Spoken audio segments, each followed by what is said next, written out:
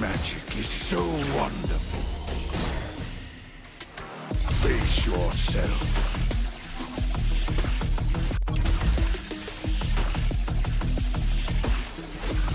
Bear my wrath.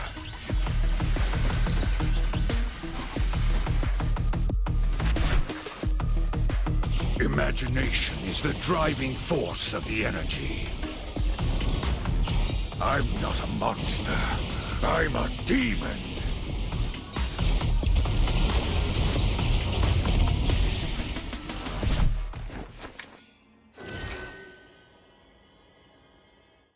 Get 8 gigabytes of all-access power. To do it all. Plus only TikTok to scroll and share non-stop. Power, work, life, and more. With Smart Power all-access data now up to 90 days. Load now. No signal, no fun. If only you could switch in an instant. But wait, you can with the Smart eSIM. Backed up by nationwide coverage. Get your Smart eSIM now.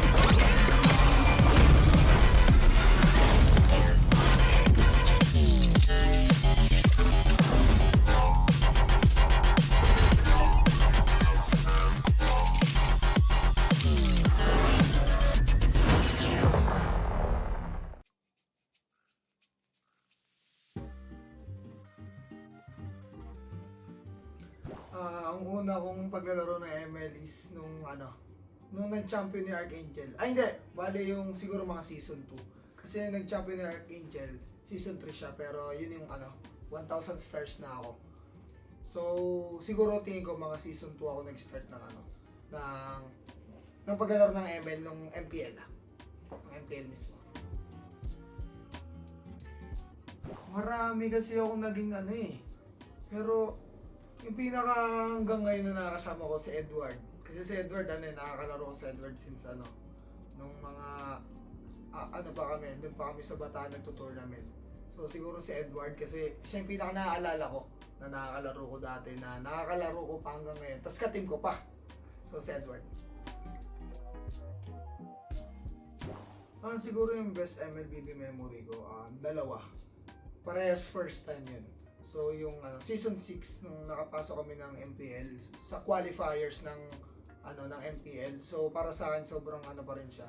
Sobrang saya at naalala ko pa rin yung moment kung paano kami nag-champion doon kasi sobrang tawag dito.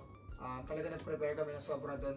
Tapos yung isa yung M5 kasi tawag dito yun yung first time ko na international na ako talaga yung lumaro. Tapos kasama ko pa yung tapos bagong team pa kami.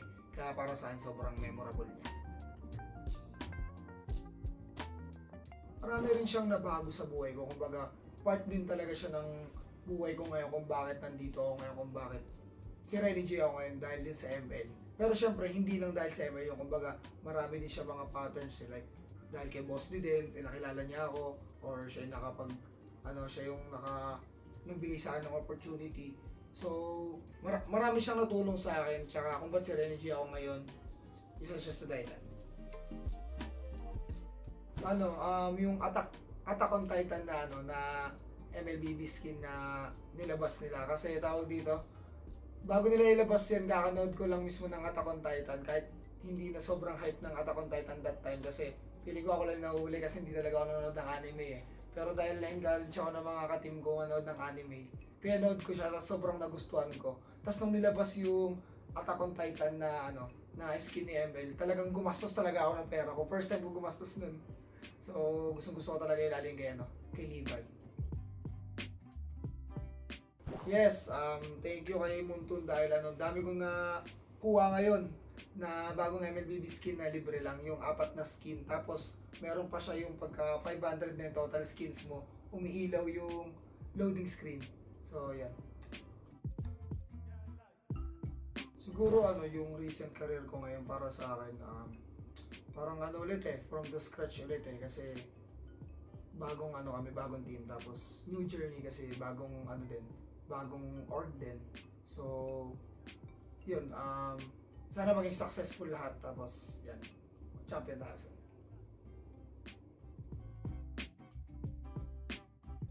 Siguro na lang, kasi marami naman nang nagagawang events si Munton Siguro sa akin na lang, parang yung banding siguro sa ibang teams. Kumbaga pagkaka-team ni Munton yung mga iba't ibang teams, kumbaga bawat roles, tapos paglalaban-labanin, ganun. Yun lang siguro sa akin. Siyempre, unang-una gusto ko magpasalamat sa lahat ng mga MLBB fans ko. Yan, sa mga sumusuporta pa rin sa akin since day one, since pumasok ako sa MPL. Yun lang, tuloy-tuloy lang tayo sa pangarap natin, and mas magiging better ako ngayon, tapos mas gagalingan ko. Tapos supportahan nyo kami, Aurora. So, we are back guys. Kita-kits sa MPL.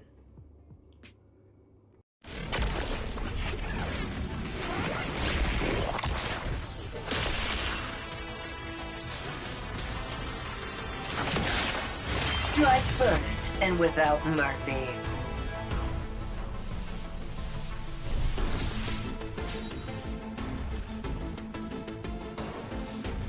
Where I tread, death follows.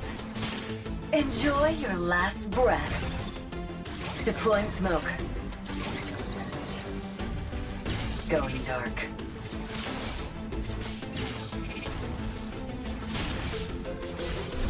War is my trade.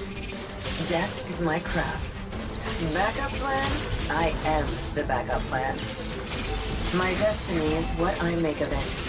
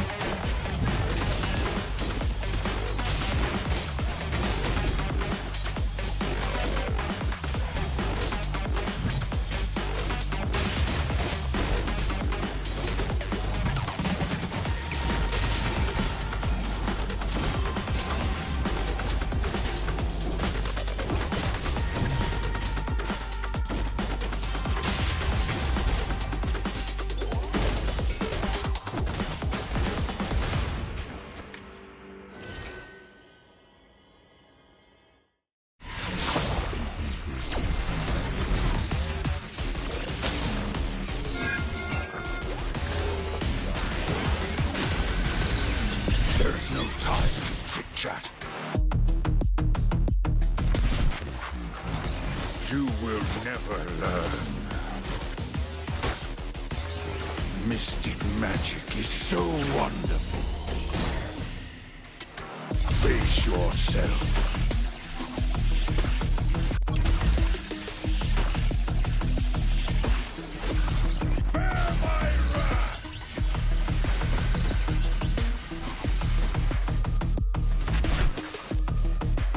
Imagination is the driving force of the energy. I'm not a monster. I'm a demon.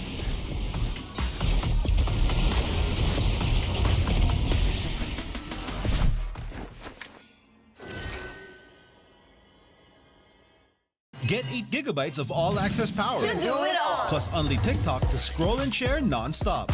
Power, work, life, and more. With Smart Power all-access data now up to 90 days. Load now. No signal, no fun. If only you could switch in an instant. But wait, you can with the Smart eSIM. Backed up by nationwide coverage. Get your Smart eSIM now.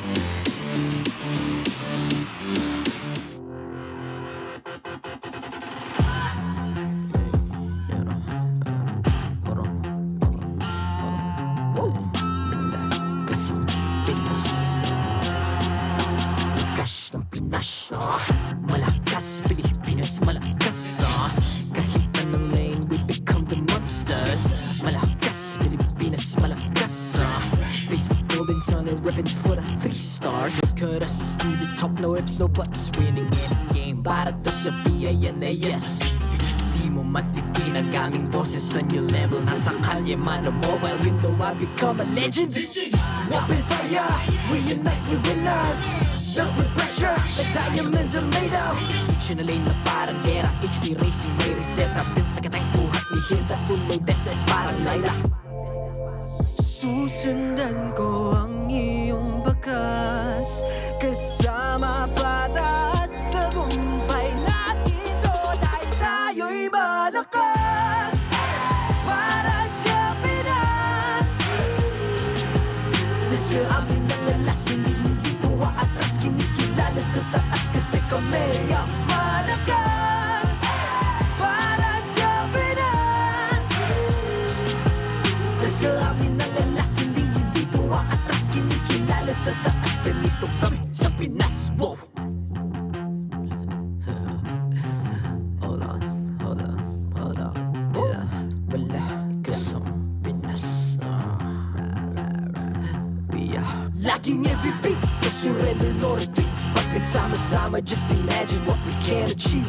Lacking every beat, no surrender, no retreat. Giving 100 all my all, cause we just cannot be defeated. We are unstoppable, immune and invulnerable. Ready ang equipment, lahat frozen, malak crowd control. Pakita ko na jab like pow, beast of the southeast. So matawag proud and loud, cause every enemy we devour. Susundan ko ang iyong bakas, kasama patas, tagumpay natin to dahil tayo'y malakas. Para sa Pinas, nasa amin ang alas, hindi tuwa atras, kinikilala sa taas kasi kami ang malakas. Para sa Pinas, nasa amin ang alas, hindi tuwa atras, kinikilala sa taas, ganito kami sa Pinas. Wow!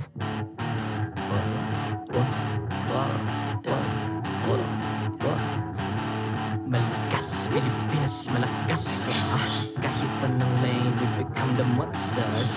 Malakas, Pilipinas malakas face the golden sun and reppin' for the 3 stars.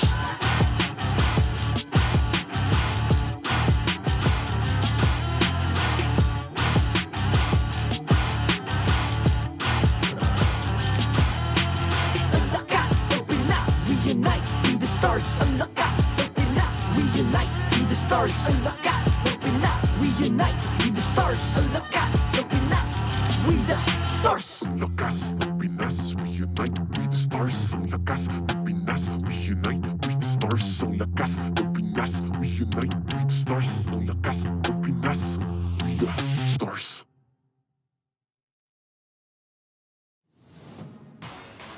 The 14th season of MPL Philippines is brought to you by the following sponsors. Smart, the official telco partner of MPL Philippines Season 14. The official tournament phone of MPL Philippines, Infinix GT20 Pro. Official suppliers, EMC Asia and Index Salon. Experience the MPLPH Season 14 action live at Green Sun, Makati City. Grab your tickets now via official MPLPH website.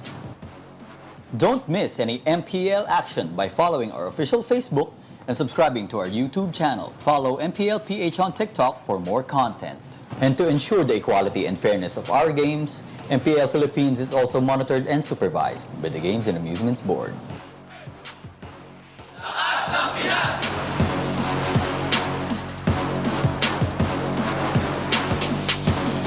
Lakas ng Pinas!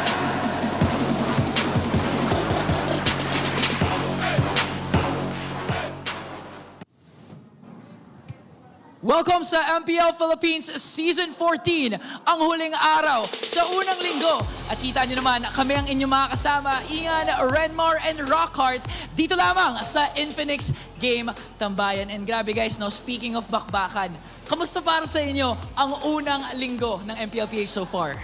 Feel ko, one by one word muna bago natin na-explain. One word, Okay. sige. Para sa akin, surprising. Ikaw? Para sa akin, top 1? Yung one word, naging one phrase. Para sa akin, Sorry. Okay lang. Pwede mo na magawin, one word din yun. Ako din tanong mo ano ka rin. Okay, so hindi, joke lang. Hindi, okay. Para sa'yo, ano yung word mo? One shot, top 1! Okay, naging one phrase din. Ay, sorry. Following instructions, you know? Pero jokes aside, no, guys, it's funny because it's not funny. I mean, it's surprising because again, we can see sa mamaya sa standings na Omega, hindi na sila late game kings eh. Hindi na sila hahabol eh. This time, they are on top. Kayo ba, in-expect nyo ba na ganun yung mangyayari? To be fair, feel ko, wala masyado tao nag-expect na ganito yung magiging result out umpisa para sa Smart Omega, of course. And nakita naman natin yung mga input ng community. Ang dami talaga na nagugulat. May nakita nga ako isang Omega fan na nag-post. Hindi niya inasahan na mananalo yung Omega kontra sa Bren. Pero nanalo yung Omega kontra sa Bren. Oo, kaya naman nakikita natin sa standings ngayon, Smart Omega is currently on top after winning their first 2 matches against TNC and FCAP, yung major upset cap, followed by Aurora, Fnatic, Team Liquid PH, Falcons, AP Bren, na surprisingly natalo nung unang laban nila, RSG Philippines, Blacklist International, and TNC Pro Team. Pero ang kagandahan dyan, guys, kasi week 1 pa lang, so may pag-asa pa ang ating mga teams na nasa lower half makabawi. Kayo, what are you expecting sa mga nangyayari? I mean, what do you want to recall sa upset na nangyari ng Omega versus FCAP kapon? Ang nare-recall ko lang, napakatagal. And ang saya-saya. Hindi, nagpipigil ta rin hininga eh, literal eh. And I think sobrang naging impactful na talaga dito ng scoring system natin na 2-1 yan, ang haba ng laban, at the end of the day, it's a 1 or a 0 lang. So, I think it's really interesting and naging spicy lalo tuloy yung maging point system natin dahil doon. Yeah, exactly. Matagal na natin sinasabi, okay lang, week 1 pa lang, regular season pa lang. But this is the season where literally every game matters. You lose the game, even if you lose 1-2, you get no points. You win the game, you get 1 point. There's still a few people out there still wondering about this new point system. It just means get the win, get the point. Get the loss, no points. Yun lang yun. So, Yun lang kumbaga yun. parang bawat serye na talaga na sobrang importante. Kailangan talaga manalo, Yes. regardless of a 2-1 or a sweep. Every series win counts. And speaking of what counts, syempre, bilangan na din natin yung edad ni Chakno kasi birthday pala niya ngayon, guys. Oh, happy birthday. Grabe yung performance sa kahapon. No? Who could forget? Amazing Franco plays ng game number 1, men. Kahit nga kami dito sa panel, nahook na eh. Dahil sa kagalingan ni Chakno. Paano yung hook? Paano yung nahook? Paano yung nahook? Paano yung nahook? Ito para mas maganda, para intense. Rocker tayo, kita. 1, 2, 3. Ay. Hey! Isang A naman dyan sa crowd! Thank you! Thank you. Live and alive ang ating mga crowd ngayon. Kaya naman kung gusto nyo makasama dito lamang sa MPLPH Season 14, pumunta na kayo, bumili na kayo ng ticket. Malay nyo makasama pa kayo dito sa Infinix Game Tambayan. And I think pwede nating balikan yung naging one of the best series so far na nakita natin, which is Smart Omega upsetting FCAP for game number 3. Mamaya makita natin yung mga highlights dyan. I believe it was really, really amazing game kasi 24 minutes. It was the longest game actually so far this season. Yeah, yung nakita ko dito is the growth of Omega. Alam naman natin na they fought in an international tournament bago nag-umpisa yung season. Medyo hinahanapan nila yung timpla doon. But one of the things that I love the most about this new Omega playstyle is katulad nung success na nakuha nila, naalala mo yung Rocket nung season 10, ang ganda nung umpisa nila nung mga first 4 weeks na umabot sila sa top 4 in the groupings. They already secured their playoff slot. This season, parang bumalik yun na hindi na nila hinihintay yung mga late game. There are times na Falcons, AP, Bren, kinukuha nila yung lamang, they get the lead, but Omega gets nila na sa meta nito, ang lakas na mag-trade.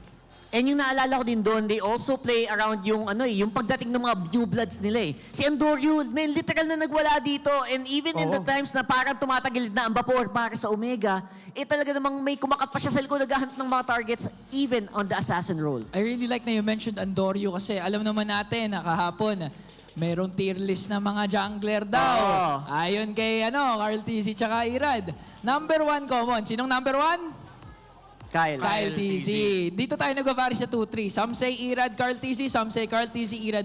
But this time, tinalo daw ni Andorio yung top 1 ng lahat. Actually, dahil nga sa performance ni Andorio, meron ako suggestion na bagong nickname para kay Ano yan? Andorio. Ano yan? Diba si Jome, Big J. Big J! Oh, Si Big Joe. Andorio naman, Big A.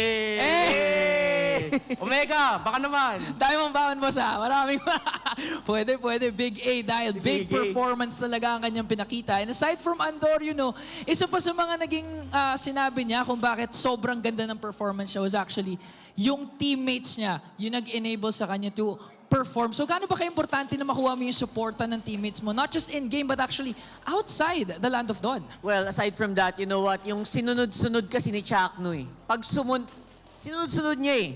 Yung hook. Yung hook. Oo, talaga. Yung hook. Alam mo, tingin mo sa akin. Paano ba sinabi ni Shaq no kahapon? Kayang uminom sunod-sunod. Yeah, Kakainom pa lang niya, kaya niya uminom ng tubig. Tama ng tubig. Di ng lason, ha? Kasi lason, binigay ng Omega yun sa Tama. FNOP, eh. Tama. So, apart from that, no, ang dami din nating nakitang magandang performance, of course, sa kanilang gold laner na si Big Jome, who could forget yung Harith niya. Nakala natin ma-outplay na ni Kyle TZ, pero pinakita pa rin niya na kayang-kaya niyang makipagsabayan sa best of the best gold laner na si Super Marco. So, pero ngayon, no, titignan natin ang upcoming matchup, Fnatic versus Blacklist. Nako, sino ba talaga yung tunay na hari dito? Uy, may sumagot.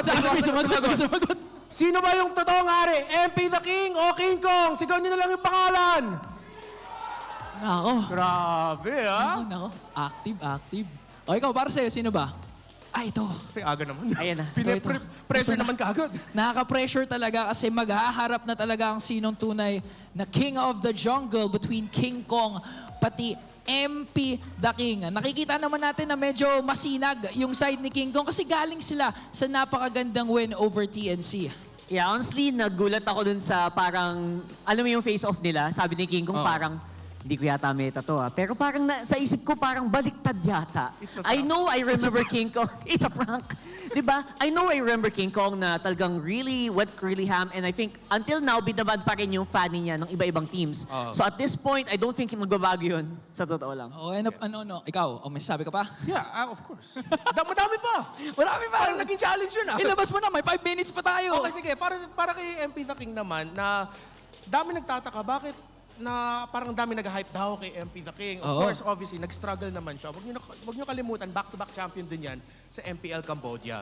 And at the same time, even in MSC 2024, nakita natin talaga paano nag-shine si MP the King. Yung See You Soon, yung team niya sa Cambodia, sila yung nagtanggal sa Fnatic Onic Indonesia. Nung MSC group stage pa lang, big upset victory. And balikan natin, yung nag-M5 dito tayo sa Pilipinas. Sino dito nanood ng M5 sa Pinas? Okay, di ba? Marami. Lahat Nung nandun din yan. tayo sa Rizal Memorial, Oo. nag-pop off dun si MP the King at saka si You Soon. So, there's a reason why hyped up talaga si MP the King. But really, he's been struggling in the first series pa lang. Syempre, big factor na dyan yung chemistry pa lang, yung pag-gel nila. Yeah, of Again, course. one of the newest additions for Blacklist International, MP the King. Pero let's go back muna sa Fnatic Onic, no? Kasi alam naman natin, tinagurian natin silang super family. But this time with their newest additions like sila Brusco, nandiyan na din naman sila Spider Miles, will they still be able to live up to that name? Honestly, I think naging surprising yung performance of the Brusco and Kirk. It really was something na interesting about this team where super fam ka, you expect na may konting adjustment phase. Hindi naramdaman yung adjustment at all here and I really like the Fnatic Onic that we're seeing today. So ako, excited na rin ako makita ko anong version ba ilalabas ng Fnatic Onic, whether will they field out Brusco or Spider-Man. Pero gusto ko rin naman makita kung ano nga bang identity talaga na pwedeng ilabas ng Blacklist. Kaya naman, what is Blacklist International's new code? Actually, yeah, that's the biggest question. Pero yung masasabi ko, especially with how we know the history of this coaching staff, focusing more on Coach Bonchan and Coach Eson. Sometimes there are seasons where nakikita mo yung hindi ko gusto sabihin experiment, na parang sinusubukan pa nila makuha talaga yung essence ng meta and most importantly, yung meta ng team nila. It's the early adjustment period. That really happens for some of the best teams. This is the biggest revamp of Blacklist International. Kaya nga, ito yung tinatawag na Blacklist 2.0 eh. 2.0. But there are still a lot of questions, especially nakita natin yung main 5 yesterday, but where's Delar? Where's Ohem? Ay, napakagandang tanong yan. At the same time, you know what? Huwag natin kakalimutan na usually, ang mga identity ng mga teams na to, nangyayari yan pag lumalabas yung mga experimentation ni Coach Bonchan din. Kasi yung Ubistrat, saan ba galing yun, di ba? Oo, In-experimento lang nila yun. Pati yung mga mask strat dati, try lang yun eh. Oo. And suddenly, it became their identity. So yun yung mga times na inaabangan ko pa para dito sa Blacklist International. And again, in fairness, naka-isang game pa lang yun. It really takes time. And we can see it naman work better for Omega. I mean, yung Mekos lineup nila last season now is sobrang ganda. Pero gusto ko na makita kung sino nga ba magbabakbakan for match number 1 for the last day ng ating unang linggo. Kaya naman, let's throw it over sa ating team intros.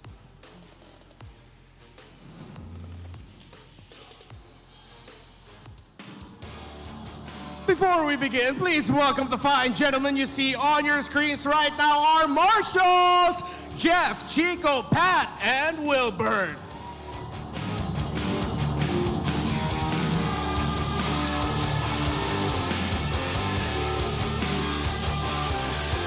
And now, it's time to open the arena for a super squad looking to ride their momentum. Welcome the Super Fam. It's Fanatic Onic Philippines!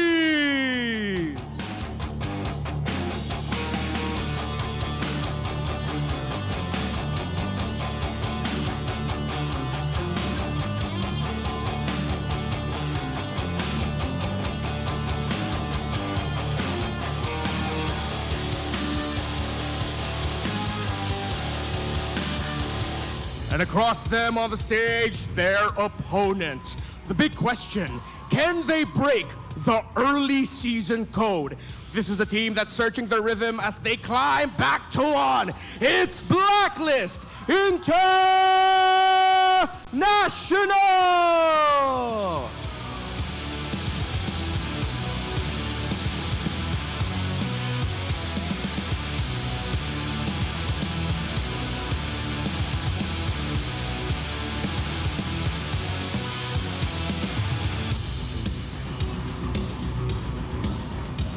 MPL Arena, we can't forget about their coaches. For the side of Fanatic Onic Philippines, it's Coach Why Not?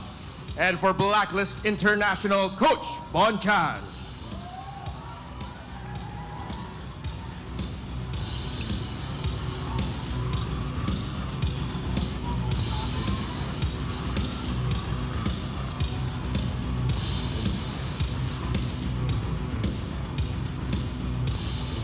It's time for the face-off! King Kong, MP the King, step forward. The King of the Jungle versus the new King in town. Step closer together. King Kong, ano ang palag mo kay MP the King? Pakita mo na lang na deserve mong maglaro ulit sa Pinas. MP, ano ang palag mo kay King Kong? Tignan na natin kung lalaman ka sa akin. Palag kung palag! You may now return to your team's fist bump. Let's see which king will rule the land of dawn. It's the final match of the first week. Let's get it started. Casters, pasok. Yo, not gonna lie, just for everyone who's wondering what in the world they said, King Kong just basically told MP the King, you know what? Prove to us that you're worth playing for the Philippines. Yeah. Meanwhile, for MP the King, it's that, let's see if you can catch up to me in general. This is the English broadcast right here. My name is Hans Galeria, and together with me is Midnight, bringing you the action between Fnatic Onic Philippines against Blacklist International, the first team earlier on your streams. A heated match that I did not expect. Fnatic Onic shows up with sheer confidence here on the King of the Jungle, King Kong, alongside with Kirk, Super Prince, Brusco, and Kelra. We've seen this lineup work yesterday, and it feels like it's still the same Fnatic Onic that played the last regular season of Season 13, they're still dominant. Yeah, I'm so curious as to when Spider Mouse is going to be playing. But in the same manner, right? If Brusco is working, especially with their lineup from before, this is the situation for them to go. Meanwhile, on the other hand, this lineup hasn't worked for the side of Blacklist International, but they're willing to try it again with Lord JM, MP, Perks, Haji, and Outplay. Yeah, again, as you can see on paper, this lineup works. This lineup is very, very capable of delivering good results. But there's a big question mark on the update, on the code of Blacklist International. And again, if you want to prove yourself right, Onic Philippines is a good proving ground for Blacklist International. Yeah, I mean, honestly, if you take a look at both of these teams, they are very dynamic in terms of what they want to do. A more well-rounded composition from the side of Blacklist, but if we're going to be talking about the keys to victory here, for Fnatic Onic, it's to continue being the reason why FNOP is still a super family. For Blacklist, it's to establish dominance, be the king that you are, and for both of these teams, you have to utilize the space that your roamers provide. What's like the key factor here from all of the three? Honestly, team identity. Fnatic Onic, there's a reason why they've been called a super family. This team knows how to play with each other, and I think that's the strength of Fnatic Onic. Just keep at it, you know? Keep at being aggressive as spy, being creative with your composition. On the other side, on the flip side, we have Blacklist International with the new king at the helm, MP the King. He's been a stellar jungler. Mind you, Blacklist International has been eyeing, scouting MP the King even before Sensui left. Yeah, man. So, you know, it really speaks of the volumes of the capability of this guy, of this guy, but he needs to step up. Yeah, this is going to be a major statement because apart from all of the seasons, right, we've seen Blacklist International win against Fnatic Onic Philippines, if we remember correctly, way back Season 13 playoffs. And that is a major thing to say because Fnatic Onic was 5th place. They had the advantage all throughout, but they were eliminated by the agents. And as of this moment, a clean slate, quite wide open, right? So MP the King, he has room to grow, but at the same time, he doesn't have a lot of time, if I should say, because they really need to pick things up to speed right Especially now. in this match, because, you know, time is on the other side. Like, Onic, it's always been their time, especially during the regular season. I just want to throw you back to Season 13. Yep. Onic, Fnatic Onic made that season their playground. If I say they have to reintroduce themselves. This time, because they've been through a lot of things all together, but in the same way, for Fnatic Onic, this is probably another thing that we would want to clarify from them, because again, they have been deemed as a super family from Season 13. But what do you think is the difference between the two roamers? Because we haven't really seen Spider Miles play, but now Brusco seem to be finding the right fit here for the side of Fnatic Onic. I think Perks is more of an engaged type of roamer, while Brusco sometimes can also do that, but he's more fit with with roamers that actually give space. That's why the reason they pulled out a Hylos yesterday is that it soaks up a lot of attention, not just damage but also attention. And the way it works is that you use these types of players that know their limits and play around that. But now we are in the draft here. That's fast. Fnatic Onic picks up the Fanny first pick for their side. King Kong, the smile on his face. He said it yesterday. He's not as good on the assassins, but hell to that, you know? King Kong. We all know what's true. We've seen you for like, I don't know how long we've seen you in this league, but one thing is for sure. What you said yesterday was a lie. Yeah, it was a lie. Stop capping. We have a lie detector right here. You were capping. You were capping. You were caught red-handed. But on the other side, it is going to be Blacklist International on the red side as well, with the Edith and the Valentina, Harith and Fanny. Fnatic Onic already releasing their main damage dealers here for both their sides. This sucks for Blacklist International. I mean, you're confident with the Edith and Val. It's a nice two-pick combination. Edith kind of works against the Harith, but it's just that you give out Harith, probably the best goal laner in the current patch, and alongside the Fanny. And mind you, Kelra is going to be the one who's going to be handling the Harith. I think if it's like a normal player, like a regular player, it's like, all right, it's manageable, but then it's Kelra.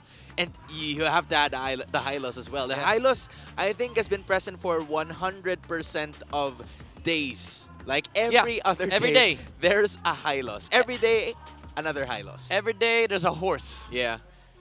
Man, I cannot believe it. Because, like, Hylos has been nowhere to be found from Season 13, from the past few seasons. And then all of a sudden, he's starting there, choking up the damage. And then at some point in time, flexible between the EXP and their own position. Claude is going to be the choice here for Bonchan and the rest of the agents to go up against Kelra's Harith. But outplayed, if there's anything we know about this guy, he also plays a mean Claude. Yeah, it's a good Claude player. Honestly, it's a good. It's also a good matchup against the Harith because you are able to sort of like taper off the momentum that the Harith can get, especially in the late game, because you're just a better, late game marksman. But do think that Harith is not that weak in the late game. Like, he doesn't really scale off. But it's unlike Claude that just has unlimited potential in the late game. He's but the crazy. thing is, with this Claude pick, they don't have early game setups yet, and your main threat for Fnatic Onic is the ability to snowball with the Fanny in the early game. It has to be in the early game now. Also, for the side of Blacklist International, they're going to be looking for those answers. I was honestly thinking of a Nolan, but again, it was caught by the side of Fnatic Onic Philippines. Good call from Coach Wine up there. It's going to be, a little difficult for the side of Blacklist International to just find something in the early game because they have, safety and insurances up until the later portions of the match. But if you're the side of Blacklist here, what's like something that you want, but you feel like FNOP is gonna ban? Hayabusa, maybe? I think FNOP is gonna ban a Hayabusa, but we all know MP the King, he's been playing a lot of weird heroes even before this patch came to be. Even played Bane. Yeah, the Bane jungle is still open for Blacklist International, and also, quite possibly, the Hanzo. Right. I remember the Hanzo. It was played, I believe, by Smart Omega during the very first day of our league. And this time, let's see if that's going to be the case here. Arlott is banned as well for the side of Blacklist International. They don't want to give any sort of setups here for the side of FNOP. But, teams start to use Hylos as a setup hero, not directly, but it kind of like initiates the fight wherein there's nowhere else to go for the rest of the members of whoever is facing that Hylos. Yeah, all right. Good heads-up ban for Fnatic Onic. They just banned the Kufra instead of looking for a different jungler. Safety. They just don't want the Harith and the Fanny countered on the side of Blacklist International. And Perks is a very good Kufra player too. So now it begs the question for Blacklist International. What do you put on Robe? Do you put Edith Rome against the Hylos, which isn't really that great, but the thing is, you don't even know if the Hylos goes XP or Rome at this point, so might as well go for the Mathilda, look for the escape. This is the same lineup that who was this? This is the same lineup that Aurora ran against them. The Mathilda versus the Harith. All right. There may be something there. There may be something there that they could work on for this game number 1. Because in terms of like team fight and early game damage, I feel like King Kong's going to have a field day in like the first few minutes of this game. But it depends on how the Matilda is going to go, especially when it is going to be on the hands of Perks using this Matilda. Now, if you're a Fnatic Onic Philippines, you still have a lot of choices for the EXP, or maybe Hylos could even be your EXP lane position, right? Exactly. A lot of flexibility there. Or Aurora maybe in the mid. Oh, Julian in the mid. All right. Okay. And then the final one's going to be Cho. Just like usual, I think we've seen a lot of that. What do you think about that final Cho pick? Thing is, I don't even know if this is a Rome Cho or XP Cho, because we've seen a lot of XP Chos recently. Oh man, that's true. But the thing is, both of them buy Thunderbolt, which is going to become a problem for Blacklist International. There goes the Bane. As we've said earlier, Bane kind of feels nice in this game. You are able to sort of like deal with the Hylos when he goes in with the Shark Bite. And of course, it's a good counter against the Harith and the Fanny. But my concern is there's a lot of catch on the side of Fnatic Onic Philippines. Not really just straight up engages, but also just closing the gap onto the side of Blacklist International. But the good thing is, they have a Mathilda. Yeah, well, what you mean here is they have a lot of ISO plays. They can play isolation, one-on-one. It's going to be easy for them to just maneuver and get an easy kill without even a conversion from the side of Blacklist International. So Blacklist might have to stick together here, especially with the Matilda being added into their lineup. Both teams have already locked in their respective heroes, and I'm sure that all of them are going to be relying on this Bane for the early portions of the game. A good hero that could possibly secure objectives, but at the same time, if you're looking at a catch from Hylos, at a catch from, the Cho, and especially the cutthroat from the Fanny, I feel like it is really going to pose a lot of problems. But we're Yeah. going to find that, or we're going to find more of that out in this game. Because this is the first time this season that both of these teams are going to be matching up. Yep. And again, as you've said, there is a lot of threat on the side of Fnatic Onic with the early game momentum that they can have, especially on the Fanny, the Cutthroats. Once King Kong gets level 4, there is that engaged factor from both the the Julian and the Hylos. It's not just the Hylos that can set up for Fnatic Onic. Actually, 3 heroes on their side can set up against Blacklist International. So for Blacklist, you do need to take care of your cores in the early game. But the problem is you have 2 cores that you have to take care of. The the Claude in the gold lane and also the Bane in the jungle. And honestly, if you are Blacklist, you're gonna have to try to be safe in the laning stages of this match. Because one wrong move, then it's already like early game scaling absolutely for the side of Fnatic Onic. So you have to make sure to just try to get those last hits on those minions as early as possible. Yeah. And then try to contest for those turtles only when you can manage to do them. Buy a little bit more time is the story of the game for the side of Blacklist International. As not a lot of things are currently happening on the map, just securing a bunch more objectives, but it is Fnatic Onic that is starting to get a little bit more than that. This is the beauty of the Julian, like level 3. You don't even need level 4. You have all spells to your arsenal, so you don't really need to look for wave prowess in the early game. That's the reason why Fnatic Onic is already engaging onto MP the King, and that's the first blood being drawn by the Sonics. Isolated. He was caught red-handed walking into the river, and that fish, octopus, if I should say, I don't even know. Squid. But whether, okay, all right, squid. That squid is getting back into base, and this is going to be the same Prince. reason. One more hit. Oh my One goodness. more hit. All He right. was outplayed by outplayed, and that so far is going to be 1-1 for the side of Blacklist. You'll take that if you're them. There's a big blunder from Super Prince, especially with the flicker commitment. One more hit would have done the job, but he didn't feel like the damage was enough. And outplayed, gets 1 kill in return. And yeah, you take that trade any day because they also got Turtle. Yeah, they did get a turtle, but Kellera in the same way got a little bit more gold from those energy shields. He's going to be using it a lot here. Here we go. Oh, the jump and the cutthroat from King Kong. Look at the cable swing from the Fanny. And the return kill from Fnatic Onic is there. Haji goes down. Yo, King Kong was like, you know what? Why you hurting my bro? Why you over there? You shouldn't be there. As you take a look at the Infinix hand cam as well, Yep. King Kong's fast hands are going to be there off the essence. But my goodness, good escape coming in from Kellera to Bottom just lane. take himself out. But in the same manner, it's going to be King Kong and the rest of the members there at the bottom lane. It's, I believe, Lord JM trying to, control that Fanny. That's going to be the main catch of theirs heading forward into the later match. Yeah, like the key word is catch. Blacklist International has to catch the Fanny and the heir, especially in the mid game. But we've seen Kellera already pop Purify earlier on. Perks shooting a lot of damage. Good thing there's a shield with the Mathilda after the Guiding Wind. But again, you already start feeling it like Fnatic Onic. It's not even like the peak of their their power spike. It's just a preview of what's to come.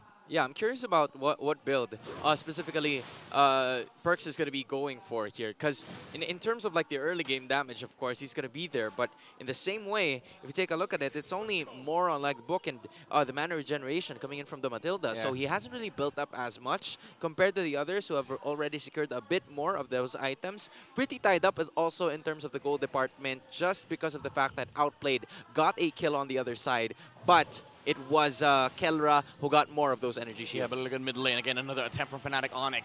Haji with the double dash. Cutthroat from King Kong.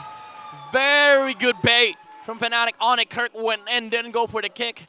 But the double dash from the Valentina was already used, and King Kong gets a free kill. Yo, he just waited until there was nothing Kirk! left else to move. Kirk with the kick! He's finding the angles. The Kirk is in action, but there's the Guiding Wind from Perk, saving the king of Blacklist International, but the other king is just taking the turtle. Now, that's one of the perks of having perks there, right? Just, getting out of situations. Have an access. And like, all right, I'm out. All right, skadoosh, goodbye, everyone. But that's also the case for the turtle. And at the same time, it's King Kong again. Look at the dives. Harris with the Salmon Force blazing through it. Does no damage whatsoever. Flicker out.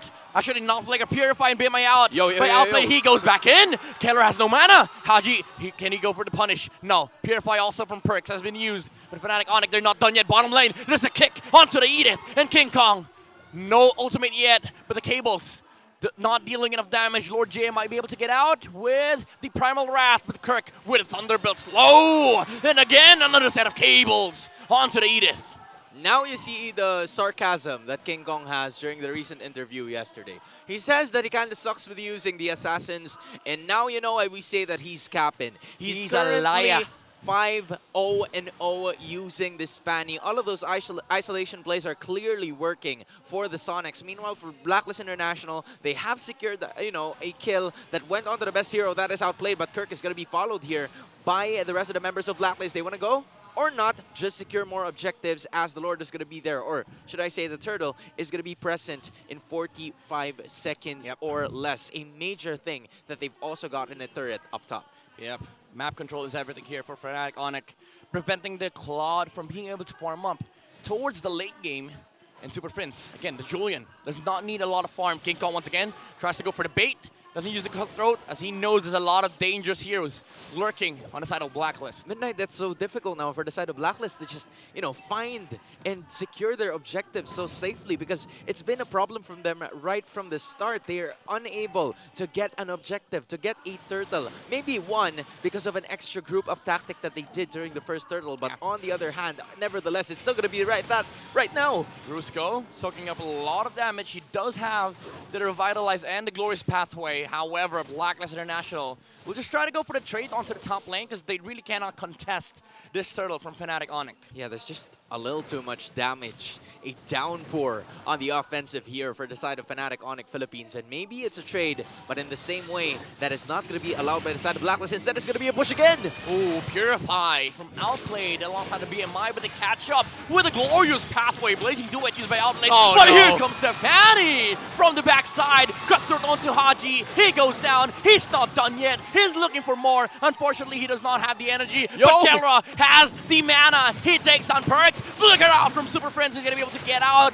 Shark Bite from the Bane. But Kirk with the knockup. One more chase from Fnatic Onic. They might be able to take out Lord JM here. Oh, but flip back and onto the Primal Wrath. He's going to be able to get out. Don't tell me. But King Kong once again lurking in the shadows. And Lord JM gets kicked once again. Kelra with his Almond Force. He does not want to end this fight. He wants to look for more. That Blacklist International just being tossed aside one after another, courtesy of those Jit Condos coming in from Kirk, who now has 4 assists in this game. Brusco being the sponge, the defensive sponge for Fnatic Onic Philippines to just get those damage outputs from Blacklist, and then it's going to be up to Kelra to, dish out the damage. He's not even part of a lot of team fights because it's King Kong that's finishing them off for good. Super Prince was almost, dead over there on the top side, but it's not going to matter because Kirk is going to be here in the middle. JM catches Kelra, but he does have the Purify. He's not using it yet, and now has burned it because Outplayed used the Blazing Duet. And Blacklist International, they are going to be able to save their mid lane turret. A lot of resources expended on the side of Fnatic Onic. Purify on Kelra as well as a Glorious Pathway plus the Flicker from Kirk. Yeah, they can't lose this middle lane turret. This is going to be the most important objective that they should have for the next couple of minutes, because again, the Lord is going to be there, and in case they lose that, they lose a little bit of those wave management that would be easier with that middle lane turret, and also the buffs accessible for them on that side. Yeah, every second counts here for Blacklist International. Fnatic Onic, they're just closing the map, the roads of Blacklist towards the inevitable comeback with the claw. But Fnatic Onic, again, very identical to all their games. They're still looking for engages here. Lord JM once again gets kicked, but the Harris has not used the Diamond Force yet. They are in front of the Lord. This is going to be a Lord dance for both sides, but Fnatic Onic, they want to engage. Super Prince is looking for the angle, and Outplayed, BMI's out. And they're going to try to burst on the Lord, but they're still coming back here. Lord J with the Primal Wrath. He's hurting Kirk. He's hurting Kirk. Kirk might go down. No, the Choke gets lit.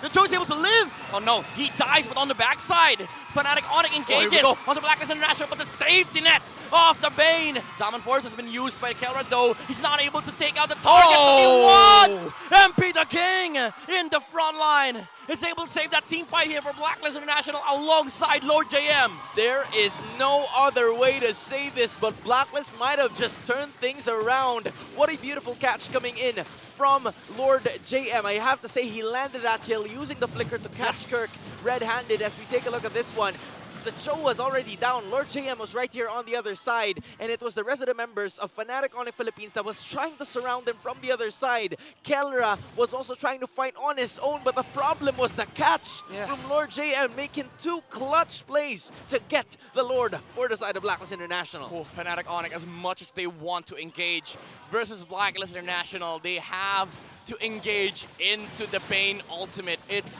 going to be very hard to move around those areas because you have to deal with the damage output, the crowd control, as well as the positioning of Lord JM. Yo, Midnight Fish, our friends, not food, did not work for them at that time. It was just too much. The damage was too much to take for the side of Fnatic Onic Philippines. And not only that, the extra bump, the extra knockup paid dividends for the agents, for them to regain some floor, for them to regain some ground. And now, from being 4.5k down in this game, they are now just by 1,000 in terms of gap. But look at this. King Kong's going to be trying to go instead, but that might not be the greatest decision because Perks followed to his death. A little blunder from the Mathilda. He thought he could knock up King Kong in time for Blacklist International to re-engage.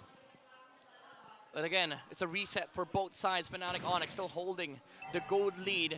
Very high margins of gold here in the course on the side of Fnatic Onic, but Blacklist International, they're catching up. You already have the War Axe and Thunderbelt on the Bane, plus the Brute Force Breastplate just to add more survivability and as well as a little bit more damage. But now he's building towards, I think that was a Blade of Despair or even a Malefic Roar.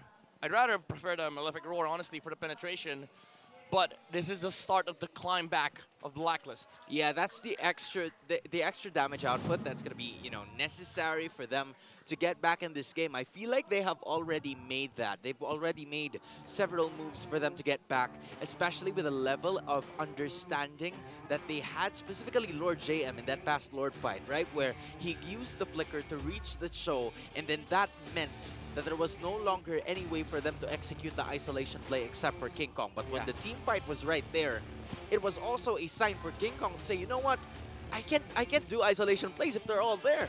So the fight, whenever there's a team fight, with a Bane being the center of it all, they might have just won. Yeah, and we said it earlier too during the draft. Like the Edith does work against the the composition of Fnatic Onic, but also the last pick Bane. Like this is really the Bane of Fnatic Onic. Their strength is engages, but if you can't engage, then you're just naturally losing to the team fight versus the Claude because they have more damage when it comes to dragged out fights, and if they cannot choose their targets, they're just gonna be pummeled down by both the Edith and the Claude. Yeah, and especially with the late game, right, where a lot of these teams are gonna be clamped up together. They're gonna be grouping up so much to just try and dish out the damage, and Blacklist International is very much aware of that. They know that they had the Edith and the Claude, 2 heroes that are very good in terms of team fights. The only thing probably that I'm quite concerned here is going to be the damage or the sustainability, only because they have the high loss. So high loss specifically for should I say the Matilda rather, they only have the Matilda here for Blacklist International, so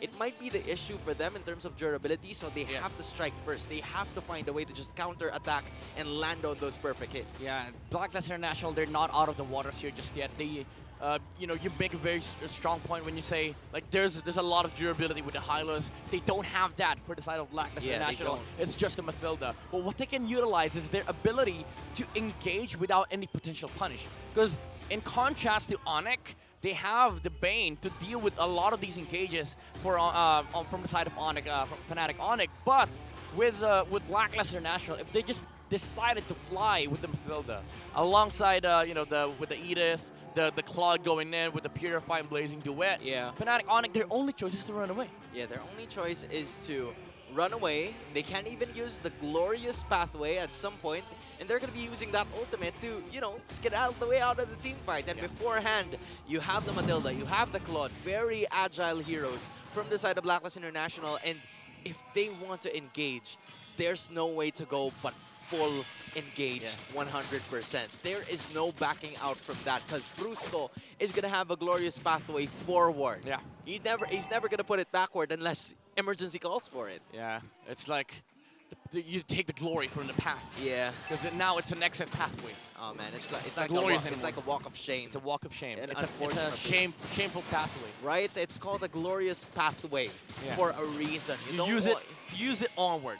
You don't want it to be called the path of shame. Yeah. Because the path of shame is going to be you going back to the base. And now, just like what we were talking about a while ago during the break, Blacklist International is starting to group up. They have noticed that, you know, the lead is slowly being worked on here. Super Prince, that was a close call. I mean, it was almost right there. But Blacklist, or should I say Fnatic Onic Philippines, having very good sense of awareness, knowing where the rest of the members of the agents are. Now, they're just swinging back and forth between opposite side of the map. They're trying to find someone. They're trying to find someone as well as slow pushing the opposite lane of the Lord. And now, might see a very, very dragged out Lord dance here, considering that both checklists are fulfilled here for Fnatic Onic and Blacklist International.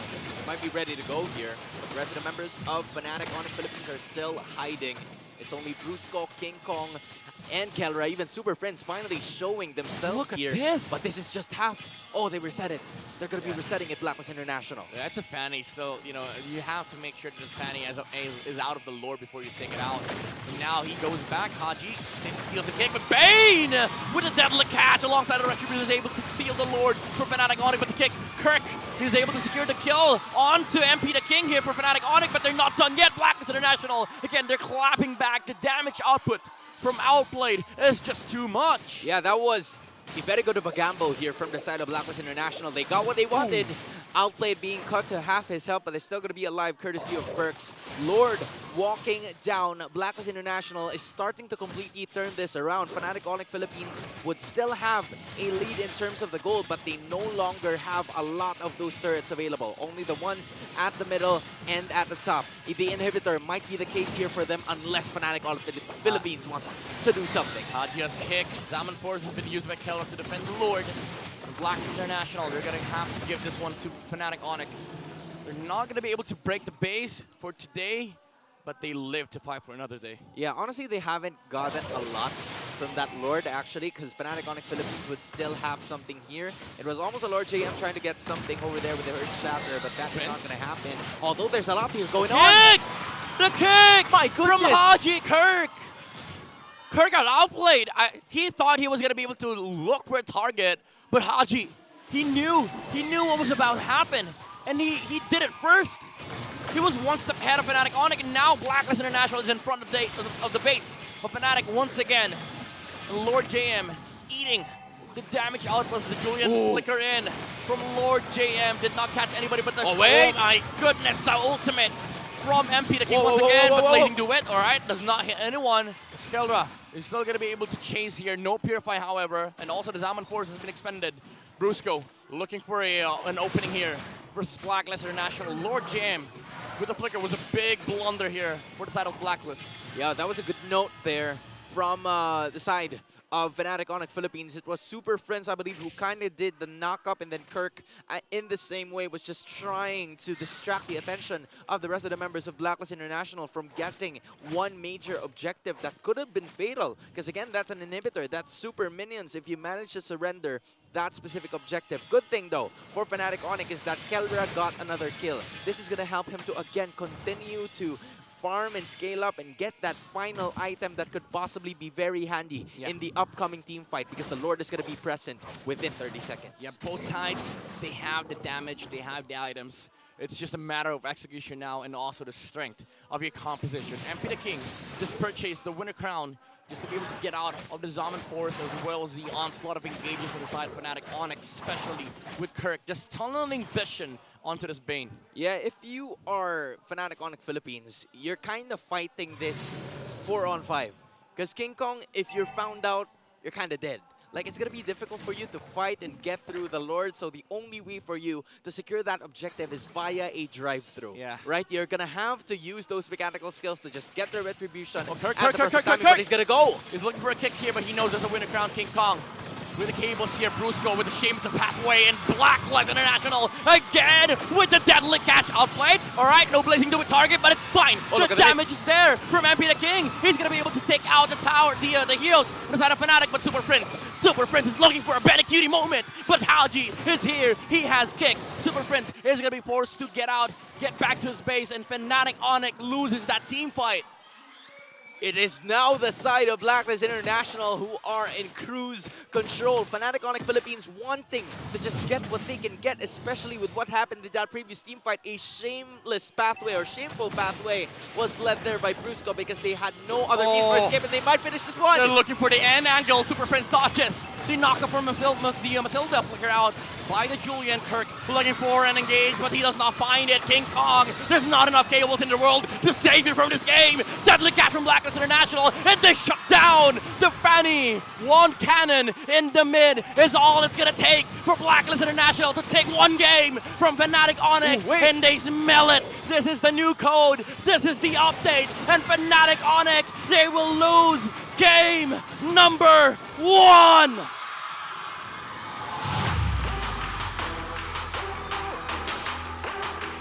You better believe it. It is Blacklist International getting a victory, the first one of theirs this season 14.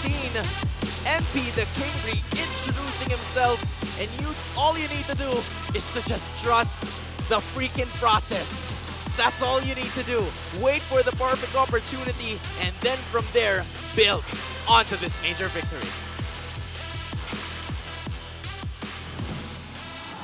At unti-unti pinapatunayan ni MP the King na deserve niya bumalik dito sa Pilipinas after destroying Fnatic Onic. Renmar, Rockart, muli tayo nagbabalik dito sa Infinix Game Tambayan.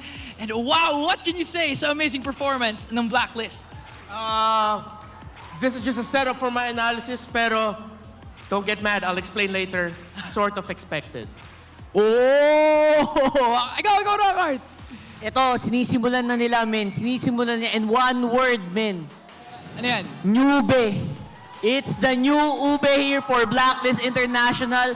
Pinaramdam nila yon na medyo simula, medyo tatagalin talaga. Pero pag tumagal, yung lineup na yan, grabe, magsama-sama lang kayo, kaya nyong tibagin. Even yung pinakamasakit. And new ube nga talaga dahil bagong mukha ang makikita nating MVP for Blacklist, none other than Outplayed. Now, we have to really give the credit to Outplayed, this MVP performance. Kasi yung lineup na draft ng Blacklist International, because of all the pieces you're thinking, ay, para kay MP yan, para kay ganito yan.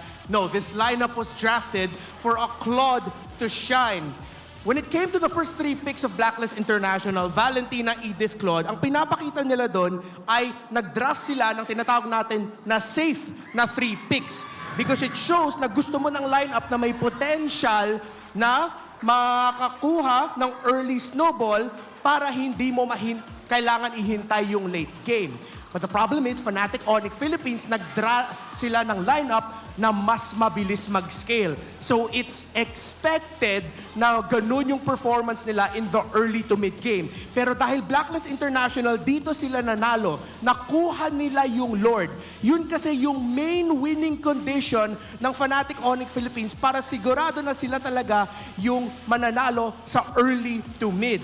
But Blacklist International getting that Lord means that they got their turnaround condition. Kasi hinihintay nila yung eventual power spike na makukuha ng lineup nila for the Bane and most importantly, for the Claude of Outplayed. Na importante yung trabaho niya dito, wag lang siya mamatay. And nakita natin yun sa item build path. Kanina nag-corrosion scythe siya, DHS, and it took him almost 12 minutes to build the golden staff. Because of the Fanny, he had to build the leather jerkin first and other components. But once he got that golden staff, dun na natin nakita yung scaling ng lineup ng Blacklist. The power of the Valentina, the Edith, and the Claude. Pero natis na nga tayo dun sa early game. In the early game, yes, we have to credit King Kong, one of the best Fannies in the league, maybe even one of the best Fannies in the world, godlike to start it off.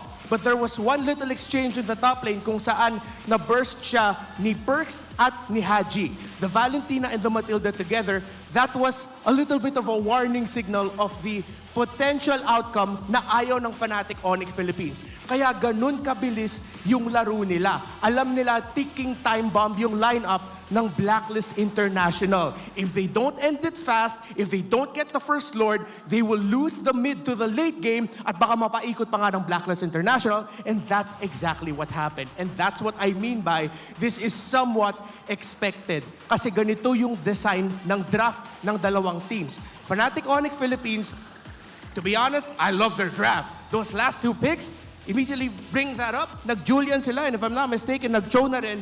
Yun yung signal na, okay, magpapabilis sila. Yung first 3 picks, mabilis na nga. Yung last 2 picks, mas pinabilis pa yung power spike nila. That's the early to the mid-game power spike. Now, for the other members of Blacklist International, you also have to credit here MP the King and yung call nila na i-go na kagad yung Lord. That first Lord was so important to them because that allows them to catch up with the gold, to catch up with the control, and them getting those crucial kills, especially that double kill by Outplay, kung di ako nagkakamali, in that Lord pit, meant that they had their condition for the turnaround.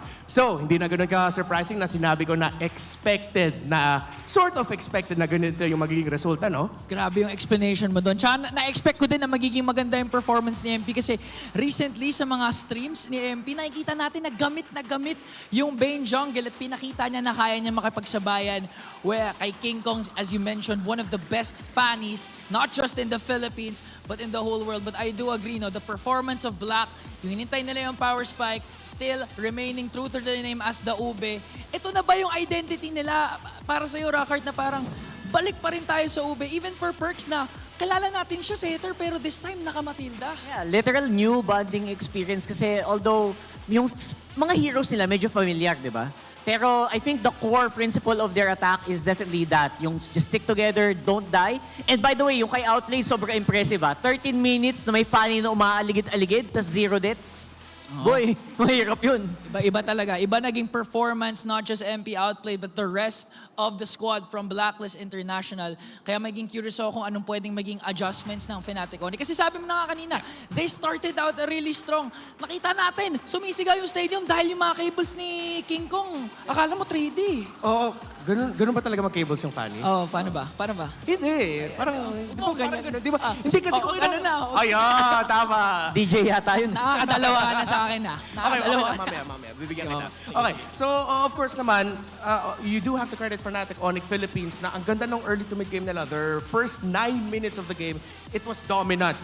Kitang-kita mo na gets nila na kailangan nila i-target si MP the King. They needed to target MP the King. They needed to stop Perks and his rotations. Interesting nga kasi yung unang jungle rotation ng dalawa, ni MP at saka ni King Kong. Ang daming King kasi. Daming King eh. So, yung Fnatic Onic, nag-park sila ng 3 sa gitna para hintayin lang si MP the King.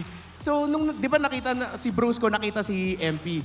Nung nakita na si MP, biglang pumasok na si Super Friends at saka si King Kong. So, kita mo talaga na Fnatic Onic Philippines, nire-respect nila yung inevitable na mangyayari sa kanila kung hindi nila makuha yung early game. At ang inevitable naman for game number 2 is Black actually picking the blue side this time. Kanina pa red side sila, no?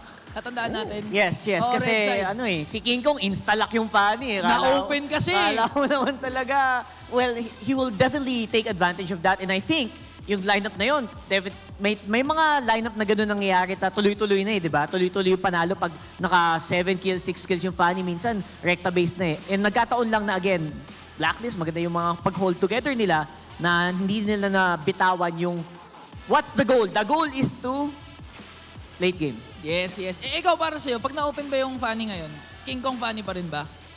Tingin mo? For me, if it's open on the red side, since nasa red side yung Fnatic Onic, I would still take it. Pero may konting adjustment lang yun. Yeah, you already have the Fanny, and if ever they want to go for the Harith, sure, but they need another tool there. I think if it's Fanny Harith, masyadong greedy na already. It needs to be another basic attack type of hero na para yung pang late game mo if ever. I mean, maganda rin naman yung scaling na late Bea game. kaya? Pero you need something that's a bit more for reach eh. Alam mo naman, Bea fan ako. Pero parang hirap mag-Bea ngayon eh. Pero alam nyo guys, ako para sa akin, may kailangan pang may kulang pa kay MP eh. Kasi hindi pa talaga siya naglalabas ng talagang assassin eh. Nag-ano na siya, Bane, I believe Nolan pa lang ata yung nagagamit niya. Yeah, nag-Nolan siya. Gusto ko na yung mga funny niya eh. Parang MP the King, hindi kami makukontento pag hindi ka nag-funny. Parang kulang I agree. I agree. Feeling ko, MP the King's time to mga Fanning, mga Hayabusa. Oo. Baka ganun. And I really respect this decision by Blacklist International to go blue side. And I think that's a good tell for the rest of the world why you would want to go blue side. I mean, just look back at the draft of Fnatic Onic Philippines, diba? Ang daming power picks. Nag-Hylos, nag-Julian, nag-Harith, nag-Fanny, nag-Cho. Power picks lahat yan ngayon sa meta ngayon eh. So it's a good thing that Blacklist decides to go blue even though nanalo sila sa red side. And syempre, sulit na sulit yung mga power picks na pinipili nila. Syempre, dahil powered sila by our Infinix GT20 Pro, the official phone of MPL Philippines Season 14. Nakikita naman natin sa mga handcam na hindi magagawa ni King Kong yun pag hindi sa naka GT20 Bro. Diba? Actually, may yung tatanong kanina sa comment section, ano daw gamit ng mga phones ng mga player to? Ayan na, nasagot na. Ay, alam nyo ba guys, pwede nyo palang maranasan din yung GT20 Pro sa ating fancy laban dyan pag pumunta kayo dito. Pero of course, MPL Arena gives us always our freshest look. Kaya naman ibalik nyo sa MPL Arena ang freshest look nyo dahil tayo ay naghahanap ng napakaganda at napakapogi ng mga Index Salon Beauties. Ayan, sino ba ang ating mga pwedeng makita? Ingan, quick Riz. Riz may, ay wala Ay, na. sorry. Wala Sa akin nang pala Riz time. nakaturo. Okay lang. Ayan na, may tinuturo na mga kaibigan. Shout out to the Blacklist agents! Ay! Oy! Blacklist, cheer naman kayo dyan! Shout out daw sa mga Blacklist agents! Ayan, ayan. Oh. Sino ba dyan? Ay, ito. Let's go to the other side. Shout out to the Fnatic Onic Sonics! Hello? Hello? Hello? Hello? Na, alam mo bakit? Napagod kasi sila kakasigaw sa mga pinagagagawa ni King Kong eh. Pero ito mukhang hindi pagod oh. Fresh na fresh pa rin ang ating mga audience dito sa MPLPH Season 14. Of course, thanks to Index Salon. Ayan ang ating mga Index Salon na beauties. Grabe. Ang daming pumupunta dito. Feel ko, kayo din, pumunta na din kayo eh. May isang tao doon nag-hold up ng sign sa cellphone niya. Nakalagay doon may GF pa ako. What? Congratulations! Ang narinig ko sa'yo, hold up.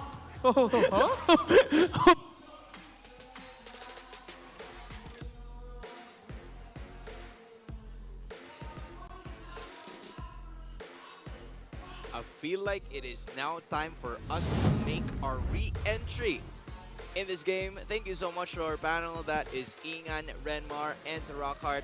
And just like they were talking about from the previous panel, it's that the lineup of Blacklist International was a ticking time bomb, and Fnatic Onic needed to make some certain stops to, win that game. I mean, Renmar summarized it perfectly. Like, the way the Fnatic Onic draft works is, again, something like the same thing that we discussed about during the drafting stage. It requires an early game snowball because even though you are decent in the late game, you're still no match against the Claude because of the protection of the Mathilda, the last pick Bane. There's a lot of things on the side of Blacklist International that sort of like negates what makes the composition of Fnatic Onic strong. That's why early game was really important for Fnatic Onic, and they did get it. They did it. But after, some blunders from Fnatic Onic, Blacklist was able to climb back and get the resource that they need to finish out the game. It was a little difficult for the Fnatic Onic side to just find and get the rhythm going after like the first 10 minutes of that matchup because of the recent team fight that happened where it was, Lord JM was making sure that everybody else is going to get in control. And it was Blacklist International who got that specific control on their side. Unfortunately for Fnatic Onic, they fell on that one team fight alone. And that is the Harith that is banned by Bonchan and the agents. Full respect, Hayabusa, Fanny, and Harith. Yep. Against Fnatic Onic, not even caring about like other heroes like Zask. We don't mind. Well, now they can pick it up themselves, Yeah, honestly, they can do that, and they can they can exactly pick up a hero that will be very good in terms of being used by Haji here. Zask is a really good hero in terms of just being the decoy or just checking out vision or just dealing a ton of damage. Yeah. It can be done by that Zask specifically, but in the same way, a Hylos could be picked up here by the side of Fnatic Onic Philippines, but that is a choice. Is it a choice that they're willing to make or not? I mean, depends, right? Depends on what Blacklist gets, and now they get Roger. Both Ling and Zotski's open for Fnatic Onic Philippines, by the way. That's a lot. That is a lot. They go with the Ling. That was the Kung Fu Panda skin. And they go for the Ruby instead of the Zosk, and now Blacklist International. All right, Fnatic Onic passed up the opportunity to take the Zosk. Haji He has a lot of options here. He can go for the Aurora, but again, the Zosk is just so tempting. Yeah, the Sask is just too much of a possession, but they're gonna let it go. They're gonna be sticking with the Valentina this time around. An interesting choice here for the side of Blacklist International. Meanwhile, Lord JM got them, you know, a major key trade or a major key turnaround during that recent team fight. At some point, you know, the Zask may be too good of a possession to lose, but if you're going to be able to copy it using the Valentina as well, it might be, you know, an okay choice. But again, if you are the Zask, you're going to have to, you're going to have an advantage of that first and the second skill. So Valentina might just have to think of something else to copy here, because aside from that, you know, that ultimate coming in from the Zask, you also have that Ruby. So at least you have choices, right? At least you have choices, but those choices are going to matter later on, especially with a Zask, a heavy hitter from the other side. Yeah, but the thing is, having too much choices, such as in life, sometimes it's bad. It's overwhelming. It's overwhelming. Like if you're Haji here, what do you copy? And by the time you're done thinking, you might have copied the wrong spell, Yeah. or maybe you know, you could have gone for a different choice. So there's definitely a lot of things to consider here for Blacklist International. Now, second phase is on the horizon here for both sides. Both Matilda and Trizla has been banned out. Man, the audience is acting up here, I have to say. Like, they onto something right now. But just like what you were saying, it's a Matilda and the Trizla that are banned out here for both of the teams. Both, I believe, are kind of like missing, but not really missing their XP laners, because both the Edith and the Ruby can go into that position. Yeah. Even the gold lane could also be on the side of Ruby if you would want it Yeah, to. I was wondering that. Like, if you're Fnatic Onic with this kind of setup, you might as well go for the Ruby Gold and maybe look for something like a Yuzong on the XP. Yeah, there's a lot of options still for Coach Wynot and his boys, given the flexibility of the team that Fnatic Onic Philippines has released in their first 3 picks. Meanwhile, a Cho is going to be eliminated, so no further choice there on the XP and the Roam, and even the Arlot, which could also go in the same role. So, you know, a lot of flexible heroes are being removed here by both teams. We're going to stick with the status quo. They don't want to give the Kirkadek the Arlot. Yeah. You know, you don't want Kirkadek measuring you up. The Kirkulator. The Kirkulator, the architect of Fnatic Onic, previously from Minana Evos, now a fully fledged super XP laner. Fourth pick for Fnatic Onic. Again, we can you know, we can look we can look to the tank and XP and also the gold, because there's a lot of flex factor with this Ruby picks from Fnatic Onic, and they go for the Hylos. You don't even know if that's XP or Roam, and you don't even know what the last pick would be from Fnatic Onic. If it's gonna be a marksman or an XP or a Roam. So this is really some crazy flex from Fnatic Onic. Again, if you're Haji, you're gonna be overwhelmed with the amount of ultimates that you can copy here, because yes, it's an abundance, but at the same time it's a curse and a blessing. Yeah, you don't know what you're supposed to copy. You can only take one, and you're gonna have to endure the rest of the 2. You know what's it called when Valentina steals Hylos ult? All right, what does that mean? The stolen pathway. Oh, okay, and then he turns into a horse. Yeah. All right. I mean, yeah, that makes sense. Why didn't you even ask? Okay, moving forward, it is again going to be those 3 ultimates that should be a problem for the side of Blacklist International. Ooh. They're going to be settling with a Joy here. All right, bringing out the MP the King. The panel asked for it. You're getting a damaged jungle for MP the King. But again, Fnatic Onic, they can just go for something like a Tig here. Tig, Kaja, Minnow, a lot of different heroes works here. Even the Melissa for Kerala if he wants to go for it. Because honestly, you're not even sure whether this Ruby is going to go to the gold lane or not. And Hylos will go to the XP lane or the Roam position. But there is the Barretts. Now this kind of like, should I say, this complicates things, or does it even make it more complicated? No, I like it. This is all crowd control for Ling. When you're a Ling player and there's 5 crowd controls on your team, it feels nice, you know? Like, you know, every time Are you talking from experience? Yeah, All I'm right. talking from experience. I'm talking from, like, watching a lot of Ling games. All right. Having 5 CCs on your team just feels nice. Every ultimate, might as well go for the cooldown reduction on the Ling here. Because, again, every ultimate, somebody's dying on the side of Fnatic on Blacklist International. Yeah, that's the main essence of skills here that will be reliant or where King Kong is going to be relying to. Because, again, it is going to be a lot of crowd control. I'm just wondering where the damage output is going to be coming from. Because, again, that is a major thing. If King Kong doesn't find the necessary items, if King Kong doesn't scale well enough, then it might be a problem. Because they will have a lot of hold, but not a lot of damage to go for it. So they have to take note of that as well, as they will try to find and fight their way to bring this into a game number 3. A classic MP the King hero is going to be a joy. A Bane was showcased in game number 1. Yeah. That is what they will use to probably get a sweep. I am so concerned for this joy pick from Blacklist International. Like, who do you assassinate? On the other side, Zask? No, he has Dominator's Descent. All right, let's go through them one by one, yeah? Ruby, he has Hook. And he can actually just, you know, get HP back, but outplayed. Oh. The lane control, the wave management is so good from the Roger. Now Brusco has to go down to reset this wave to stabilize the gold lane for Kelra. He lost the poke battle level 1. That's the reason why the Roger is now able to freeze the wave versus the Ruby. Yeah, usually if you're like going up against the Ruby with using a marksman, it will be a little difficult for you in the early portions of the game. But knowing that the Rogers are there, you could transition from being a fighter and the marksman, and that is going to be an easy moment for him onto that opening position. But look at that. Okay. King Kong, no energy. Ultimate from MP the King. And King Kong does not care. He has ultimate, but didn't need to use it. And again, Fnatic Onic, they did have a bad start on the gold lane, but at least the Ling is untouched at this point. Yeah, I mean, he used the retribution to at least get some of those objectives in the jungle, and that is really a good sign if you're King Kong, because again, that is the plan. You'd want him to get a lot of these damage output, and King Kong is going to be leading us into the first one of this match, but there you have it again. Oh, MP the King, he's probably dying for this Ling. No way! Wrong dash! All right, he's gonna have another one. There you go.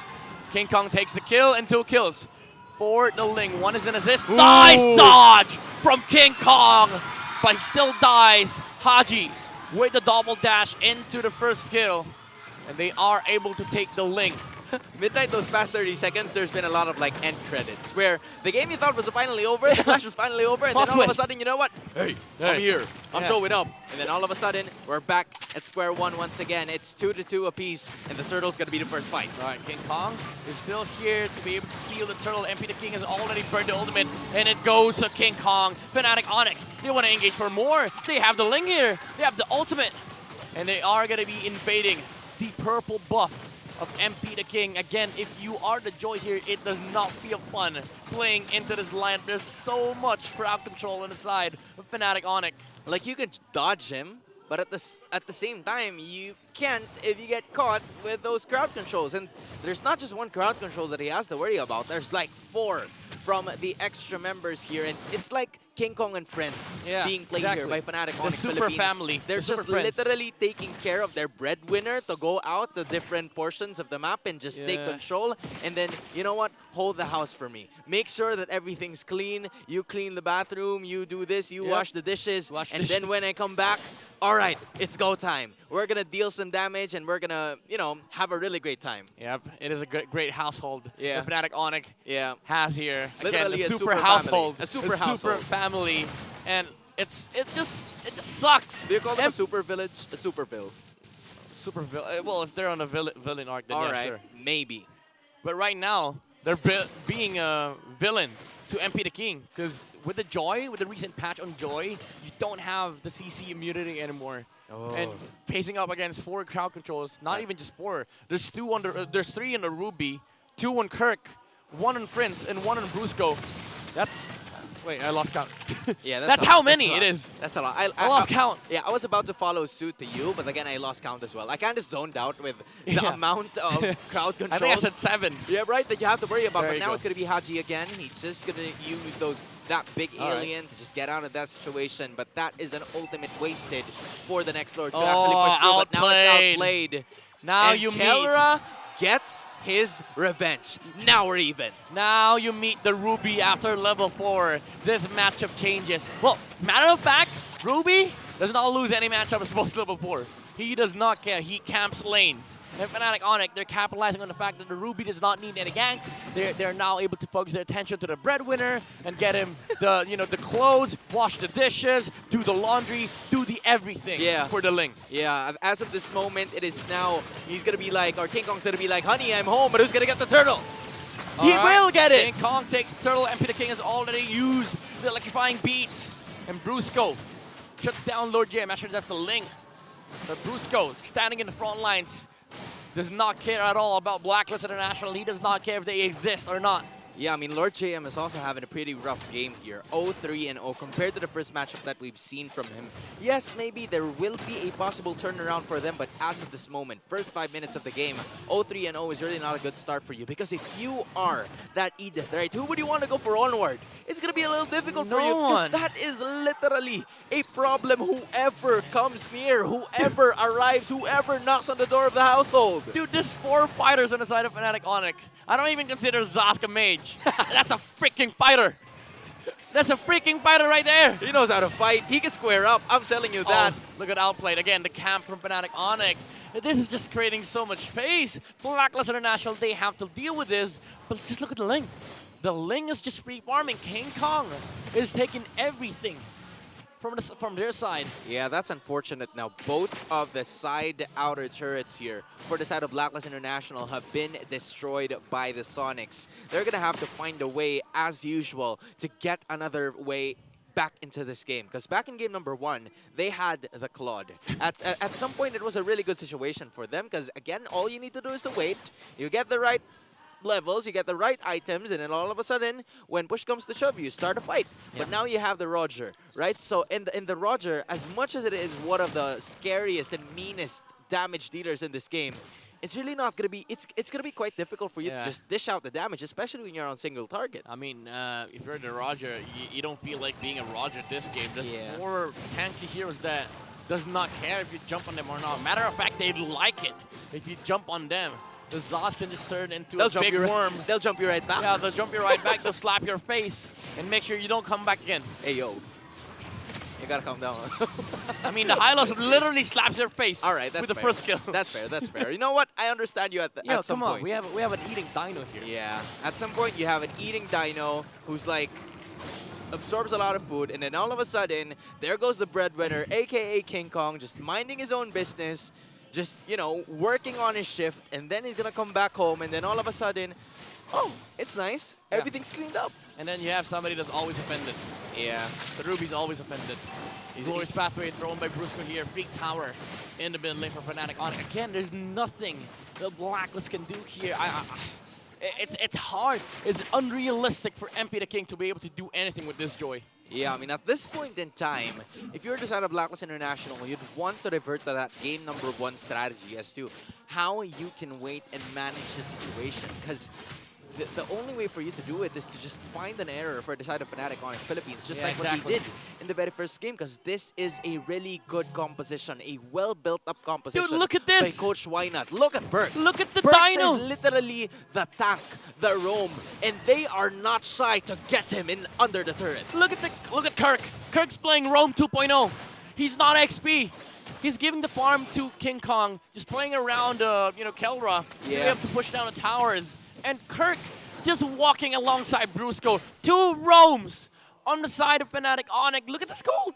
Kirk was like, yo, Spider Miles, I'm channeling you on this one, all right? I'm going to make you proud on this. And this is exactly what is happening for them. Both of them are actually, an Athena shield is going to be secured here for the counter towards the Joy. And then all of a sudden, you have King Kong just being a pest, getting that Hasclaws and getting that Berserker's Fury as well. It is starting to be a damage output fiesta. Look at the 7.5k. Look at the Brusco, damage. It's among nada. 3 of the members of Blacklist International is not going to be enough, and it's just going to be an ample amount of time. Glorious Pathway has been used, and the Dinosaur eats somebody here. It was Lord JM eat it with a flicker out. Oh, the damage, is it there? No, it is not. Roger has to get out. PewDiePie has been burned. King Kong with a Tempest of Blades. He gets out with the blade here, but we're not for Blacklist International. They only they used everything against Fnatic Onic, but they ended up losing Lord JM in the process. Yeah, and honestly, I haven't really seen Haji copy an ultimate here for the side of Blacklist International. Has he? I'm not entirely sure, because again, when you think about it and when you take a look at it, Haji's having quite a difficult time to determine whether or which of those ultimates he's going to try to get for the side of Blacklist International. Because if you do, it's going to be another problem in a glorious pathway again. Too much choices here, but Perks with the wall charge onto the garbage batter, but does not matter. The damage is not there. Where is the Roger? Where's MP the King? Where's the joy on your faces, Fnatic Onic? They're depleting the heroes of Blacklist International here. Perks is now out of the fight, and Lord is up for the taking. Yeah, not looking good here for the side of Blacklist. Meanwhile, Fnatic Onic Philippines have built on their foundations. Those 4 foundations have really paid dividends for the Sonics. And as of this moment, there is no way for the side of Blacklist to even contest this first hurdle, or should I say, the first Lord of this match, given that this is already starting to be a 6.7k gold lead that is going to continue to rise up. I don't know how long or how well Blacklist International can maintain their possession in this game, because again, you don't really have an immense amount of wave clear, and in addition, you have the setups as well. But again, if you're Brusco, how would you do it? If you're the Valentina, how would you execute it as well? And whose side are you on? Who do you want to copy at this point? I don't know if whoever player thinks about the current game here for Blacklist International is, I wish him luck, because he's going to have a lot of stress on his mind right now, as Fnatic Onic is already engaging in front of the base of Blacklist International. They're going to try their best to deal with the Lord. Other hands, the glorious pathway has been used by the Hylos. Fnatic Onic, they're not looking to jump in yet, as they want to clear the middle lane first. They want to be able to make sure that they take all the objectives that they can. The Lord James already down to 10% HP just with one ultimate from the Zask alone. Luckily for them, they're in front of the base, so they can just regenerate their HP. But again, Fnatic Onic, they're not done just yet. They still have some Lord waves here. Bottom lane, Joy, MP the King, he's going to be picked off by King Kong on this link. I was about to say that Fnatic Onic Philippines is doing just the right amount of pressure, right? Not being too overly excited about those engages, because that is what happened in game number 1. That was a blunder that they did, which led to a Blacklist International turnaround for a game 1 victory. But now, it's Fnatic Onic Philippines knowing that they are in the lead, and they want to go at it again. A glorious pathway down low into the base, and that is going to be the target. Look at Brusco, just still going to have damage. All right, wall charge from Blacklist International again. Where's the damage? Don't tell me he's still alive. Where is the damage? Zask with the ultimate. Oh, the Dino eats. Perks once again. The wall has been destroyed here. The stone of Blacklist International has been demolished, and Fnatic Onic and King Kong goes in with the Tempest of Blades. Hemp picking on the backline. He's going to be deleted by the Ling. The damage is not there for Blacklist, but is very much, so much there for Fnatic Onic. And now Fnatic Onic has been able to climb back and take game number 2. First matchup of a doubleheader is going to be going all 3 games. What a very well executed draft from the man you see on your screen. Coach Wynot, the super family, the household if we should say. King Kong delivering, and we are all tied at 1 game apiece. Some noise, Fnatic Onic fans, dahil King Kong pinapakita na kayang lamangan si MP the King with his signature Ling. And welcome back dito sa Infinix Game Tambayan. Kami pa rin ang inyong mga kasama, Ingan, Rockhart, and of course, Renmar. And guys, unang match pa lang, game number 3 kagad ang ating masasaksihan mamaya. May nakita ko dun, hindi na yun King Kong eh, Ling Kong na eh. Ling Kong. The Ling Kong, man. Ling Kong. Yung hiningi ni Ingan kanina na hindi nila nakuha, pero nung nakuha niya, man, saya. Ay! Naku po, sumisigaw na naman ang ating mga fans dito dahil napaka-pogi ng ating MVP. Walang iba kundi si King Kong with an outstanding performance with his Ling. Yeah, and that was yung masasabi na natin na pinaka foundational Ling performance Trabaho mo lang as a Ling is, in the early game, pakita mo kung bakit siya yung isa sa mga topic, if not the topic assassin in the metagame, which is because of the speed of the farm and the speed of the rotations. And feeling ko one of the main reasons as to why King Kong also got the MVP of the game is na-prove na rin niya when yung Fnatic Onic, when they were sieging the base, nahanap pa nga niya si MP the King with that solo kill up against the Joy. I'll explain a little bit more about the beauties of that push by Fnatic Onic Philippines. But MP the King just did the right job by at around 8 or 9 minutes in, 3-level or almost 3-level gap na silang dalawa ni MP the King. But we have to take it back to this early 2-minute trade, yung tinatawag natin. So it was a kill onto Lord JM, then MP the King nahanap niya si Kirk, so naging EXP trade. King Kong takes down MP the King, but then MP the King eventually, ma-avenge siya nila Haji, and Haji would take down King Kong. But the first turtle still ended up going to Fnatic Onic Philippines kasi nanalo sa Retribution Battle doon si King Kong. And in this highlight naman, nakita natin yung strength ng lineup ng Fnatic Onic Philippines o wala silang marksman. So mapapaisip ka kung, uy, delikado naman to yung Fnatic Onic Philippines, wala silang marksman. Anong klaseng lineup to? Hindi to, kung RG na to, siguro wala na to. Freestar na kasi wala daw marksman. Pero dahil doon, meron silang 2 sources of basic attacks. Ling is a basic attack hero. Zask, alam natin dahil sa mga changes sa kanya, somewhat of a basic attack hero, yes, but a lot of the basic attacks you're getting from is the Ling. But yung lineup mo is built to fight around the Barats and the Hylos. Pag nilapag yung Glorious Pathway, pag nag-revitalize na rin dito yung Hylos, has that heal, and Kirk is there, that means sobrang sustained ng lineup mo plus the Ruby Gold lane na si King Kong and Super Friends will be able to deal damage, but then at the same time, si Barat, si Hylo, si Ruby, nagda-damage rin yan. So it's overwhelming for the lineup of Blacklist kung saan yung main sources of damage of Blacklist International, the Joy and the Roger, they want to play close. But you're up against a lineup that wants to play close at dun malakas yung lineup ng Fnatic Onic Philippines, the close-range battles. Even though Blacklist International has an Edith with a little bit of long range, lalamang talaga yung Fnatic Onic Philippines. May isang interesting thing na nangyari dito, na dead lane yung gold lane. Matagal na natin na alam sa meta na yung dead lane or yung lane na walang masyado pumupunta, nagwa 1v1 lang sila dalawa is the EXP lane. Pero dahil naging Ruby versus Roger matchup, it was the gold lane that became the dead lane.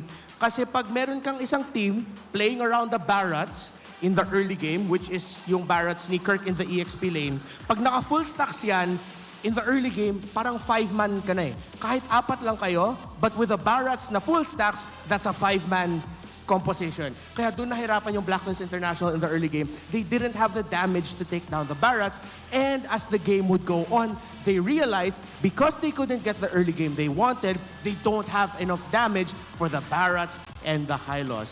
Which then makes me wonder, why was the Joy one of the last 2 picks ng Blacklist International? And that's probably the question that's going around in a lot of people's minds. Looking back at it, Roger was picked early by Blacklist International, meaning that there's a chance that they could flex it. Pwede pumunta yan ng gold lane, pwede pumunta ng jungle. If you're Blacklist International, tas nakita mo na meron ng Hylos, Zask, Ling, and Ruby, hindi mo lalagay yung Roger sa jungle. You want to put in the gold lane where it can farm, because that Roger will not have a not so fun early to mid game. So they ended up picking the Joy, which Fnatic Onic Philippines, we have to credit them, they called back to recent history. Shout out to Smart Omega Empress, the women's world champions. They brought out an EXP lane Barats. Doon nagulat yung Team Vitality, the old queens of the women's scene ng MLBB. So I like yung nakita natin, Rockhart, na throwback tayo ah. Remember season 8? Yeah. Blacklist International there in the grand finals against Onic Philippines. Naglabas sila ng Bane. 2-3, games 2 and 3, and doon, Blacklist International ran away with it. So now for Onic Philippines, Fnatic Onic, nag-draft sila ng Barats. Ngayon, calling back to recent history, parang kulang eh. Kasi nakita mo talaga yung inspiration all throughout the history of MLBB sa drafting. Oh, I mean, nakita na natin yon lahat. And again, sabi mo nga, hindi naging joyful yung laro doon ng Blacklist. Again, nahirapan. Kanina ko pa gusto isingit yun, pero ayoko sirahin mo. Nakita kita, gumagano ko. And of course, the King strikes back. Fnatic Onic halts Blacks recoding process. Siyempre, ano pa yan eh. It takes time again. It's a good sign na nanalo sila ng game number 1, but still, the Super Family remains strong and true to their name. And I'd like to go back kay Brusco, no? Yung decision ng Fnatic Onic to keep using the Hylos sa Roma. I believe ilang heroes pa lang nagamit ni Brusco despite having 2 series already. What can you say about Hylos being a very good roamer ngayon sa current meta? Honestly, for Hylos, madali lang naman i-slot yan. Hindi lang sa roamer, di ba? Pati sa XP. Pero unique yung ginawa dito ng Fnatic Onic kasi ang kudat ng lineup nila, kasi yung Ling ang hirap mahuli, number 1. Number 2, yung Gold Lane Ruby. Ang hirap pa din. Number 3, Barats. Oo. I mean, at this point, umaabot tayo sa punto na literal na naubusan na ng bala yung Blacklist.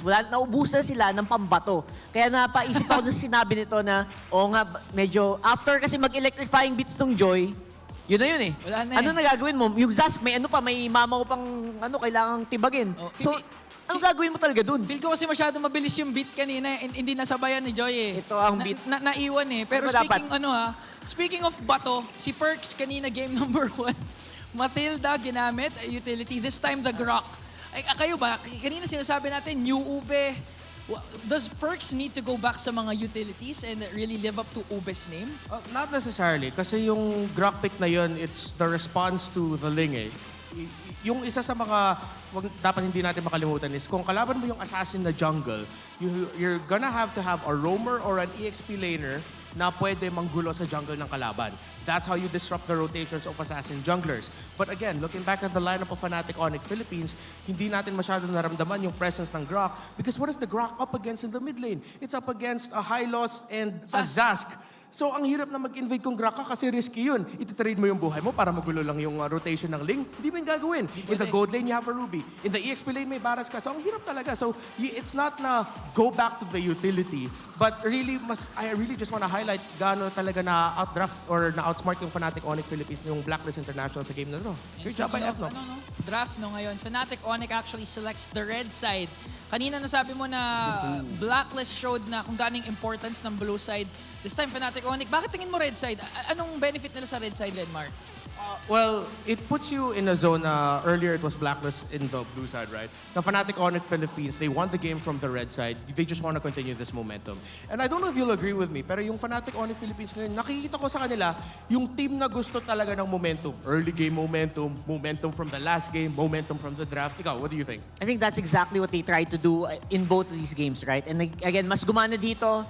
Medyo binago nila yung timpla at some point, pero Ling pa rin yan eh. Parang yung Ling, parang wala kang choice. Either early game, malakas ka ng early game, malakas ng late game. It's not the same as game number 1, syempre, pero ito, medyo mas trip ko din to. Kasi may balance ito eh. May pang mid ka, may pang late game ka. So, either way, medyo secured ka at pantay yung laban. Ganun naman talaga pag super family, no? Kailangan balance. Hindi pwede parati lahat na sa bunso. Bunso kasi ako eh, so na-spoil ako. Ikaw, bunso ka ba? Only child ako eh. So ako yung talaga. bunso at saka yung eldest. Ako yung kuya. Kuya ko, sarili ko. Lahat na. Lahat na. Nilahat mo na rin. Ikaw, pangilan ka ba? Eldest din. Oh. Eldest, okay. So, yung kuya. Ha? So, ikaw kuya. Ikaw yung kuya. Kuya. Kuya mo ra. Kuya. Kuya. Kuya. Kuya mo ra. May tumawa doon na rin ko. Yung tiyatawanan. Pero you know, I mean, I'm excited because bihira tayo makita ng first series, Game 3 kagad, and it's an exciting matchup. Kung babalikan natin, a lot is at stake here, not just for the standings, but of course yung pride ng ating dalawang junglers, no? Pride battle na to. Nakita natin yung usapan kanina ni King. For the English viewers, so what was said earlier by King Kong is, prove that it was worth it that you were brought to the Philippines. And what MP the King said was, what was it? What did he say again? Ang sabi ni MP, siguraduhin mong malalamangan mo ako. Just make sure that you will get the lamang over me. The lamang! Advantage over me. Bakit bitin? Let's go! Bakit kulang? Little by little, we'll teach them new Filipino words. Okay, so ngayon, Blacklist International looking to get their very first win. Malalaman natin kung sino nga ba ang tunay na hari ng jungle as we head on back to our casters. Thanks again to our panel, and just like, you know, what they said. Yeah, what they said. Because they already translated it to English. So they were mindful that... Make lamang. Yeah, that you need to make lamang, aka you need to be greater than me. right? Yeah, I don't know. It's something that Nice would say. Yeah. Make lamang. Yeah, nice to if Rabion. you're here, yeah, you need to make lamang. All right, you gotta get back I hope here Nice just a is bit. watching, But man. yep, I'm sure he is. He'll let us know. But Grabe. speaking of which, we are watching this game number 3. Still Hans, still Midnight, and here in the action is still Blacklist, still Fnatic Onic. It's still MP the King and King Kong. They've said their respective pieces. Yeah. Now it's time to walk the walk. Because again, in terms of this season, right, it doesn't really matter whether you win a game or you lose a game. What matters is you win both games to get a match. Yeah, again, do keep in mind that if you win one game, they don't care. Yeah, they don't care. You have to win the series. It only matters if you come down to tiebreakers after the regular season. So there's a reason why the draft here for game number 3 is going to be that important, because this is the last game of this series.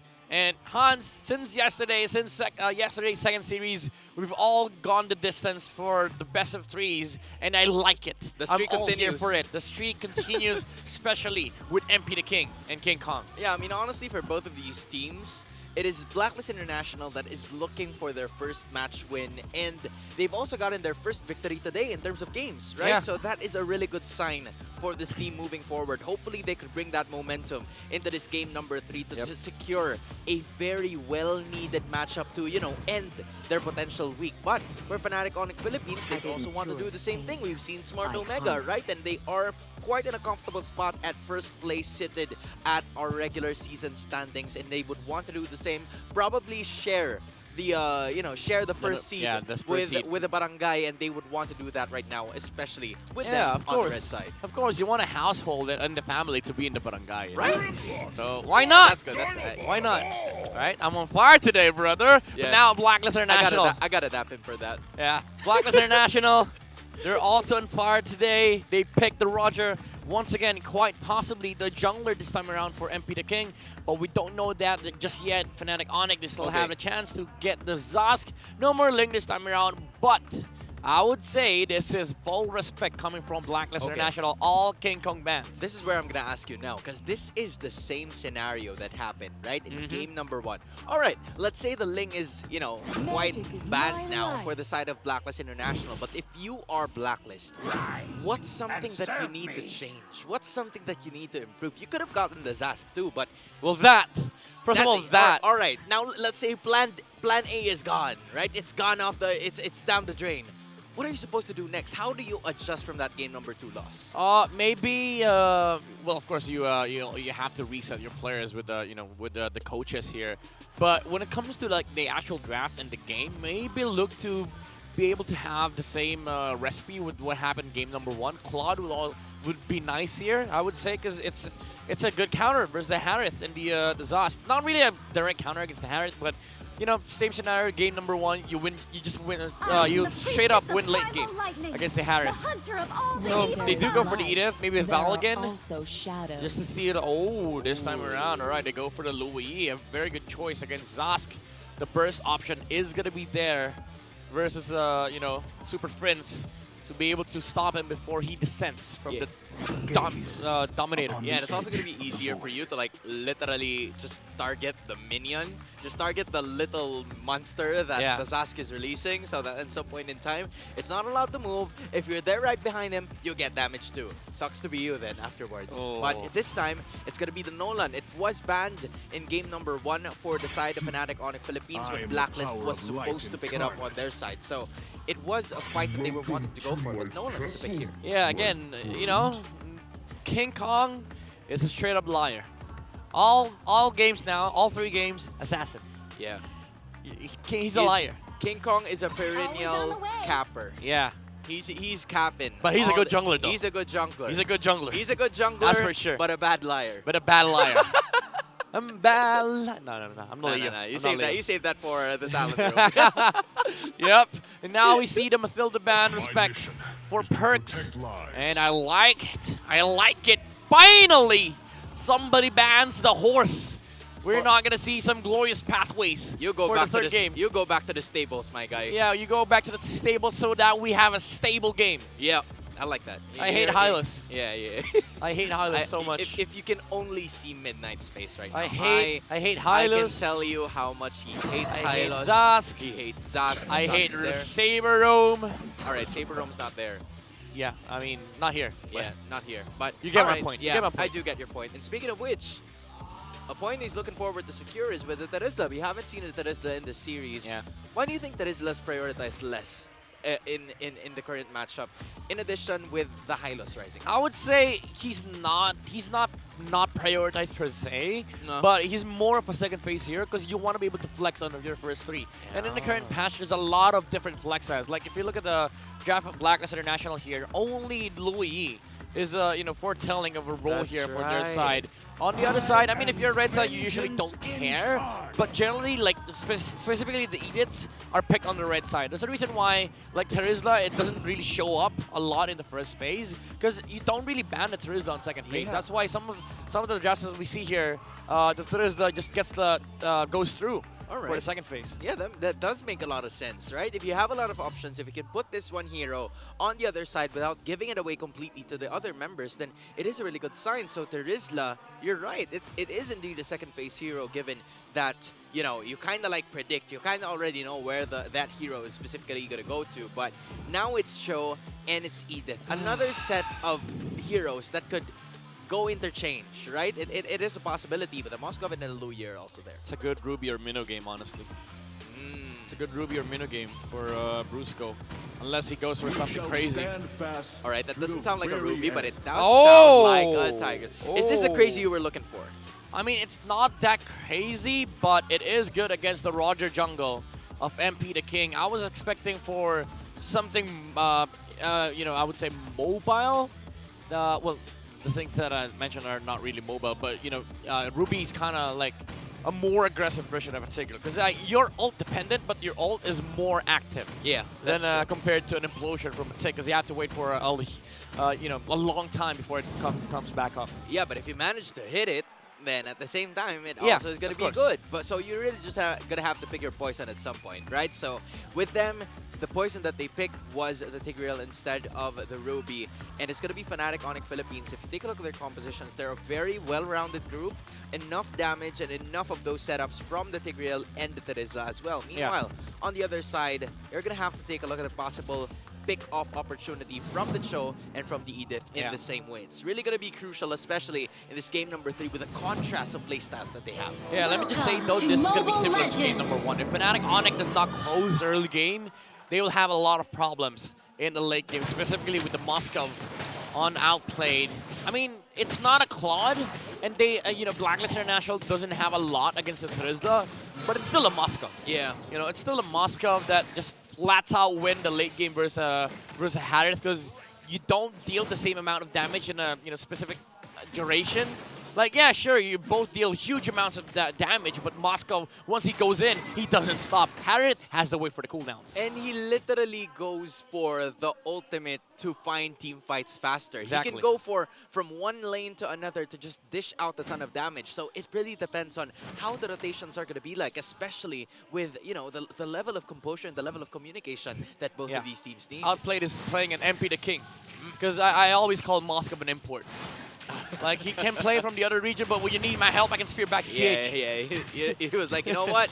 Here's a spear from MP, and then he gets it to go, and then he lands on the damage, and then the rest is history, right? But as of this moment, both of them are going to be here in the Philippines, and they're going to be playing this game number 3. It's King Kong and, should I say, MP the King, finally securing that level 4. MP, not just yet, he is still quite left behind. This is the advantage of having that assassin. Yep.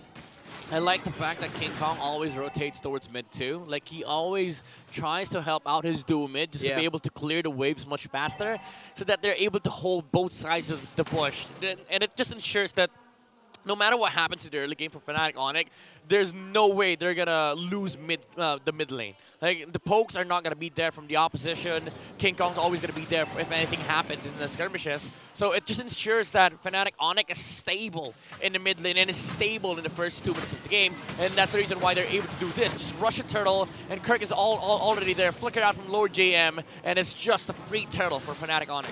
Again, another easy take from the side of the Sonics. And and you have to give it also to, you know, the zoning that Kirk is being given, and he might actually outplay the rest of the members here, but he decides to just get them through style points. It's not going to give you gold or kills, but he's still going to be right over there. I mean, Lord JM wants to overstay. He used the Primal Wrath. There's a Zosk coming behind on top of the XP lane. Oh, they put us back there. And there you go. he is gonna die. That is a huge blunder. Oh no, here we by go. Lord JM. Here we go, MP the King. He smells it. Roar! I smell blood, and MP the King takes Super Friends. Yeah, he was out. He was out. Like, from that moment, Lord JM was like, you know what? For the greater good. Yeah. I'm just gonna make sure that I buy enough time just so when MP the King and Haji is gonna arrive to the top lane, I'm gonna give my jungler a kill. Because that is the main objective of this match. You give your damage dealers the necessary gold for them to be able to take damage. And it's very poetic too, like Blacklist International pulling Roger from mid lane to top lane. It's like Blacklist recruiting MP the King to to join Blacklist Yeah, that International. does make a lot of sense. It's very poetic for Blacklist International to pull this off against Fnatic Onic in this game number 3. But again, the problem still persists. That Fnatic Onic's early game is much crazier than Blacklist International. So anything that happens in favor of Fnatic Onic in the early game is always going to be bad. Yeah. At least you mitigate the damage with the rotation from MP the King, but still you're not going to be fine with what happened on top lane if you're a Blacklist. Yeah, we haven't really seen much activity here from both of the teams. Only the ones that happened on top lane, which resulted into a stalemate 1 kill for Blacklist and Fnatic Onic Philippines. Blacklist would have, or should I say Fnatic Onic Philippines would have to, find and continue to get those trades for them to even bring it into the late game, given that the fact that it is going to be crazy for them the later portions of the match. This is good timing for a lane swap. Blacklist International, they understand their assignment. They send the Moskov towards the top lane, and he gets, speared to be able to join the fight with Fnatic Onic. Although there are 5 here, Blacklist International is essentially 5, but they're just going to give it out. But again, outplayed. Being in position as soon as they realize that a turtle is going to be up, at least he's going to be able to take some gold out of the energy shields. But hold that thought, Blacklist International. They want to help out. They want to clean out this tower here. They are looking for the trade. They say, all right, Turtle's bottom lane, Harris bottom lane. For sure, Fnatic Onic is going to try and clean up that tower. Let's just take top. Yeah, but you know what? That isn't the case for them. No one went to the top side. Instead, they managed to, trade it down low and get some energy shields of their own before it expires after 5 minutes. Yeah, it's a win-win situation for both of these teams because Harith is down, the Moskov is up top, and both of them are going to be securing an objective, at least a turret each. So good chess moves from both of these teams. Not really, giving a lot, but just taking what was given to them. Yeah, but I would say the bigger win was on the side of Blacklist International because now you also have to put heroes on the top side if you're a Fnatic Onic, because you don't want the jungle creeps of your jungler being taken away by Blacklist. So this equalizes the balance of the map, which just makes sure that Blacklist International, whatever happens, they are going to be able to find farm on outplay. Yeah, that is right. You're actually right there, because given that this is the situation now for the side of Fnatic. What the hell was that flicker? Yeah. I did saw that. I mean, Haji, I think it was a misclick. That is kind of like unfortunate because the turtle's going to be arriving here. Lord JM is going to be using the flicker. That was very much needed now for the side of Blacklist. I mean, that was kind of warranted, but I mean, yeah, Fnatic Onic, again, they're just looking for ways to engage here. They don't want to stop with their aggression. They send the heroes on top lane to defend the wave being pushed here by Fnatic Onic, but bottom side of the map, they are setting up for the turtle here. You see, that was indeed an interesting choice, because the turtle is actually going to spawn in just within 10 seconds, and they went onto the top side hoping that they would find someone out there to try and push and get into the outer lane turret, but apparently that wasn't the case. They were just willing to help out, outplayed upon getting in those objectives, and that is exactly what he's going to do. He's going to continue to push forth. Meanwhile, Fnatic Onic is easily... No way! I say that! That's why you never leave your turtle, folks! That's why you never leave your turtle, but Fnatic Onic does not leave Blacklist International alone! Brusco finds the implosion, and Perks goes down too with the Harith Synchrovision. Top lane though, Moskov is pushing the tower. He is finding the trade, but Fnatic Onic, again, beautiful sequence, but outplayed.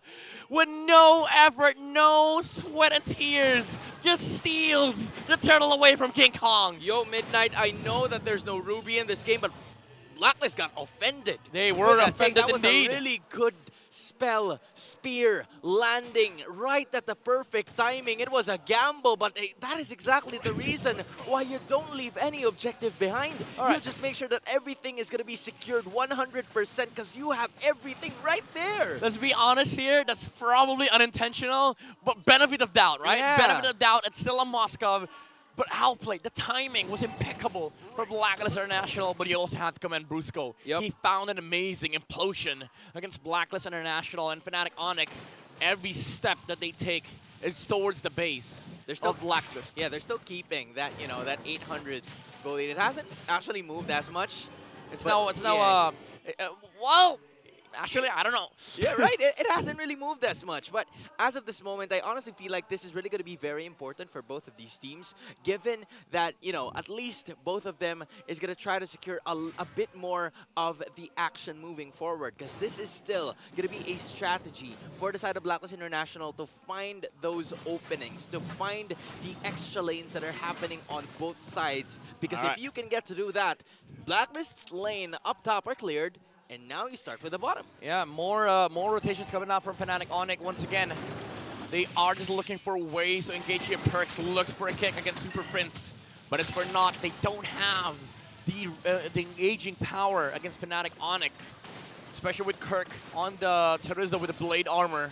Most physical damages will be repelled here by the Terizla. That's why Kirk is just standing in the front line, putting damage onto this Edith. Brusco again with the conceal.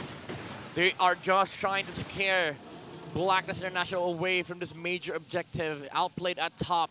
No spear whatsoever from the side of Blacklist. Yeah, this is what you were talking about, right? Just making sure that you get those necessary objectives for Brusco. victory. But there is Brusco once again. He couldn't find anyone. But this is the pressure that we were looking for from the side of Fnatic Onic. Blacklist International is having a hard time given that their early game really wasn't as good because of the fact that Fnatic Onic was also able to get something in return. Yeah. It was a better scenario for them if they were all getting it, but that wasn't the case apparently. Yeah, it's always Fnatic Onic not caring about anything that you do, really. Like, if you trade, yeah, sure, you trade, but we're not going to stop in doing what we're supposed to do. And that is usually the right call. Like, if you're supposed to do something, just do it.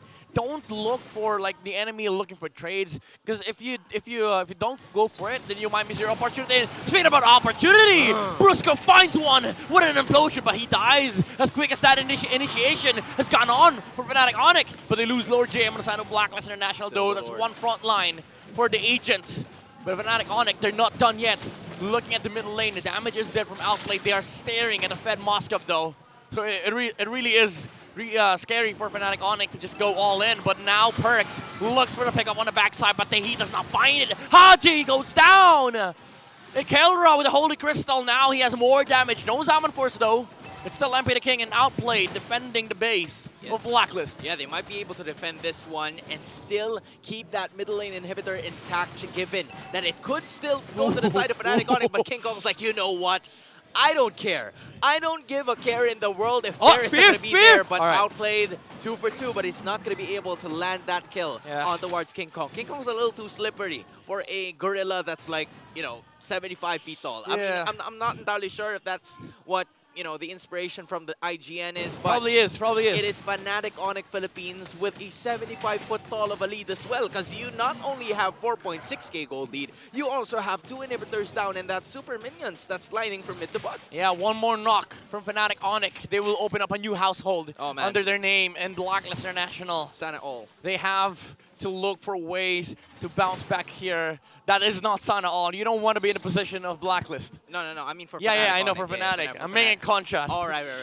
I was like, I don't like that. We don't like that. If you're Blacklist I don't like that. I don't like it too. I don't like that. I don't like Zach too. Yeah, that's not the situation. Just putting it out there. But for Blacklist International, they're going to have to deal with this Zaz. Super Fins, so far having, you know, 2 deaths. He's been caught red-handed a couple of times here. But in the same manner, he's going to have to, you know, lead the charge for them, try to use those little monsters to just dish out the damage and find the vision, find information elsewhere, so that Brusco would be able to use the conceal and then move forward for the finishing blow in this game, especially with them burning down those 2 inhibitors. Now, if you're the side of Blacklist, you're really going to have to lean towards those setups, because that extra, you know, pick off is actually not working so far. And they have to find the right person to do that. Burst. All right, they're bursting it down. Speaking about burst, Fnatic Onic, they have the damage. Lord Jam in the front line concealed by Perks. He's looking for King Kong. Is he gonna get the catch? No, the dodge was there, but Brusco misses. An implosion flicker. And Blacklist International, they want to fight it out.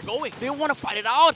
Well, Fnatic Onic, they are successful in disengaging. Are they? Epic game with the Lycan Pounds. Low HP. Are those two heroes? The kick is there from Perks, but he gets cancelled. Immortality pop onto the Joe, but King Kong is defending top lane against the Moskov. They don't have the damage dealers here for both sides, but MP the King still goes in. He is the king of the jungle here because you don't have King Kong for Fnatic Onic. And now, bottom side, the TP is there. They will be able to defend this Lord. Yeah, you're going to have to go back as fast as you can because the Lord was fast approaching onto the middle side of this map, and they will be able to take care of business. But I sensed a little bit of hesitation from the side of Blacklist International upon approaching that bottom lane team fight because they were wondering, should I stay? Should I go? Are we going to try to go for the Lord? But that was a gamble, a high risk, high reward for the side of Blacklist International to keep themselves within this game. Yeah, they were trying to juggle the tower dive between MP and Perks. Unfortunately, Perks suffered the consequences, but at least MP the King was able to slay two heroes on the side of Fnatic Onic. But again, it's not enough at the end of the day. It was just unfortunate for Fnatic Onic that they didn't have King Kong there because he had to defend against Outplayed. But that is also the strength of the Moskov here. That's the reason why late game he's much, much scarier compared to this Harith. There is that macro advantage that Blacklist International has with the Spear of Destruction as well as the diversion from the Louis. Now Brusco with Conceal, he doesn't have the flicker. And the duality is there from the Louis, stopping the Tigreal on his tracks. Yeah, they're going to have to be aware of the Moskov, especially if, you know, a close call happened up top for the Fnatic Onic Philippines' defense, where that inhibitor is just near shy of being taken down. So they're going to have to be aware of it, especially because that's also the same lane where Blacklist International is going to keep those inhibitors, and that is going to be a problem moving forward. Since you have the Lord spawning right on at the bottom side, you're gonna have to be aware of that Everybody. as well. Everybody has to be calculated. Yeah. Actually, you know what? All 10 players should be concerned for that lane. Because look at the towers up top. Blacklist, pretty low. Fnatic Onic, pretty low. So both of them have to slow push this Lord, this opposite Lord lane before the Lord spawns. Yeah, but if you're Blacklist, you're also gonna have to take like a bit more time to burn down those super minions, right? So if you're Blacklist, you're gonna have to like double time, speed up on what you want to do, try to execute something. Maybe have like a surprise play with Haji. But the thing is, they can't even do that because their Fnatic Onic will just collapse. Right, that's the thing. That's the scenario that we're looking for here. It's Blacklist International. They're slowly carving their way to like, you know, shorten the gold gap between them and Fnatic Onic Philippines. But FNOP is making so far the right moves, like 75% of the right moves for them to stay in the lead of this game 15 minutes in. Yep. And now Lord is up here for the taking on the side of Fnatic Onic. Purple first for King Kong. He knows his priorities. He needs the energy. And Perks once again looking for the kick here onto King Kong. Lord Jam, however, he sees the Tig. Blacklist International, they have an opportunity to engage here. They have the Spear and outplay, but Lord Jam gets poked as well as there is the knockback and the knock-up from the Lord. Helps out Blacklist here. The kick! But Kelra secures the Lord here for Fnatic Onic and an implosion onto the backside by Brusco. Oh, the TPs! They're looking for a macro maneuver. Outplayed up top. He wants the objectives. He wants the towers. Spear of destruction. It's not going to hit anybody. But Blacklist International almost got it. And unfortunately for Lord JM, he got sent to his death. And Fnatic Onic, they're two people up on their side. All 5 players are alive. Yeah, this is on not their looking side. good. This is not looking good for the side of Blacklist International. Look at Kelra. Look at Kelra. Outplay here with the Lord. Tower lock and Fnatic Onic Philippines welcomes Blacklist on their household where you don't mess with family.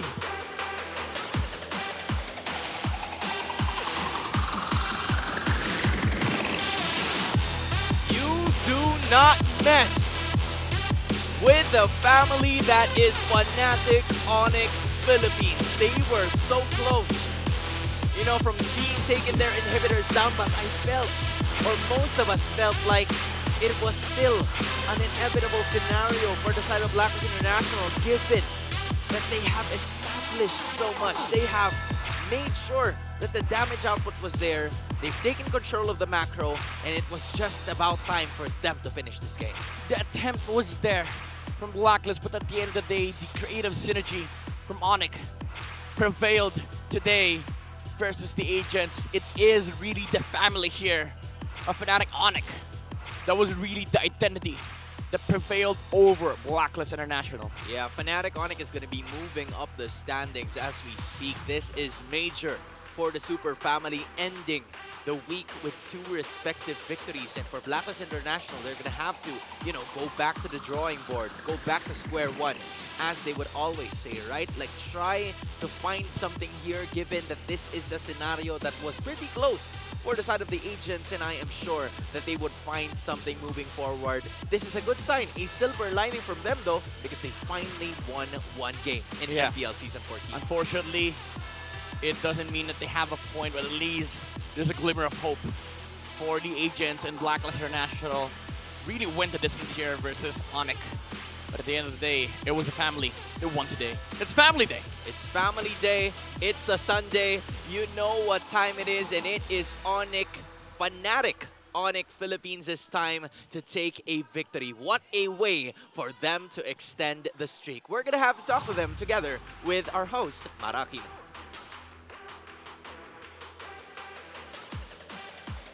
Congratulations to Fnatic Onic. Let's give him a round of applause. King Kong? King Kong, mainit. Mainit ang palag mo kanina. Sinabi nga niya, tingnan natin kung malalamangan mo nga siya. Ano naman ang gusto mong sabihin ngayon dahil maganda nga ang performance mo at mukhang nalamangan mo nga? Parang hindi bumaba ng 1,000 yung lamang ko lagi sa kanya eh. Laging lagpas 1,000 eh. Ayan. Ikaw naman. Calra, napansin namin ang heroes mo. 2 heir, 1 ruby. Nasaan na yung mga normal picks mo from before? Ano pa yan, baka sa mga susunod na week pa ilabas yan. Si Coach Tony kasi yun lang pinapagamit sa akin. 1 trick daw. Ayun. And you're doing really well. Congratulations, actually. Eto, si Kirk daw. Okay, si Kirk. Ayun, Kirk. Nice one. You won 2 matches in a row. At ito nga, parang bagong generation na ulit ng Onic. Anong masasabi mo with this lineup? Nabalik na nga ba ang pagka-super ng inyong team? Masaya syempre, win streak, tsaka confident kami ngayon season. Confident, very, very confident. Bakit ka nagsishake ng head? Parang hindi confident magsalita eh. Pero, hey, siya yung lumapit dito. Dati, lalayo yan. And now, the MVP of the game. Can you guys guess who it is? Okay. Let's take a look at the screen. Diamonds bigyan mo kay TM doon. Kara! Congratulations! MVP! Ano nga ba ang masasabi ng ating MVP? Anong gusto mong sabihin sa lahat ng ating mga manonood? Siyempre, unang-una sa lahat, salamat sa mga pumunta dito ng fans namin. And, sa fans din ng Blacklist, sa mga effort nyo, and thank you sa walang sawang suporta. Tsaka bilhin na pala kayo ng DNY perfume namin. Ayun, kaya pala ang bango mo. Kaya pala ang bango-bango. And now, meron tayong winner para sa ating 3,000 diamonds, ang ating fan. Come on up!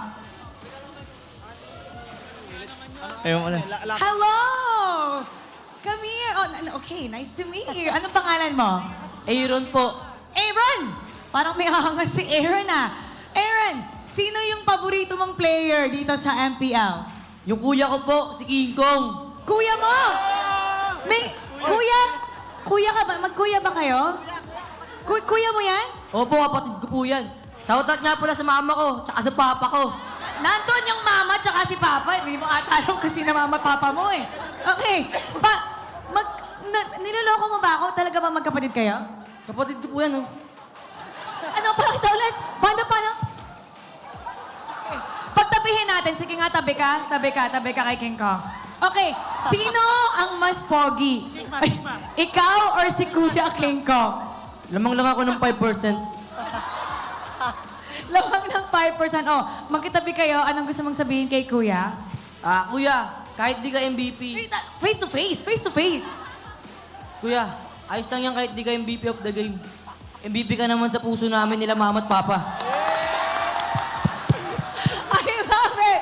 Congratulations! Bigyan ng diamonds! Ganyan. Kapatid mo ba talaga? Opo, kapatid ko po yan. Halata naman po sa mukha eh. Ay.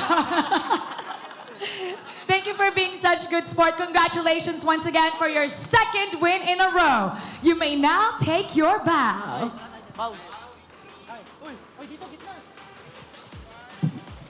And take your walk of victory. Congratulations to Fnatic Onic!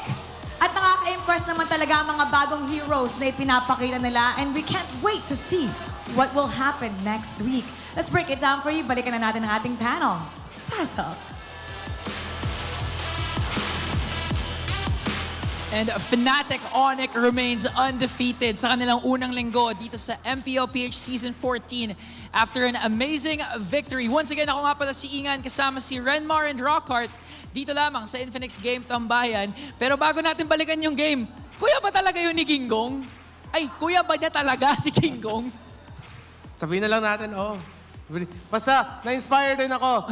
Aaron, maraming salamat. Gusto ko rin i-shoutout si Mama at Papa ko. Yeah. Mama at Papa, sana proud ka sa akin.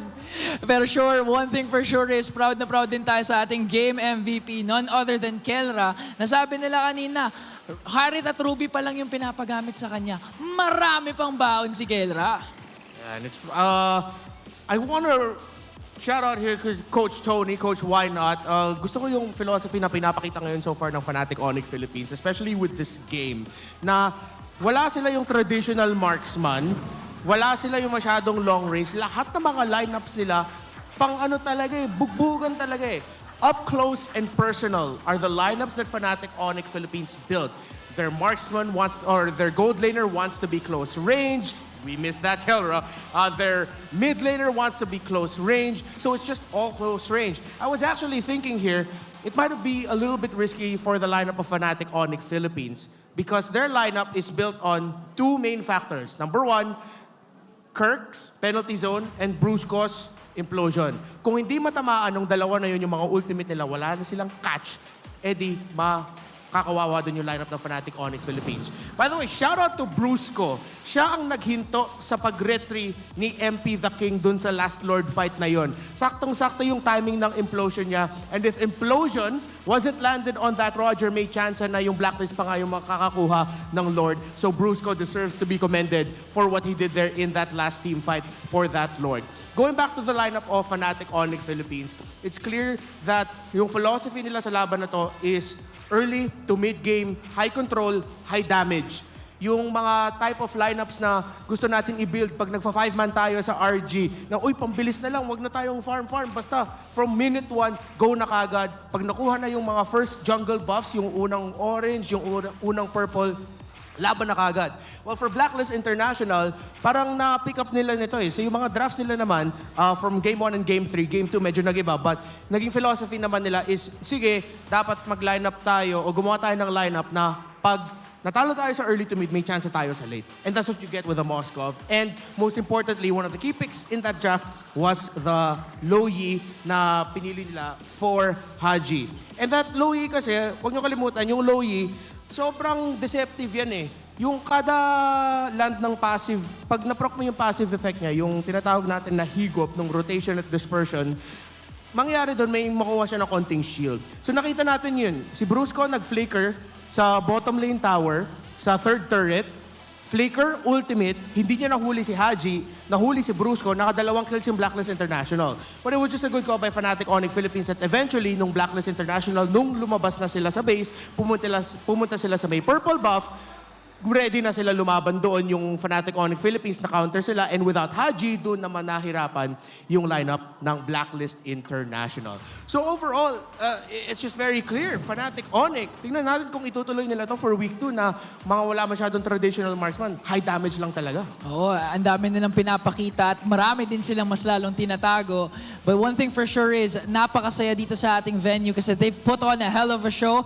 I'm also happy for Blacklist side kasi grabe, pinakita din naman ni MP the King na deserve niya nga talaga bumalik dito sa MPL Philippines. Pero ikaw, Rockard, si King Kong kasi parang may dalawang jungler na na-takedown. It's gonna be Kaizen and MP. So far, kung irarank natin si King Kong, pang ilan siya para sa'yo? Sino? Dun sa ano? Sa mga jungle tier list ngayon? Ako, parang close top 3 pa rin eh. Close top 3? Oo, ang daming nakatay sa top 3 ngayon. Pero sa totoo lang, ang importante doon, men, the Kimpi buff. The Kimpi buff. Sino-sino ba yung mga nakimpi dyan? Sila Irat din. Men. Nakimpi. Alam mo, Kimpi excited buff is ako. real. Excited ako. What if Carl TZ, para ma-embrace na talaga niya yung tunay na assassin na meta, magpa-Kimpi na rin si Carl? Okay lang. Index, kayo na bahala. Nice, nice. Imagine nice. Parang tagal For the English stream viewers there, hello. So what we're talking about here is a hairstyle. I think Rockhart can do it the best. Pwede. Do you want to show it or magugulo lang yung buhok? Playoffs. Playoffs magkikimpi ka? Try. Alam mo sino pwede, feel ko? Sino? Si At Your Service. Si Leo. Wala sa buhok. Si Leo. Walang buhok si Leo. Pero Leo, subukan mo nga. Mag-week ka ng kimpi minsan. Pero you can be part of the digital transformation in the world of connectivity. Say hello to convenience, flexibility, and local connectivity with the Smart Prepaid eSIM. Now available for only $99 through the Smart Online Store. Sobrang mura nito. Mas mura pa nga to sa kalamangan na sinabi ni King Kong kay MP na halos 1K daw. Parati ang kalamangan ni King Kong over MP, no? Mainit. Doon naman yung mga, the numbers were there. The numbers are facts lang. Facts lang. Statistics lang. True lang. Real lang naman. Real. Oo, kaya naman, isa pa sa mga real din talaga ang pwede nyong makuha na napakagandang skin na I believe Finlexton ni Chakno kahapon. The Franco Mains, it's your time to shine dahil available na ang bagong MPL exclusive skin, Quantum Vanguard ni Franco sa shop. Hook enemies ala MPL players and get it now. Napakarami nating exciting na handog dito pero ang pinaka-exciting kasi para sa akin is pag pumunta kayo dito yung atmosphere sa MPLPH S14 sobrang ganda. Yeah, one of our biggest venues, most iconic venues so far this season. At solid na mga crowd natin so far for this first week. It's always an exciting time here in MPL Philippines. Dami pang tickets, guys. Punta na kayo sa MPLPH. Kita-kits. Kita-kits, may oras pa tayo para magpahinga dahil we'll be heading for a very short break. Kaya naman MPL fans, see you later.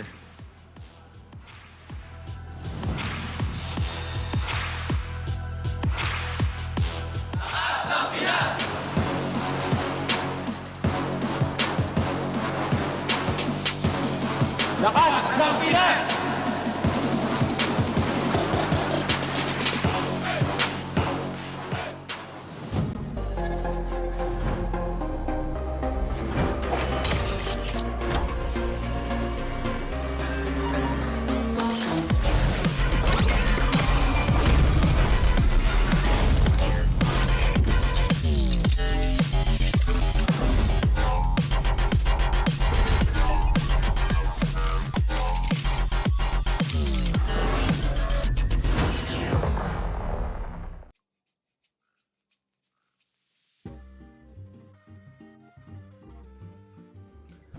Ang una kong paglalaro ng ML is nung nag-champion ni Archangel. Ay hindi, bale yung siguro mga season 2.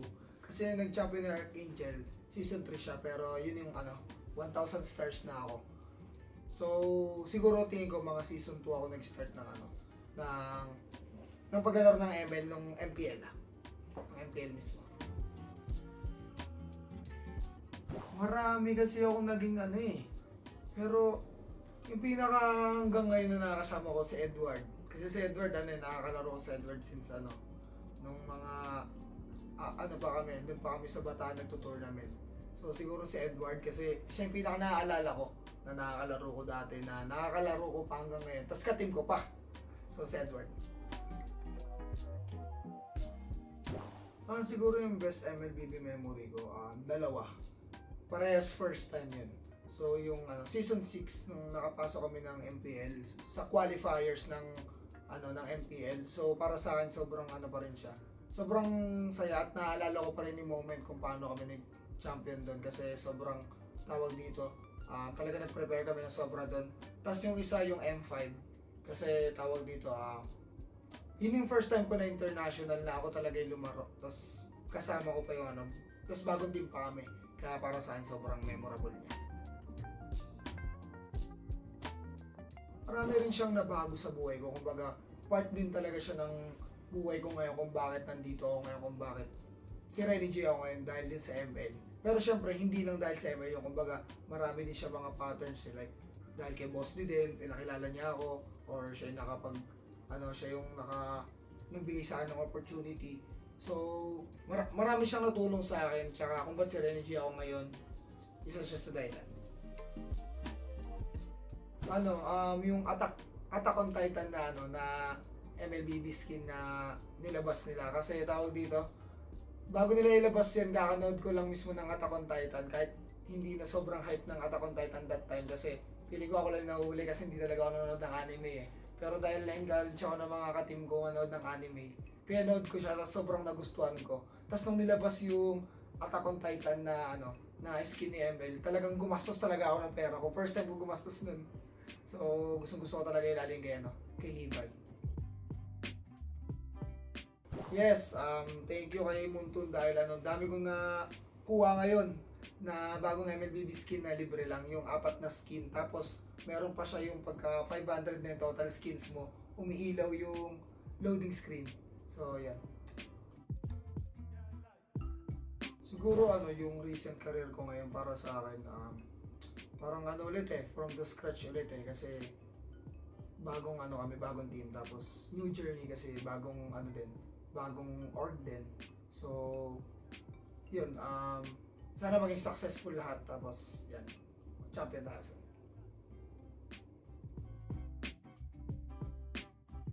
Siguro na lang, kasi marami naman nang nagagawang events si Munton Siguro sa akin na lang, parang yung banding siguro sa ibang teams. Kumbaga pagkaka-team ni Munton yung mga iba't ibang teams, kumbaga bawat roles, tapos paglalaban-labanin, ganun.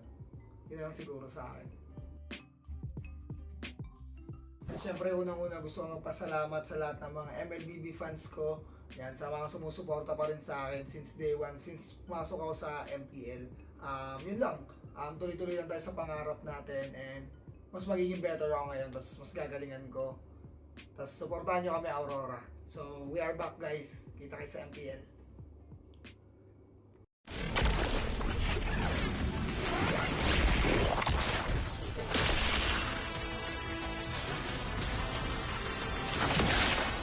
Strike first and without mercy.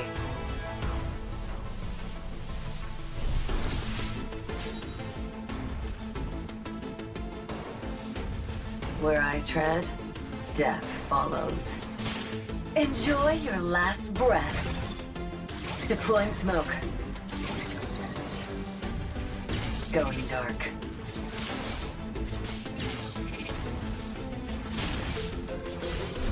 War is my trade. Death is my craft. Backup plan? I am the backup plan.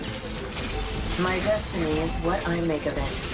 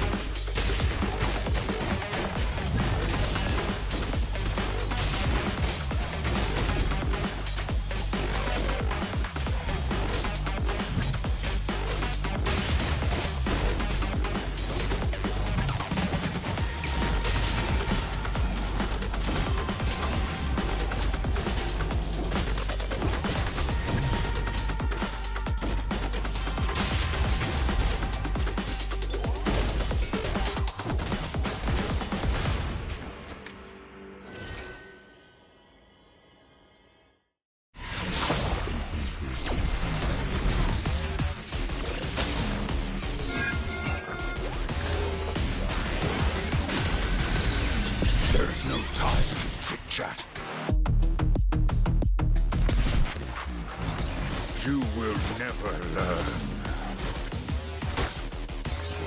mystic magic is so wonderful. Face yourself.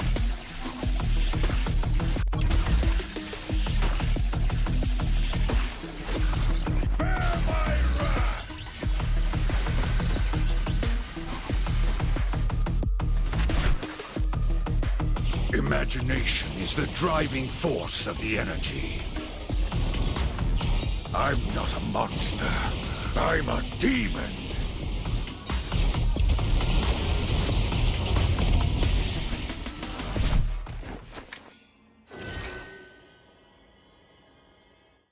Get 8 gigabytes of all-access power. To do it all. Plus only TikTok to scroll and share non-stop. Power, work, life, and more. With Smart Power all-access data now up to 90 days. Load now. No signal, no fun. If only you could switch in an instant. But wait, you can with the Smart eSIM. Backed up by nationwide coverage. Get your Smart eSIM now.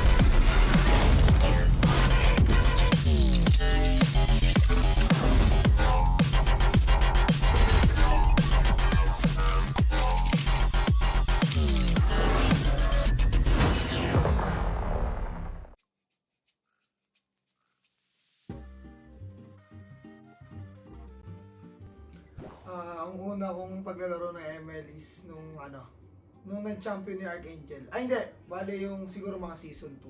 Kasi nag-champion ni Archangel, season 3 siya, pero yun yung 1,000 stars na ako. So, siguro tingin ko mga season 2 ako nag-start ng paglalaro ng ML nung MPL. Ng MPL mismo. Marami kasi ako naging pero yung pinaka hanggang ngayon na nakakasama ko si Edward. Kasi si Edward, nakakalaro ko si Edward since nung mga, pa kami, doon pa kami sa Bataan nagto-tournament. So siguro si Edward kasi siya yung pinaka naaalala ko na nakakalaro ko dati, na nakakalaro ko pa hanggang ngayon. Tapos ka-team ko pa. So si Edward.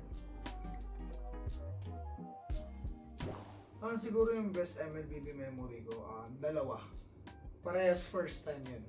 So yung season 6 nung nakapasok kami ng MPL sa qualifiers ng MPL. So para sa akin sobrang pa rin siya. Sobrang saya at naalala ko pa rin yung moment kung paano kami nag-champion doon kasi sobrang tawag dito. Talaga nag-prepare kami ng sobra doon.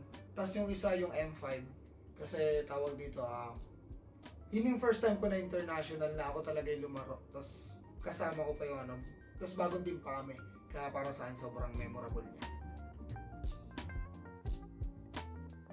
Marami rin siyang nabago sa buhay ko. Kumbaga, part din talaga siya ng buhay ko ngayon kung bakit nandito ako ngayon, kung bakit si Renejay ako ngayon dahil din sa ML. Pero syempre, hindi lang dahil sa ML yung kumbaga, marami din siya mga patterns like dahil kay Boss din, pinakilala niya ako or siya yung siya yung nagbigay sa akin ng opportunity. So, marami siyang natulong sa akin. Tsaka kung ba't si Renejay ako ngayon, isa siya sa dahilan.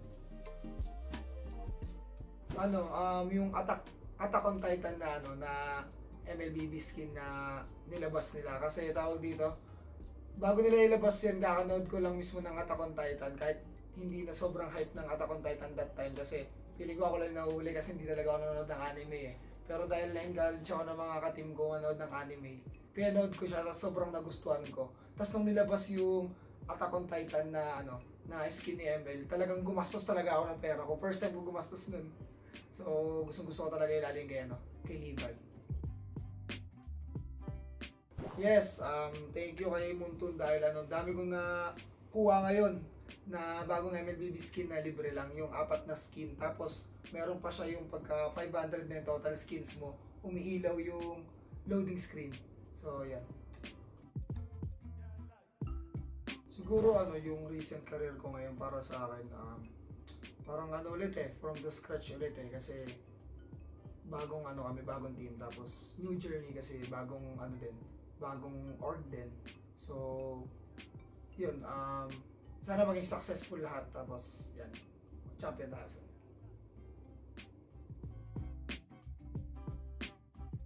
Siguro na lang, kasi marami naman nang nagagawang events si Munton Siguro sa akin na lang, parang yung banding siguro sa ibang teams. Kumbaga pagkaka-team ni Munton yung mga iba't ibang teams, kumbaga bawat roles, tapos paglalaban-labanin, ganun. Yun lang siguro sa akin. Siyempre, unang-una gusto kong magpasalamat sa lahat ng mga MLBB fans ko. Yan, sa mga sumusuporta pa rin sa akin since day one, since pumasok ako sa MPL. Yun lang. Tuloy-tuloy lang tayo sa pangarap natin, and mas magiging better ako ngayon, tapos mas gagalingan ko. Tapos supportahan nyo kami, Aurora. So, we are back, guys. Kita-kits sa MPL.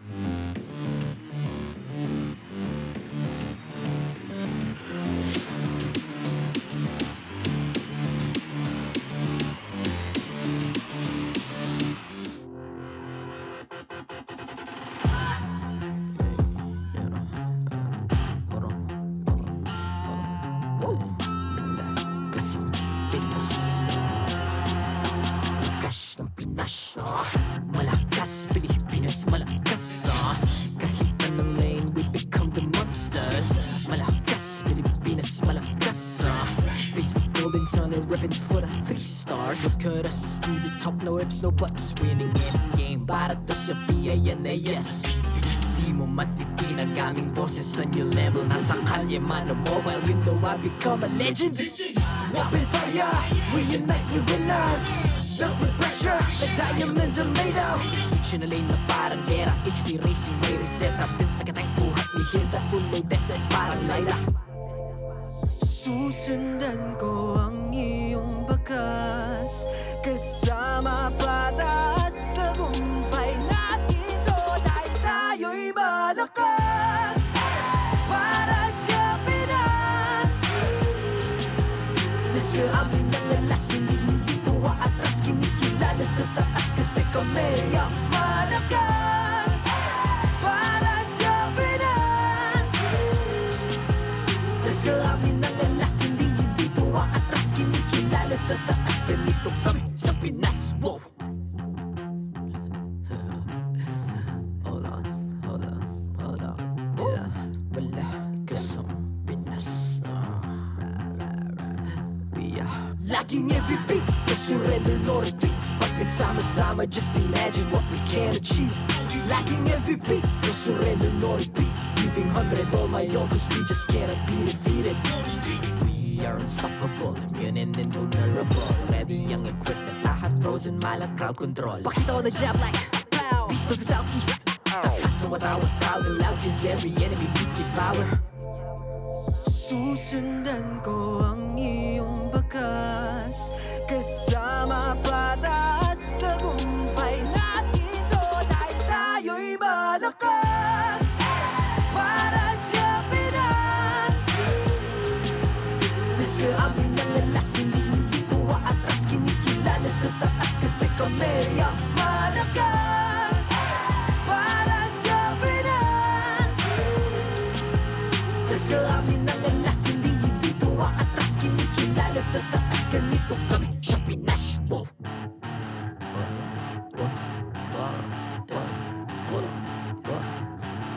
Malakas, Pilipinas, malakas. Kahit anong lane, we become the monsters. Malakas, Pilipinas, malakas.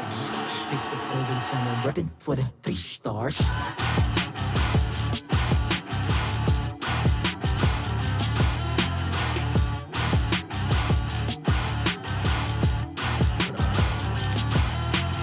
Ang lakas ng Pinas, we unite, be the stars. Ang lakas ng Pinas, we unite, be the stars. Ang lakas ng Pinas, we unite, be the stars. Ang lakas ng Pinas, we the stars. Ang lakas ng Pinas, we unite, we the stars. Ang lakas ng Pinas, we unite, we the stars. Ang lakas ng Pinas, we unite, we the stars. Ang lakas ng Pinas, we the stars.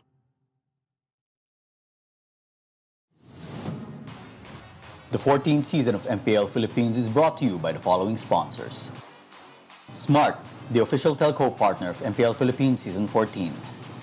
The official tournament phone of MPL Philippines, Infinix GT20 Pro. Official suppliers, EMC Asia and Index Salon. Experience the MPLPH Season 14 action live at Green Sun, Makati City. Grab your tickets now via official MPLPH website.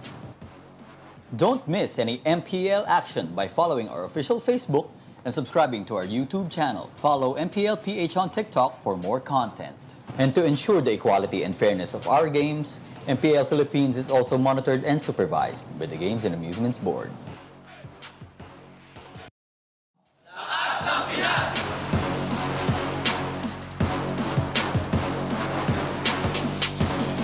Lakas ng Pinas!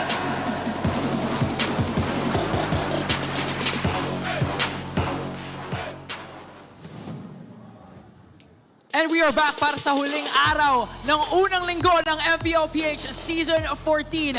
Dito tayo ngayon sa Infinix Game Tambayan. Muli, ako nga pala si Ingan, kasama si Renmar and Rockart at kami ang inyong mga kasama para sa up-and-coming matchup ng Aurora MLBB versus RSG Philippines. Kanina nakita natin na game number 3 yung previous series. Tingin nyo, ano expectations nyo for this upcoming match? All I want to see is another heated battle between 2 junglers. Kanina si King Kong at saka si MP maganda yung mga words na nasabi. Dito naman nata, it's Irad and Demon Kite.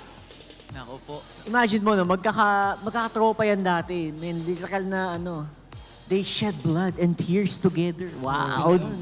And ngayon, maghaharap sila. I love na you mentioned that upcoming matchup kasi these 2 players have a similar history. Kaya naman the Kingslayers prodigal sons are back. I mean, Rockart, talk us through the history of Irad and Demon Kite.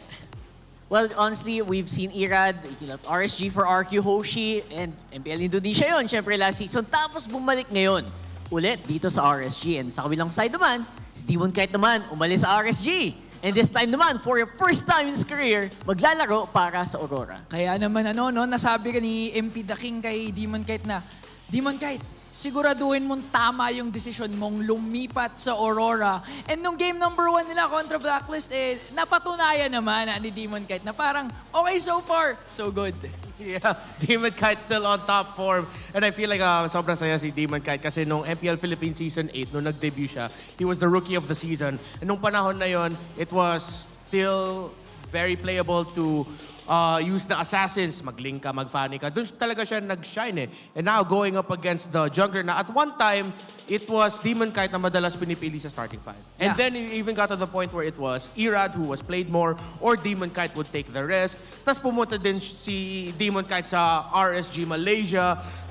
So now, for the first time, we're seeing Demon Kite in a completely new organization. And so far, yeah, as you said, Ghana. Kaya naman for Irad, talagang medyo malaki yung shoes na kailangan niyang gampanan with the departure of Demon Kite. Pero one thing for sure is exciting yung magiging matchup. Demon Kite and Irad, known for being very ecstatic junglers, magagaling. We even mentioned na Irad was the mechanic dahil sa mga mechanical prowess na pinapakita niya whenever ginagamit yung mga assassins. Kayo ba, ano bang favorite hero niyo na ginagamit ni Irad? Isa na lang isa na lang talaga no? Yung Lancelot, magliligoy-ligoy pa ba tayo dito, guys? ano ba yan? And I think that's one of the reasons why kahit na dati kulang siya sa experience, talagang tinitignan siya kasi yung mechanics niya, yung pro mechanics na na-make up niya, yung lack of experience, now, pwede niya ulit gamitin yun. Okay. I mean, ang daming assassins sa pwedeng gamitin dito ni Irad. And for Demon Kite, of course, his flexibility can be the utility, can be an assassin. Kaya it's a good upcoming matchup na pwede nating makita. Again, a lot at stake here for Irad is to parang reinforce yung statement niya na sinabi niya na in terms of rankings, siya yung number 2 behind Kyle TZ. And for Demon Kite naman na talagang tama yung decision ko eh. Tama decision ko mag-Aurora eh. Kayo ba? Ano ba thoughts niyo doon?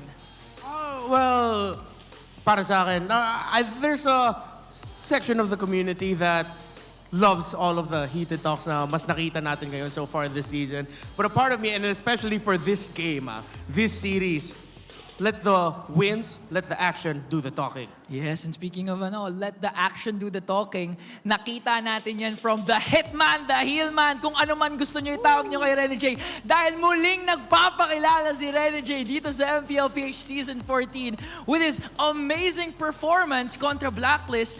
Game 1, it was the Matilda. We called him the heelman. Game 2, pinakita niya yung unstoppable wild charge plays niya with the Grok. Ayan, ikaw, kilala mo ba? Ako, kilala ko? Kilala mo yan, ikaw, kilala mo? Kilala ko yan. Kilala mo. Buti naman. So right now, ito obviously is the different shades of Renejay. Wow. Ganun ang graphics natin. Throwback. Yeah, of course. We've seen Renejay shine. Multi-role man yun eh. Naging gold lane nag-umpisa, tapos naging XP, and now it's really in the roam position, especially nung Season 12, heading into the M5 World Championship. Doon nag-shine si Renejay. Again, the hitman became the heelman na mas dinadala niya yung mga utility. The Matilda needs to be respected. But then Renejay, pinakita din niya when it comes to the Ediths and the Groks, 2 of the top roamers in the league, in the meta right now. Pwede mo na rin i-add yung yung Tigreal. Parang ang daming pwede laruin ni Renejay eh. Parang lahat comfort ni Renejay. Let's be real. Kaya nga nagpapakilala ulit. Kailangan yung, again, respect yung naging journey niya. Again, started with NXPE, went sa Black. Sa Black, natatandaan natin, first time niyang mag-international tournament. Di ba? Grabe yung performance na napakita nila. And now he's leading Aurora as the team captain of this new team. Pero apart from Renejay, syempre, Irad and Demon Kite, may gusto pa ba kayong i-highlight sa ating mga naging stellar performers from both of these teams? I think for me, I want to start it off with RSG Philippines. I like what Light has been doing so far, especially nung game number 1. Merong ginawa si Light na sobrang lupit eh, against Team Liquid Philippines. Yung game-winning play nila doon, ginawa niya, nag-earth shatter siya, chinarge niya, nakaharap dito. Oh. Pero yung mga gusto niya tamaan, nandito. Nandito? Oo. Tapos nasa loob pa ng shrub, yung Sansan Duo. Doon sa may naglalaban sila sa lower portion of the map, sa may orange buff. Tumalon si Light, tas nag-flicker, earth shatter, lumapag sa Sansan, doon nanalo yung RSGPH nung game number 1. So, I feel like Light, yung mga, di ba ang tagal na natin sinasabi kay Light, off-angle yung mga approach niya. Oo. I think he's really gonna shine in this current meta. May something talaga eh, no? Especially pag naglalaro yung RSG at TLPH. Sinawag natin kapon sa panel na blockbuster, yung parating kinakalabasan pag nagtatapat yung dalawa. Yung kaya yung pwede natin mag-expect kasi Aurora this time tatapat naman or will test their strength kontra RSG Rockhart. Pag si Hitman gumamit, Grockbuster. Okay, I like that. Kasama naman ako dyan. Pwede naman ako Tito jokes, guys. Tito jokes. Grockbuster, pero again, we cannot, as you mentioned, no, Matilda, kailangan ni respeto. Hindi natin alam kung ano mga pwede nilang ilabas. Ang daming maskara eh, no? Parang iba-iba eh. Saan? Si Renejay. Ganun. Akala ko different versions. Pang-graphics na yun, pang-graphics na yun. Anyway, sobrang ganda na nagiging performance and I'm really excited to see kung ano pang pwede nilang ilabas. But apart from that, no, what can you say if Aurora beats RSG Philippines kasi they were able to take down Blacklist, where would you rank them in terms of a tier list as a team para sa inyo? Well, based off of the combined performances nila in the international tournament bago nag-umpisa yung MPL this season and their performances in MPL so far, if they beat RSG, if this is going to be a dominating 2-0, I'll be comfortable to put them in the top 3. If this is a 2-1 na medyo nahirapan sila up against RSG Philippines, I'll put them maybe not comfortably too much in the top 3, top 4, top 5, maybe. But yeah, I'm glad that you mentioned that kasi magiging good chance to para makita natin kung saan ba so far yung bar ng dalawang teams eh. RSGPH, they got that game 1 against Team Liquid Philippines, pero nahirapan sila eh. In games 2 and 3, medyo naging mas one-sided yung affair. Aurora naman, it was dominating in both games up against Blacklist International, despite the start ng game 1 na mga 10 minutes, 11 minutes bago nag-first blood tayo. Oo, naalala ko yun. Naalala ko, nag-post pa si Brigida walang ma-play-by-play kasi 11 minutes na wala. Wala akong bakas, sabi ni Brig. Nakakatawa nga actually yung game na yun kasi game 1, walang kills 11 minutes, puro tore na destroy. Nung game number 2 naman, walang toring na destroy until 8 minutes, puro naman kills. Ganun yung kinalabasan, sobrang dynamic na naging previous series nila. Pero ang pwede natin kasing sagutin na tanong for the series is, can light outshine actually yung source of light na nakukuha ng Aurora from their northern lights? Yan. Honestly, I really want to see Light perform better this time around kasi I feel like kahapon madaming muntik na.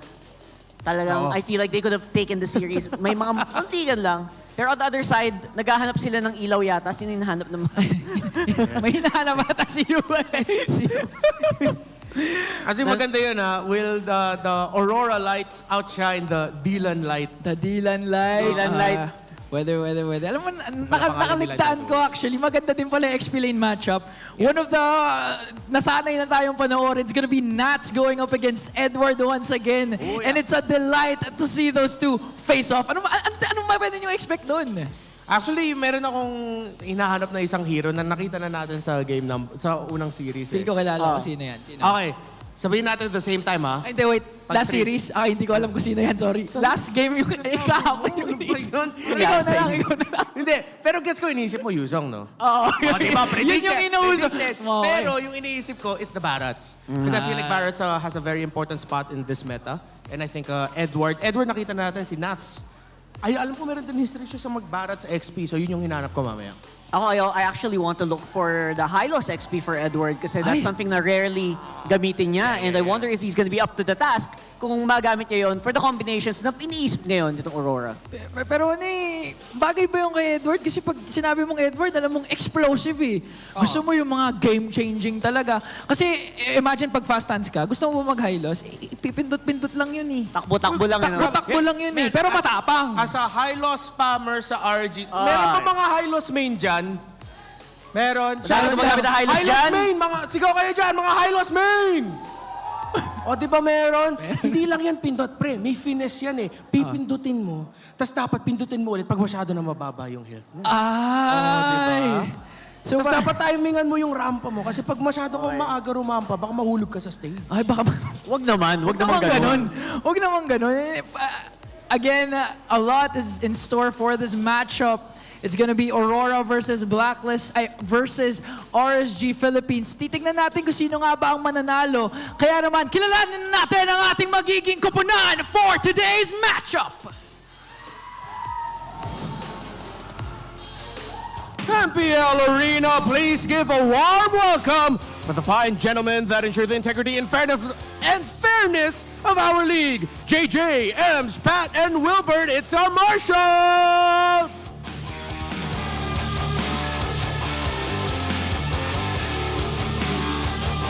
Entering the arena first, they answered the call of light and started off this season with a victory.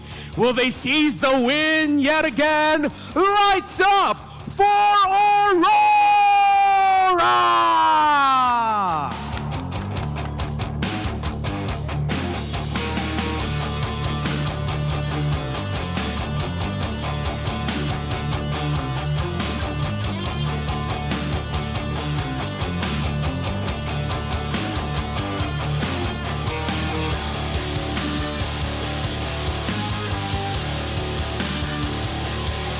The tides of battle has changed in the seas they once ruled. Filled with familiar faces, it's the same organization. Can they yet again rise to the top? Raiders, rise, slay! It's RSG Philippines!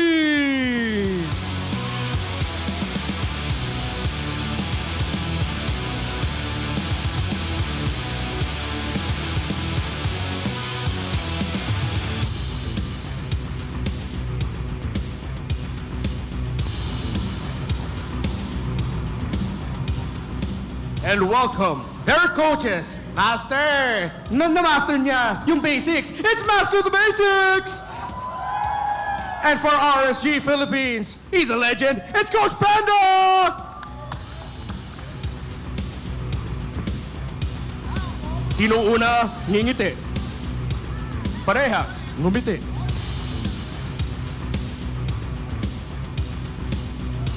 And now, it's time for the face-off. Demon Kite, Irad, step forward. Once compared, now they will face each other off. Step a little bit closer. Irad, ano ang palag mo kay Demon Kite? Ano? Di ko alam siya muna. Demon Kite, ano ang palag mo kay Irad? Siguro nababalik ko na yung talent ko sa paggamit ng assassin. Nakabalik na si Demon Kite. Ikaw naman, Irad. Since naglaro ako ng ML talagang assassin talaga ako eh. So, ayun. Siguro yun lamang ko kahit matagal lang ako nag-assassin. Let's compare their assassin later on. Palag kung palag, fist bump. Once former teammates, now they'll go up against each other. Who will perform better? Bakbakan na, casters, pasok. Now this right here is a battle of two prodigal sons that have found their respective home for the second match of the final day of week number 1. My name is Hans Galeria, and together with me is Midnight, bringing you the action between Aurora Gaming and also RSG Philippines. We've seen Demon Kite, we've seen Irad, who's quite a little shy, not gonna lie, but in addition, these are two players that have both went from RSG, made their way out. Irad coming back, and Demon Kite has found a new home. You know, the battle of old family and old blood never dies in MPL Philippines, as we now see Aurora. Before they faced Blacklist International, now DK has to face his old teammates alongside Edward, Renejay, Doming, and Yue. Of course, we've seen the success in their previous match. They were dominant in that game, and DK really is finding his strive in the assassin junglers. Yeah, I mean, you love to see Demon Kite showing out. This is the first time that we've seen him not donning the RSG jersey, and he's going to be going up against them. For the first time in the longest time, he's going up against familiar teammates in Nats, Light, Aqua, and Kusei, with Irad joining them after being gone for one season. You know what's funny? Like, we keep describing them as like old teammates. Yeah. What funny thing is, Demon Kite and Irad were never in the same lineup. I know. They were just both RSG junglers. Because Irad was in the lineup when H2 was still playing for RSG. And then H2 left. Irad became the mainstay. And then Demon Kite went to Malaysia. Yeah, and then all of a sudden, he comes back. Irad goes went to Indonesia. And then Demon Kite's playing. Now they're both here. But there's only one jungler left, and that is Irad for RSG Philippines, who is also looking to bounce back from the recent defeat against Team Liquid Philippines. And I have to say that that was a blockbuster series. It's always been like that when you're going up against TLPH or when you're watching TLPH versus RSG. But we're about to find out as well on whether that is the same thing when they go up against Aurora. I mean, it's always going to be fun watching RSG play the games, but also, that is true with Aurora, not just because of the fans, but because of the heel man or the hitman. The Renejay, both on the same player. I love it that you've mentioned that, because that's what Renejay has to do. They have to bring out the best in the heel man or the hitman to unleash Demon Kite. And this time for RSG, you have to prepare the stage for Nats to entertain as per usual. And for both of the teams, you have to adapt and pick your sides wisely. I'd like to build a little bit more on Nats here. What has been the key factor for Nats that has meant, or that he was meant for entertainment in specific? I know that's a little general, but when we go to the nitty-gritty of things. Thing is, Nats always finds these, you know, very complex plays in the game, especially with like tanks on the XP lane, like the Esmeralda before, the Terizla, and it then suddenly became an Arlet last season, although it wasn't really a tank, tank Arlet, but Arlet soaks up a lot of damage, but does have the capability to set a play for RSG. So I think Teams has figured out that the sole playmaker, especially in the first few objective fights in RSG, is nuts. So now they have to make sure that RSG has a very good setup or a good momentum build up towards the mid game.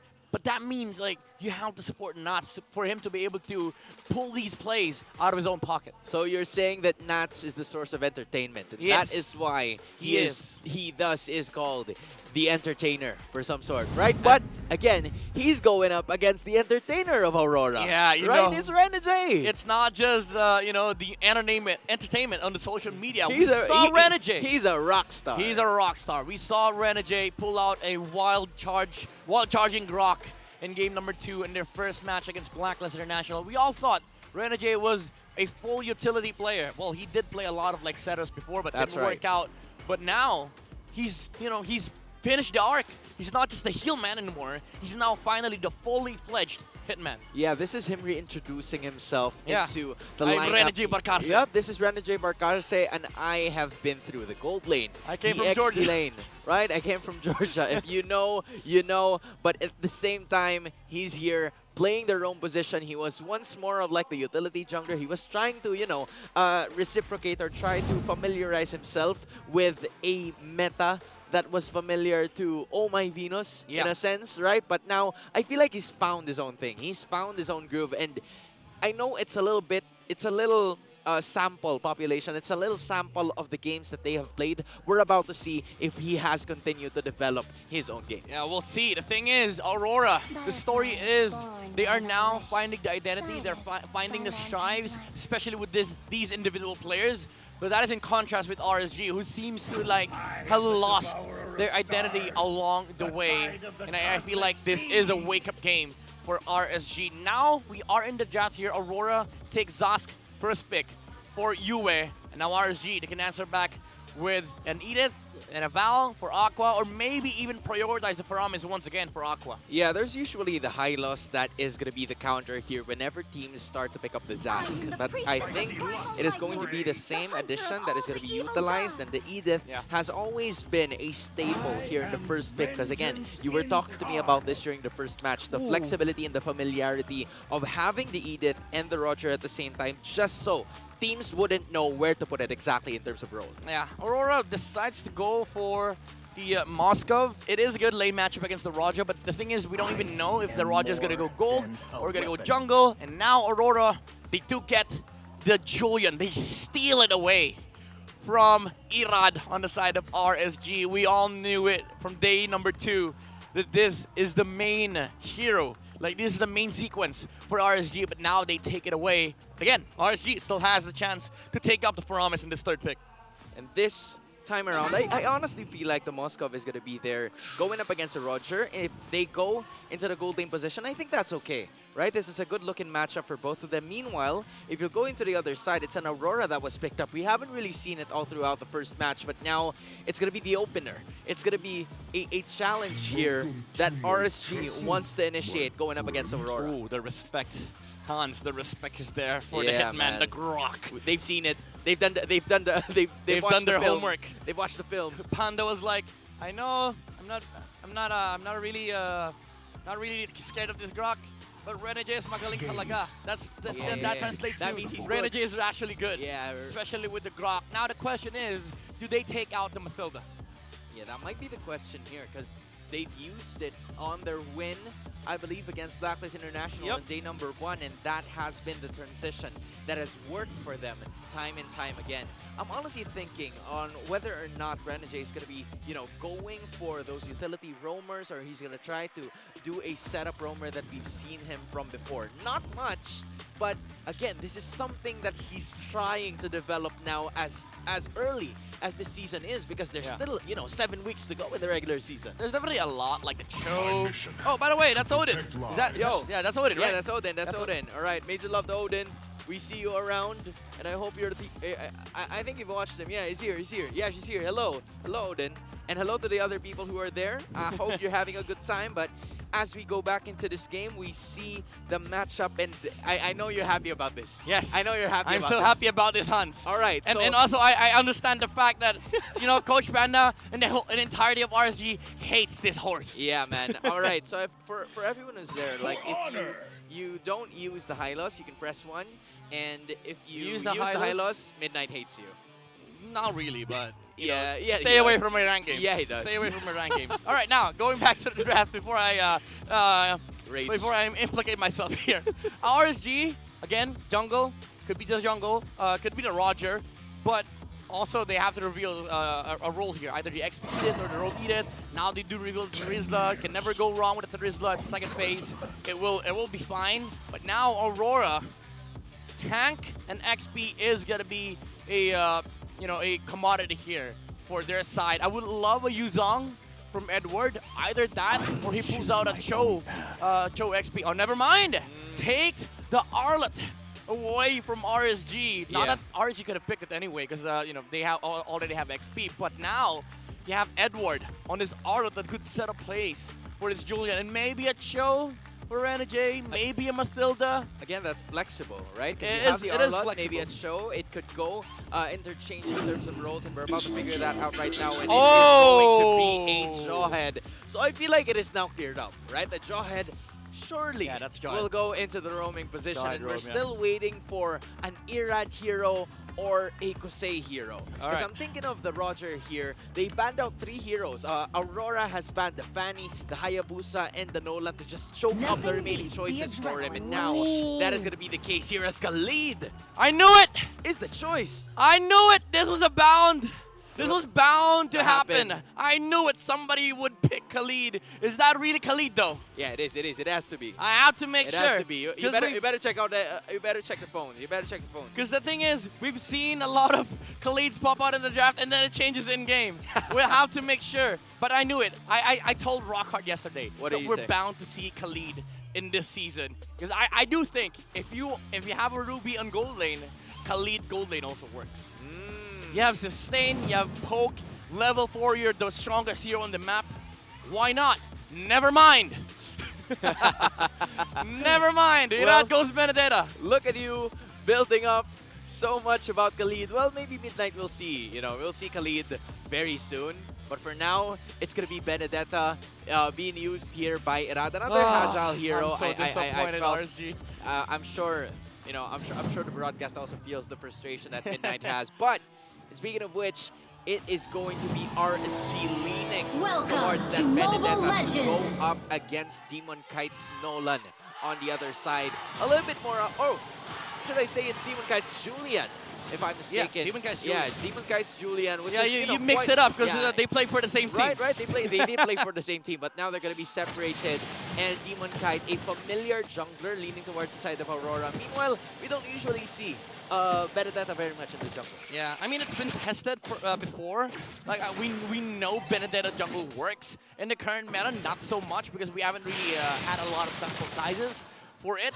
But now, at least RSG is willing to test it out against Aurora. And one thing is for certain, RSG is playing on comfort right now. Nuts is on a Terizla, and they got the best hero for Light. This is one of the winningest heroes on RSG. It's the Edith. Yeah, I mean, it's always been so aggressive whenever Light tends to use that Edith, especially knowing the timing on whether or not to get out of that Phylax, to get out of that armor, is something that, hasn't really been given a lot of thought here by the other teams. But it is also going to be important for them to continue to initiate because they have 2 means for that. It's Nuts with the use of the penalty zone and also Light with the onward and the Earth Shatter combo. That is going to be the essence that RSG can use to go up against Aurora, who, as far as I can remember, would also have Edward's Final Slash and then Renejay with the extra knockoff. Oh, Aurora though! Gonna happen here. Ooh, the gold lane camp already 1 minute 40 seconds in. Renegade with the flicker, and this is economically damaging RSG. Kosei forced to use the flicker out and he has to surrender this lane to Doming. Midnight, they're not wasting any sort of time here. They're just making sure that they would put pressure on the gold lane, and not only that, that is energy shields, just like what you mentioned. They're going to have to bounce back with this turtle. Yeah, Demon Kite is in the area here. Spear of Destruction, the Moscow wants to join, and Light gets jumped on, but Irad gets the retribution with the mechanics in, but Aurora is going for the kills. Irad on the backside, getting eaten by the worm. Ow. That has to hurt if you're Irad. That hurts even more if you're Light, because that is going to be the first blood going on to the side of Aurora, getting at least 1,000 in terms of gold lead. Kusei is going to be staying here, but Renejay, the speed of that Jawhead is something that they're going to have to take note of, because again, RSG, they will try to force their team fights, but not if Aurora goes first with theirs. Yeah. The thing is, RSG, they committed for the turtle fight, but Aurora committed for the engages right there. Fortunately for RSG, they only lost Light, even though it is damaging. As long as they have the XP advantage, they're going to be fine with that. But Aurora, they have the gold lead. It is not that much, however, but remember, this is a Moscow composition. They're set up to fight with the 4 heroes on their side. The Zaz, the Julian, the Arlott, and the Jawhead. Dominic can just split push for days here versus RSG. Yeah, just look at that, right? First 3 minutes, not even more, a little more than 3 minutes, Doming has already secured the corrosion site. That is a major item to have. 600 gold behind is Kusei from the side of RSG, and that is the benefit of having those energy shields consumed entirely full in just the first 3 minutes of gameplay, giving Doming the confidence, giving Aurora the absolute swag of getting the first turn. The confidence. Kusei jumps in, he didn't even dash out. Doming really just wanted to take out the tower here for Aurora. But then again, RSG. We've seen RSG in the same situation time and time again. 9k gold behind, 10k gold behind, even at some point 14k gold behind. But they manage, they always manage to find a way to come back.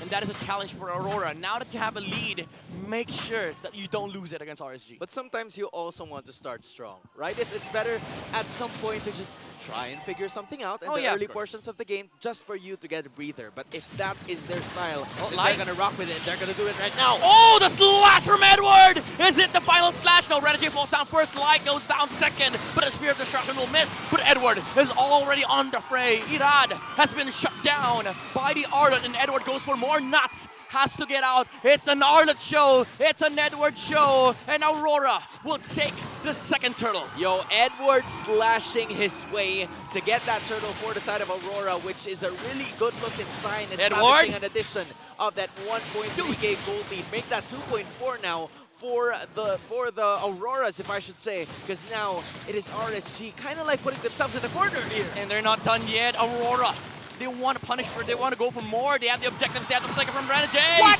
And the dash with Demon Kite. What? Taking down Kusei. This Roger has nowhere to go, Hans. Yo, adding insult to injury there was the side of Aurora, because not only did they take kills from Kusei specifically, but they also managed to get a major objective, which is one of those turrets. They have burned down to the ground. 2 turrets, 1 from each side, and that is going to be starting a problem for RSG. And I like the fact that Doming didn't really try and join that team fight. They were like, hey, you got this. I go tower. I'll do my thing. We objectives, we win. That's the way you don't lose your lead against RSG. But man, Edward has been really phenomenal on these final slashes. You call Aurora, you take the hashtag lights up, but against RSG, it's hashtag lights out. They're currently, lights out, because Light is out twice in this matchup. He's already suffered 2 deaths, and he has gotten a kill. Oh, Irad. But as of this moment, it's Irad and Demon Kite just fighting. These are the prodigal sons meeting each other now. Yeah. He's like trying to complain with each other, but as of this moment, it's Demon Kite getting the better of that matchup. But so far, it's Renejay that has been a little too aggressive on that one, but they will, allow that, given that Aurora is leading by 3k. I'll allow it, says the other 4 members of Aurora. We'll allow it, don't worry. But that was a weird play. Renejay's not supposed to be there, but now Light to conceal in the middle lane. Not gonna be able to find that much because Edward again is in the is in front of RSG's way of trying to go for the bounce back here. Is really shutting down Light. basically guarding the tunnel here of RSG. I mean, you have to give it to Yue as well. Beautiful positioning. We haven't really seen him involved in such dangerous situations. Just trying to dish out damage, poke the bear, and then the rest of RSG is going to happen. All right, turtle reset. Not goes in with the flicker penalty zone. And Light gets jumped on by Renejay, just making sure that there's no jump from the Edith. And like a final blow being used by the Benedetta, but they go in the middle of the team fight. And they shut down out and Dowming on the backside of things. All right, Edward's not going to be able to reach. Could say here the Rogers really, really low. The Light goes in, but Yue shuts down the Edith. The damage, the magic damage from the Zask is incredible from Aurora, and Irad is forced to go back. Man, whether it's a team fight or whether it's individual play, Aurora is kind of checking RSG Philippines here because they're managing to get not only major objectives, especially those skills that were necessary for them to continue into this fight. Yeah, look at this. It's very small, it's a tiny detail, but that unstoppable force from Renejay dodged the stun from the Benedetta, and it did not allow Light to move in that team fight. And RSG, even though Benedetta used the electric final blow onto the members on the backside of Aurora, it didn't really matter because Kusei was on the backside of RSG. He couldn't even go in front because Doming was just, throwing his spears at him. Yeah, I mean, Light would have spears. I don't even know. It was just little damage. But when he arrives, when he lands on his spot, that starts to become a problem now for the side of RSG Philippines. And not only that, Light, if he managed to hit that Earth Shatter, he would have escaped easily. But that wasn't the case, which led to a beautiful skill here from Renejay using the Unstoppable. That team fight would have looked very different if, like most players, didn't do the job from Aurora. But now Edward is looking to do his. Finding Irad with the final slash. No punish, however, but Renejay is looking at the middle lane. He smells blood. He knows there's a play here. He is the showman. He is the hitman. And there is a target on the back of RSG in this mid lane. Yeah, they're not going to do it. They're going to try to, pull the brakes on it, just making sure that they can take care of the lead. This is a 6.6k gold lead that they are trying to preserve. And they're going to add to that by taking a mid lane turret and a purple buff from Irad, from the side of RSG Philippines. Aurora just, letting themselves get in, forcing their entry towards the territory of RSG, and that has been, translating into the gold department, especially with what you see with the rest of the items here. It's already a Windtalker and also an endless battle that's secured here by Irad, but that's only 2 items compared to what Moscow, compared to what Doming already has. Yeah, 2.8k gold ahead. Man. Is the Moscow compared to this Roger. And Demon Kite, almost 2k ahead of Irad, 1 level ahead too. More retribution damage on this lord, but most importantly, Aurora. They have the advantage when it comes to dealing damage and also the jumps from Renejay, who doesn't have the flicker ejector combo for this time. Man, RSG, if you are the Raiders, you're going to have to find a way to get back in this game.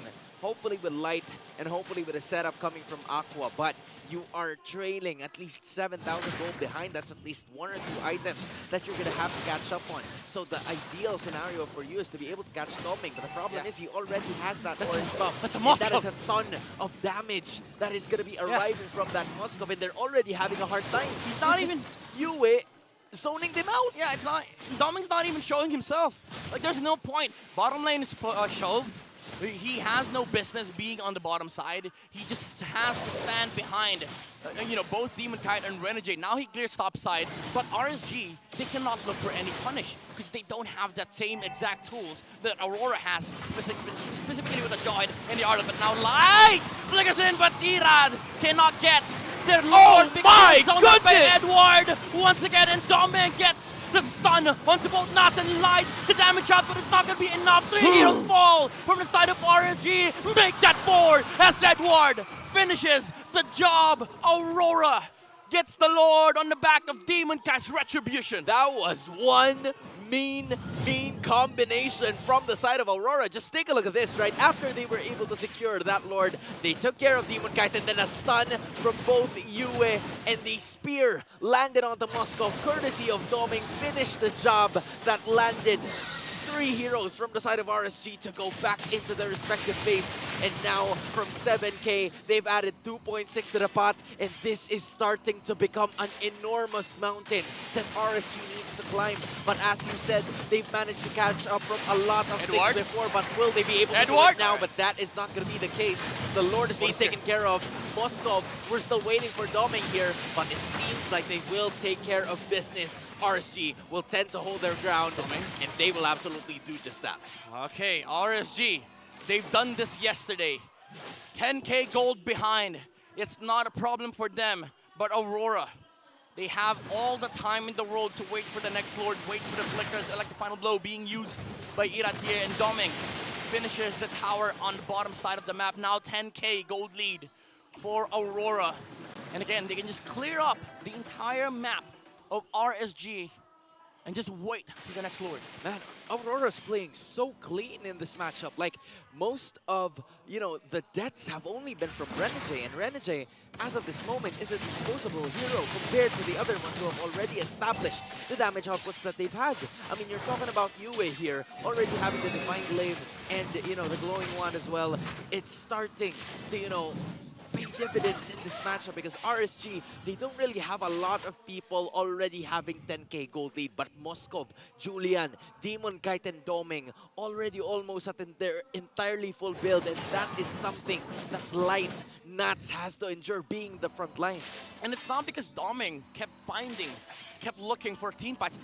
For goodness sake, he has 10 assists. He has 10 assists, no kills to his name. He's not even playing bad. It's not playing bad because he's playing the objectives for Aurora here. This is the reason why resources is everything. If you are able to take the lead in the early game and not, release or hold on to it, you're gonna be able to find more resources on the other side while also taking farm away from RSG's heroes. That's why they're so, they're so far ahead in this game. Now the Malefic Roar comes up for Doming, more damage output for this Moscow. Yeah, now assuming that it's going to be Aurora taking this Lord, unless RSG does something, to it, courtesy of Irad, they're going to have to find a way courtesy of Aqua, because that ultimate will really be essential for them to find and get to it. But that was very good positioning coming in from Renejay, just knowing where Irad is. Yeah. And they checked him immediately, him unable to find his soft spot, his comfortable spot in this Lord fight. And the thing is, they don't even have to care about the opposite side of the map. They still have a tower in the bottom lane, which is open, which, is still ready for the next game. Just give it a little heal. Renejay, he gets caught out here. He does have the immortality, but a winner crown from the Dahi does go down, however, but it does put RSG in a very weird spot. Aqua falls down, and Aurora, they want to go for the chase. Moskov is in the middle lane. He looks for the objectives. He looks for the Roger, but RSG, again, with the discipline. Yeah, they're going to stop. Yeah, they're going to stop right there. They're going to back off just like what you said, but they're not going to be able to do this and get this in. Rushing the Lord, he gets it. Irad was not able to steal it, but Edward! And Edward once again starts the job here for Aurora, and Doming gets the free hits on Nat. They have the Lord here. 2 members are going to be up for, 3 RSG members are going to be up for the Lord defense. Yeah, it's going to be Nats, Kusei, and Aqua. A lot of wave clear potential here coming from the Aurora to hopefully get them back in this game. But this is 11K gold lead that they have to chase. The Lord obviously marching onto the bottom side, knowing that the inhibitor is already down for the side of the Raiders. There's just minimal damage that is needed to bring that middle turret down. That's exactly what they're going to do. Next up is the top lane. How can RSG maintain this? Will they be able to? Not a lot, or no one has reached 10K gold. Meanwhile, RORA is incredibly rich right now. Edward is looking for a final slash angle here. Doesn't get anybody. And Nuts with the flicker. Penalty zone. Winner crowns go on the side of RORA and RSG. But Renejay goes down as well. And Edward has been taken out by the Edith. Nuts has done it for RSG, but Doming is doing it for Aurora. They are able to clear out some of the minions here, but the Lord is alive. And so are the chances of Aurora to take the sweep here as they win game number 1. Just when you thought that RSG was already having a glimmer of hope, a silver lining that could potentially get them back into this game, Aurora started to stomp on them and get game number 1. paliwanag ng future ng team na ito. Kaya naman para sa mga fans ng Aurora, make some noise! Muli ako si Ingan kasama si Renmar and Rockhart. Nandito tayo ngayon sa Infinix Game Tambayan. Rock, ikaw na to. I feel like na-unleash yung karamihan ng members dito ng Aurora. And I think yung lineup na to literally made to unleash Edward and nabigyan din ng pagkakataon si Doming na magwala sa Moscow na to. Everyone else worked really well. Whoa, and the game MVP, none other than Edward. Super active on the map. Kada team fight, walang sagot yung RSG Philippines. No answer for this Edward, for this Arlot. 5-0 and 7 with a KDA. And from the beginning, of course, rushing that Thunder's Belt for that Arlot. It's an item that really empowers his backline diving and allows him to be aggressive with even more damage. Habang tumataas yung stacks ng Thunderbelt na yan, of course, he'll also be getting more defense, so he's more sustainable. And that is the key figure of the lineup of Aurora. This Arlot was picked up because it allows the Arlot to make plays on his own and force back members of RSG Philippines on his own. Kumpara mo yan sa Terizla na kalaban niya in the lane. The Terizla can set, sure, Nath, nakita natin, would get really good penalty zones from time to time, but will you have the follow-up? While for Edward, it can literally just be Edward, hanapin mo yung kailangan mo hanapin, habulin mo yung kailangan mo habulin. And that was one of the key examples, especially with this. Earlier nakita natin, Edward was able to get a double kill and he was able to chase down Nats under the tower, which allowed more openings for Aurora to continue pushing. If you look at the mid and the jungle of Aurora, kita natin dyan, dalawang source ng magic damage, 2 magic damage dealers. You have the Zask and you have the Julian. They both have very strong level 4s. Hindi ko naman sinasabi na parang late game damage na yung early game nila, pero masakit yan. That's the strength of magic damage dealers sa MLBB. You'll just need 1 item and your damage is respectable. 2 items, doon na kailangan mag-ingat yung kalaban mo. Now, for Aurora, they made the most out of that. Pag meron kang lineup that has 2 magic damage dealers sa tinatawag nating core, sa gitnang rotation mo, yung mid at jungle mo, tas magdagdag ka pa ng isang EXP laner na pwede lang manggulo sa backline, RSG Philippines, nahirapan sila mag-teamfight kasi mas madali mag-teamfight sa lineup ng Aurora na mas madali ang buhay dito ni Domeng. Tingnan mo, for Domeng's stats, there was around 14-15 kills in that game. He ended the game with around just less than 3 kills, 2, 0, and 13. Because a lot of the aggressive movements, yung damage, manggagaling sa Arlot, sa Zask, and the Julian. But Domeng, of course, in the end of the game, nakita natin nagawa niya yung trabaho niya. So if you look at the lineup of RSG Philippines, you have an Aurora. Kumpara natin yan sa dalawang status ng mid laner. So, for the Aurora, you have someone that needs a little bit more protection. Kahit na may passive yan, gusto mo alagaan yung Aurora. Of course, with the Aurora being able to freely hit in the backlines and land those combos is good. While you have the Zask na sa sobrang lakas ng ultimate niya, and we know the scaling of the Zask, wala siyang pake. Gagamitin niya lang yung ultimate niya sa harap ng mga 3-4 miyembro ng RSG. Tapos magtataka yung RSG, but biglang nasisira kagad yung formasyon natin kasi papasok na si Edward, papasok na si Renejay. So this lineup of Aurora is meant to break formations against a lineup that has 1 hero that is meant to be protected. Kailangan mo protektahan yung Aurora na yan. And that's why nahirapan yung RSG kada team fight. Again, Aurora, mas magaling sila mag-team fight sa game na yon kasi mas madali mag-team fight with their lineup. While RSG Philippines, parang ang dami pang steps para paganahin. And this is the thing about RSG Philippines na na-realize ko with this current metagame. Yes, in the tournament, bago nag-umpisa yung MPL Philippines, nakita naman natin na competitive sila.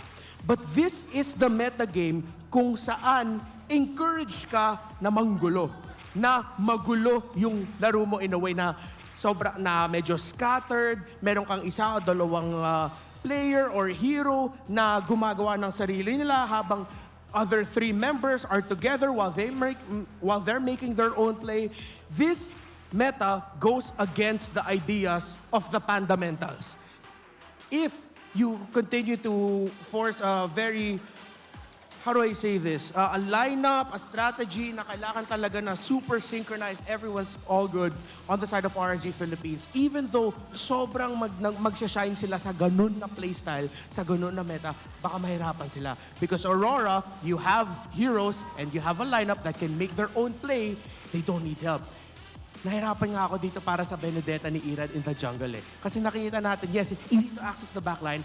Easy for him to go in with the Electo final blow, pasok, deal the damage, be able to disrupt the backline, but then he needs the follow-up. While the members of Aurora, you don't need a lot of follow-up. Kasi the main pieces sa mga heroes na nanggugulo sa playstyle ng RSG Philippines, they can deal the damage and they can make their own plays. A little fun fact about the First Lord actually. Nakita natin it was secured by Aurora, di ba? It was Demon Kite who secured it. Actually, it wasn't the retribution na ginamit niya para ma-secure yung Lord. Demon Kite was able to secure it with damage kasi nung nag-retry si Irad, it had less than 100 health left and it was the damage of the Julian that delivered the Lord para sa Aurora, the First Lord of the game. Alam mo, naintindihan ko ba't nakita mo yun eh, kasi sobrang liwanag talaga ng ating stadium ngayon. Again, Aurora really seizing the light, kaya naman they were able to win up against RSG Philippines. So, ikaw, Rockhart, agree ako sa sinabi doon ni Renmar na parang mas okay ngayon yung mga explainers na nanggugulo. Katulad nga ng mga glue na even nilalabas ni Flap TZ. Ano sa tingin mo pwedeng adjustments na pwede gawin ng RSG Philippines? I think tama yung sinabi ni Renmar. I think ease of execution, mas madali, mas snappy, kumbaga. Mas snappy yung lineup nila. Isang bato lang ni Renejay, di ba? Isang bato ni Renejay, dire-diretso na yan. And yung crowd control, obviously, the other side meron din. Terizda is a really good pick. Irad, medyo maganda yung pick niya pero mahirap i-execute. Tama ka. And very conditional yung mga laban na magagana yun. So I think maybe make it a lot easier, make the execution a lot easier para sa RSG. Pero again, it's easier said than done, di ba? Kasi draft pa rin to. May mga bababan, may mga tatanggal. And I think the easiest way to do it would be to maybe go back to your core strengths. And I know Panda, alam niya yan, di ba? Si Panda, alam niya yung strengths of players niya. So I think make it easier, and again, medyo mahirap din siyang gawin kasi to be honest, ang init din ni Edward dito ngayon eh. Ang init ng dalawa ni Renejay sa Edward. I think they set up Doming so well na hindi napapansin minsan nung kalaban na, si Doming nandito na pala. Diba? Sobrang, I don't know, it's a really tough question to be honest, pero there are ways to do it. Maraming ways talaga. And speaking of ways, no, Edward was able to find a way to light up game number 1 for Aurora with his Arlot. Ang ganda ng, I believe, perfect KDA ba yun? Yep. If I recall correctly, 507. sobrang ganda. Napag-usapan natin previously, no, Hylos, XP lane, pwede mag-dominate. Hindi talaga bagay kay Edward. Daming soon. Yeah. It has to be the pick na pwede mo sabihin, Edward, punta ka na nga dun sa backline, okay. Dito nyo ako nakilala, sabi ni Edward eh. Sa mga ganitong explosive plays eh. But for Renejay, na it was able to use the jawhead na nakita naman natin, sobrang naging a very malaking factor, kumbaga, kung bakit nanalo yung Aurora for game number 1 up against RSG Philippines. So minor tweaks lang naman ang pwedeng gawin dito ng mga Raiders to bounce back up against Aurora. Again, we cannot discount the fact that RSG was able to beat TLPH yesterday with an amazing performance. Kaya kayo, tingin nyo ba, deserve ng mga fans natin ang game number 3? I mean, we always deserve a game number 3. And makita natin dito sa game number 2 naman, it's actually gonna be RSG picking the blue side. I feel like that's the right approach, and I think the most obvious approach, yun na yun eh. Pag may chance ka na piliin yung side na gusto mo, you pick the blue side. Oo, kaya naman shoutout din sa ating mga official restreamers from Southeast Asia, MENA, South Asia, and North America. And ikaw, if you want to be a part of the weekly MPLPH action, just scan the, saan ba? Rock, turo mo nga saan yung QR code. Ayan, scan the QR code and be part of the official restreamer roster ng ating napakagandang MPLPH Season 14. If ayaw nyo naman mag-restream, pwede din kayo mismo pumunta dito sa ating venue. Pero wag ngayon kasi sold out na eh. Na-sold out na ang ating venue ngayon. Today lang kasi gets naman, blockbuster ang ating magandang action for today. Kaya naman, MPL Arena, it's time for the smart gameplay post! I love this segment. Let's go. I love this segment. Hashtag Sino to? The power of smart. Gayahin nyo lang ang player post na nasa screen para manalo ng redeemable in-game code. Okay, madami na. Ayan. Gayahin nyo lang po yung post ni Renejay. Alright, yeah. Hey! May kasama bang A? Okay, pero dapat kopyahin nyo din yung fierceness ni Renejay. Yung mukha. Yung pagka-fierce ni Renejay. Fierce, oh. Fierce, okay. Kopyahin nyo lang yung post ni Renejay. Okay. Oh, may kuya doon Ay, ito pwedeng candidate yun eh. Kung nakuha na yung buhok eh. Ayun. Si kuya. Serious face. Okay. Hanap tayo. Okay. Sino ba dyan? Ayan. Parang kabila ata. Kabilang kamay ata, kuya. Ay! Saan tumuro yun? Wala. Jawline reveal Saan tumuro? Isa pang turo. Isa pa. Ay! It's Jower! Throwback. Di ba sinabi natin kanina yung many faces of Renejay? Pre, sabi niya, hold up. Hold up. Hinold up din niya. days pa eh. Lahat ng faces ni Renejay dinaanan niya sa isang gameplay post lang. Kaya congratulations. You're able to win a redeemable in-game code. And look at that, no? Nakita mo sa arena, ang daming nanonood. It's time. Game 3 ba? Yun ang tanong eh, actually. Pero you know what? All the years of watching RSG, don't count them out. Okay, don't count them out. Kaya naman, casters, alam ko excited na kayo i-cast ang game number 2. Kaya naman, take it away. Yo, just because Renejay did an amazing job, we're doing this. And the panel told us to try and unleash the swag within us, but we just look like fools, man. I'm proud of my boy. Compared to Renejay. Oh yeah, he looks 10 times a lot better than me. Yeah, I mean, especially not you, but because the thing is, you look good. Nah, bro. He looks good. No one says that. He looks good. You look good too. And you look good too, my guy. We're gonna transition it into the draft this time around in just a bit, and I am sure that because that was an awkward conversation. Like I don't know how long I could handle it, right? But speaking of handling it, it seems like Aurora has taken things into their hands, and they have now made their first move to stay undefeated, not only in matches, but also in games facing two MPL teams. Yeah, I mean, we're going to see if RSG can handle game number 2 in the draft, be able to force game number 3, because again, this is going to be very important for RSG. They need a serious win today if they want to score a point in the leaderboard. Yeah, I mean, honestly, if you get a win, it's fine, because you still get a good percentage in terms of the series victory, but it's really gonna hurt if you are gonna be maintaining that 0-2. You'd want to at least get this next game so that you would have a better chance of winning that respective match. That didn't happen a while ago when didn't happen a while ago during our first series. But in this scenario, Coach Panda, RSG has chosen the blue side. And I think there's been, a lot of wins happening in this specific side. Oh yeah. I mean, it does show into effect when you're drafting for first pick. Like, you have a lot of contenders in the first pick phase, like the Roger, the Zas, the Juicin. But now RSG opts to ban out these comfort heroes, and surprisingly, they remove one of their own, which is the Edith. Usually it's light on that hero, but now they take it away from Aurora because they realize that they can just go for a Valentina or a Zosk with Edith on the first 2 if they don't take Zosk themselves. But even if they do, Aurora will get Edith Roger probably. Yeah, I'm wondering on how Coach Panda is going to be utilizing Light here. Because we've seen Light use the Kufra, use the Cho in the same way. But there's still a lot of open heroes here in terms of the roaming position that aren't Edith and Ruby at the same time. Maybe not even Chip 2. So this is starting to be a little bit more of a flexible option, especially for Coach Panda, because he still have, I believe, what do you even have at this point? I mean, they have Roger, they have Zosk, they have Juicin. By the way, both mages are up. So I think you take the Roger for RSG so you don't get out-traded. Because the thing is, Aurora can take both. So you take the Roger, so you're 1 up, and then Aurora just takes 1, and then you get the other 1. Yeah, at least you find something, right? At least you take one hero that is going to be very good for you. It's either the Roger or the Zushin that we're expecting here, but that is a Hayabusa first pick for Coach Panda's side in RSG. You were thinking and you were saying about the Roger and the Zushin being, or Juicin being, included together in one lineup, and MTB might just have the opportunity to do just that. Honestly, it's a Juicin Roger, trade for Aurora. That's nasty.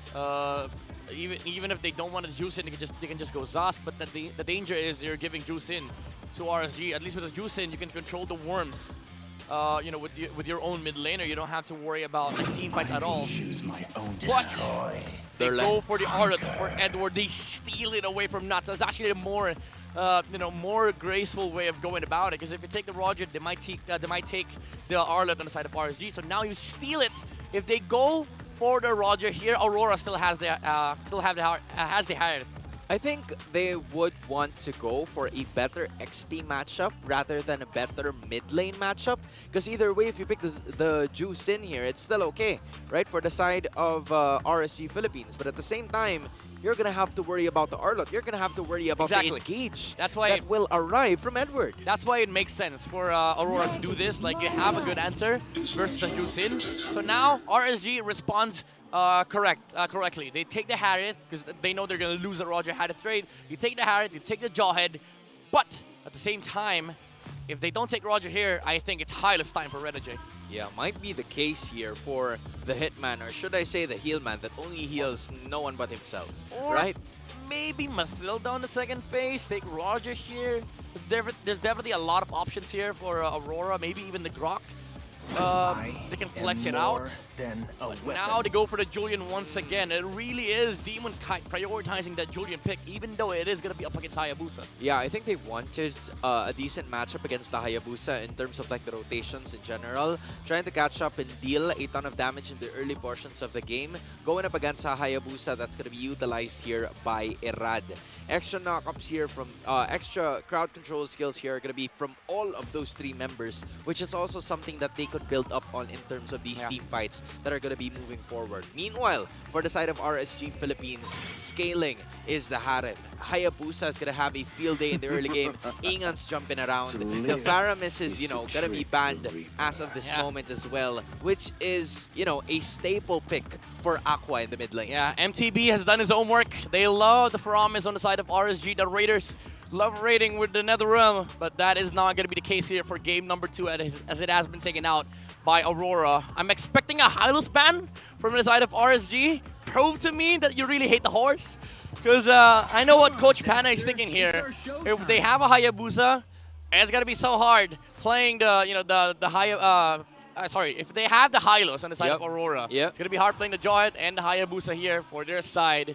I really love the Claude ban too. You know, Doming is a good Claude player, and it's also a good late game answer versus the Harith and as well as the Jawhead. Yeah, we're about to figure out. Is that Alden? Yeah. Is that it? No. Nah. Just looks like it. Yeah, and we didn't have enough time to see because I was actually paying attention to what was written on the phone. But as I was saying that, it sounded like another ban here, which is the Grok, so this leaves the Hylos open. Okay. This is an opportunity for both of the teams to actually take it, because it can work for either way. I think you go, again, either the Hylos or the Mathilda for Renejay. Reserve Doming's last, Doming's hero last, because there's definitely a lot of options here. If they go for the set, maybe set up for a Melissa or a Beatrix on Doming. But if you want to, if you want to play it safe, just go Mathilda, and then quite possibly the Brody for Doming. Yeah, you can actually go for that in the same way, right? Doming's gonna have a little bit of a benefit there, but that is gonna be a Roger. Just, you know, playing it safe because you have a Hayabusa and the Harith on the other side. Just really mean damage dealers, and you'd want to stop the Harith by getting close to it and giving it a pretty good matchup as soon as possible. Thing is, they need a front line though for Aurora. Definitely. I don't think Mathilda's going to be enough for Aurora.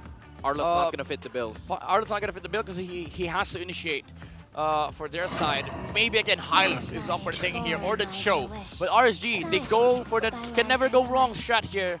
The Terizla alongside the Jusin. It wasn't banned out in the second phase, so it got it has gotten through. But now with the Jusin pick, the problem is that for Aurora, if you want to take up a tanky frontliner, you're going to be up against a Jusin. So that's not going to be a good time for Renejay. So might as well go for Cho. Go back to your Tig! All right. All right, I see the idea here for the side of Aurora. If you want to go for a team fight, then we'll give you a team fight. The side of RSG having the Terizla, the Harith, and the Jusin here is, helpful in terms of just initiating. But on the other side, you probably have something to say. I'm really keen on how Aurora wants to use this Tigreal, because the only target that he has here is the Jawhead and the Trizla. Of course, the Harith and Jusin will have Purify. At some point, you'll be able to burn them up. Yep. If you're the Tig, you just flicker Implosion Force the Purify.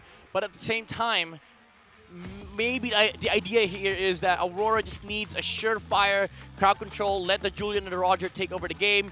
Do not care about the backside cores again, on the side of RSG, because at the end of the day, if you're able to snowball like game number 1, they're not going to matter at all. And that is where the entry of both Edward and Yue will come forth. They have to exhaust those purifies for Renejay to be able to use that implosion and get them a perfect setup to land the game and to hopefully get the scaling for both Doming and Demon Kite. Meanwhile, for RSG, if they want to get back in this game, they have a very well-rounded composition that could fight from early to mid-game. They just need to find a better room for Irad. And I think Hayabusa is a better hero than Benedetta in terms of that specific game number 1. Sure. Because it's so easy for him to go and move around the map, but for them to, just pick him now is really a good sign, given that Irad's playstyle is like that, trying to split push all the time. The thing is, the Hayabusa is definitely more useful with rotations, but the downside of the Hayabusa versus the Benedetta pick that they got from game number 1 is that their brawling capability here is heavily reduced compared to other heroes, like especially on the side of RSG, where you have Julian, Roger. They have short cooldowns. A lot. They can brawl 24/7. RSG cannot. They have to wait out their spells. They have to wait for the cooldowns. So that means there's a huge downtime in their lineup. And if you look at the side of Aurora, the only downside with their cooldowns is the implosion. All the other 4 heroes do not care about cooldowns at all. Yeah, I mean, at this point in time, if you are the side of Aurora, you're gonna have to find a way to get manage to control the situation, because aside from the implosion, you're gonna have to prepare for it at least a minute. But come on, Mr. man. Michael Koskan. Come on, man. And the English broadcast. That's this guy's player right here. We don't talk about that here. Hey, all right, fine. We're gonna figure that out in just a bit. But as we were saying a while ago, this is Aurora that is having the Tigreal.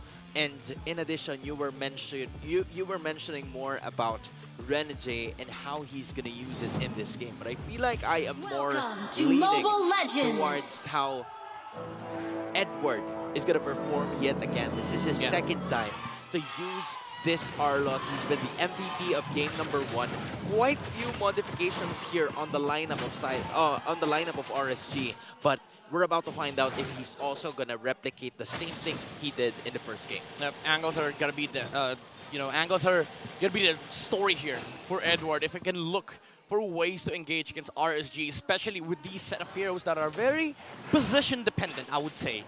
Like, imagine the Harith being displaced. He's not going to be able to abuse the dashes that he has here. But Renejay, speaking about positions, he has to flicker out. Again, this is the thing that we were discussing about earlier. It is going to be hard to play frontline tanks against the Jusin. He's going to have to accept that he will be RSG's punching bag in this game, knowing that the Jusin is literally going to toss him aside, toss him forward, toss him backward. There's going to be a lot of tossing for Aqua to do here, and it will really depend on how Renejay will be able to execute, because aside from the Jusin, you're also going to have to worry about those 2 purifies that Kuse and Aqua are holding, which are the key players, key heroes for you to take down so you can get an initiation for the side of Aurora. Yeah, early game is very, very important for both sides here, especially RSG. They need a momentum.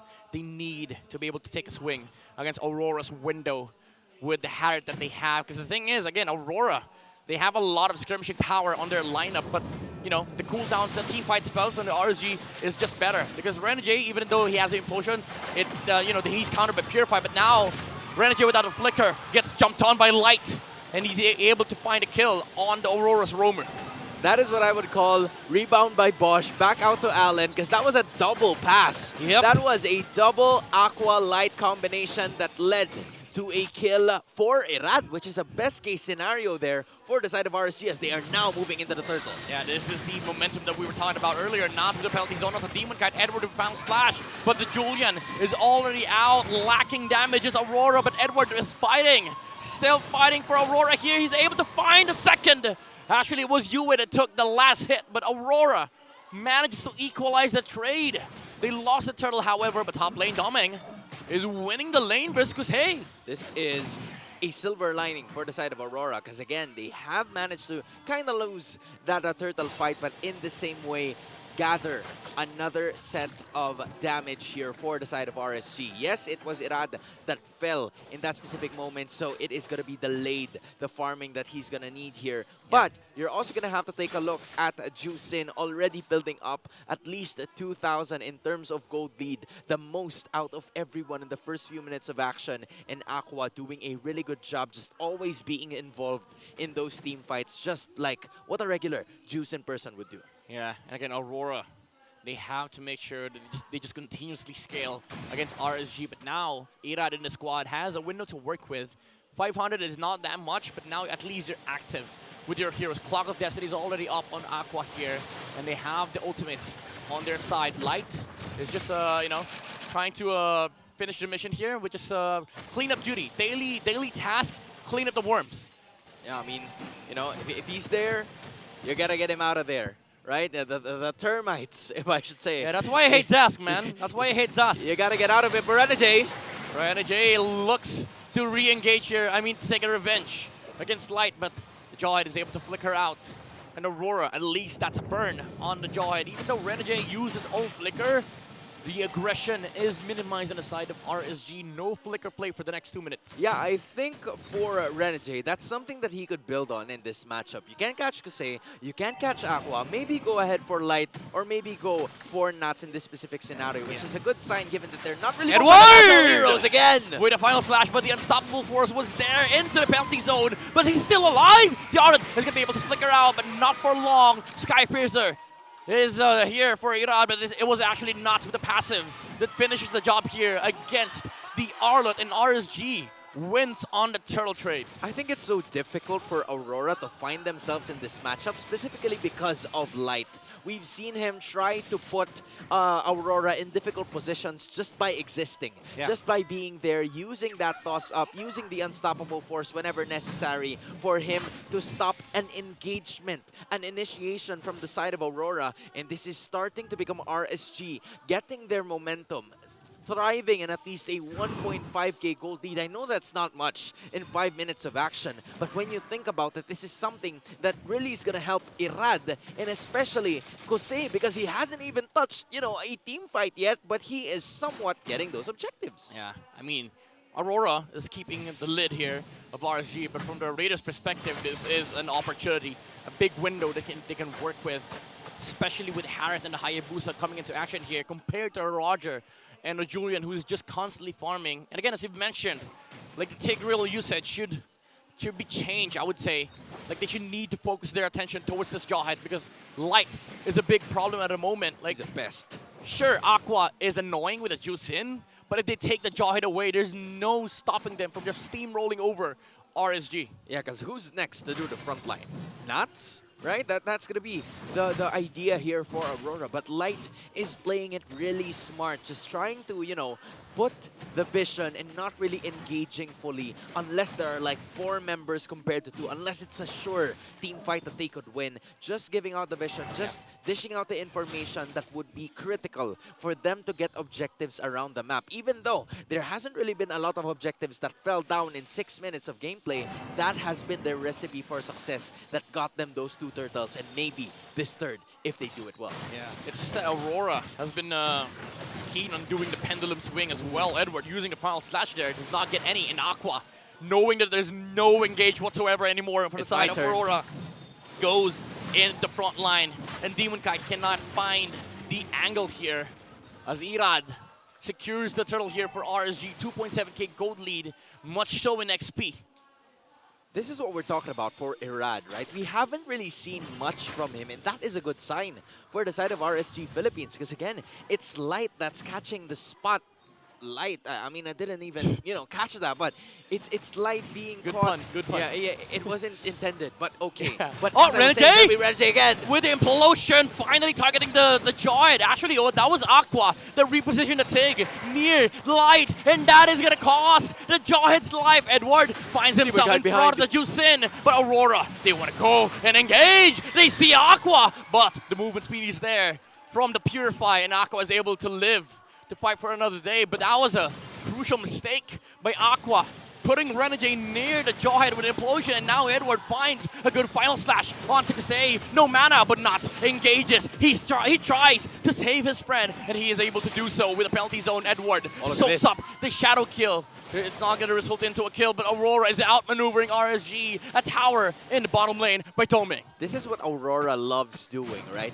Trying to focus on those counter engages and making sure that when RSG is not playing like the way that they used to, they're forcing their opponents to just, find something or fight in the manner that they don't usually fight. Aurora is making sure that they are getting those clashes, those skirmishes that are very important for them to continue and get objectives around the map. Not only that, because even though they haven't really gotten a lot of kills on that one, they've managed to secure an objective. Oh, the unstoppable force from Light into the penalty zone, but Renejay finds an implosion. Shadow is there from the Hayabusa. His damage is going to be enough. Aqua uses the ultimate and they take down a Tigreal. Where's the damage from Aurora? They don't have it. Yue has to flicker out, but it's a Zask without an ascent, without a Dominator, but Demon Kai goes back, and he takes down Kusei alongside the Worm.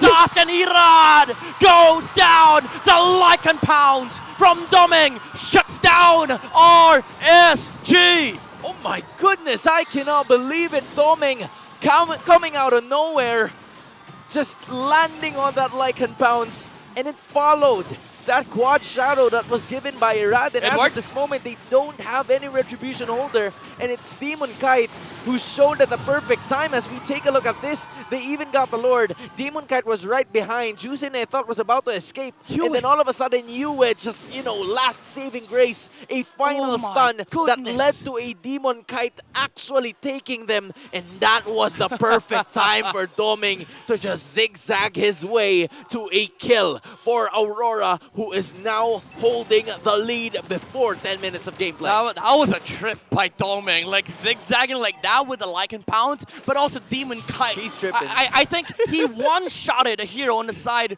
of RSG because of the sheer damage output from the Julian. And Aurora now holds the lead, and they have the Lord. 20 seconds, Renejay is going to have a flicker. This is a big problem for RSG. If you're Aurora, you want to delay this push as much as possible. Wait for the flicker tick.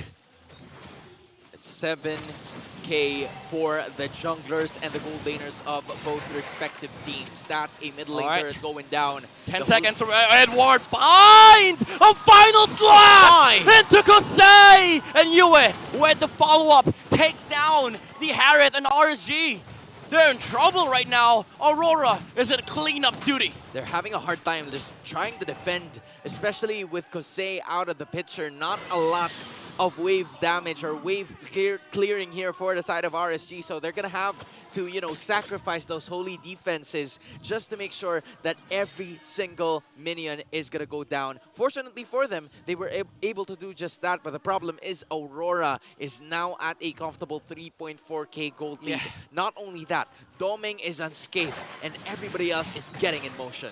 And RSG, as much as they want to raid bases, they're now stuck in their own base. Renejay with the conceal. Can he flicker on Light? Not to use the penalty zone to try and stop the Tig from being able to find an opportunity to engage, but that's the ultimate being burned for the trade of the concealed cooldown on the side of Aurora. I mean, we're gonna have to just wait for less than a minute before they would initiate that clash for the side of RSG, because that is a crucial one. It is gonna be enough though, because the Lord will arrive in less than 45 seconds of gameplay, but Aurora is just, checking RSG's number here. Now Light, who used to be a very aggressive, who's just going very strong, very brave, finding wherever Aurora members are, they're having a hard time doing it now. Because truth be told, we were right. Renejay, doesn't really want to find kills on the backline. Doesn't really want to find sets on Kusei and Irad. He sets on whoever is in front. Yeah. And that is light. That's why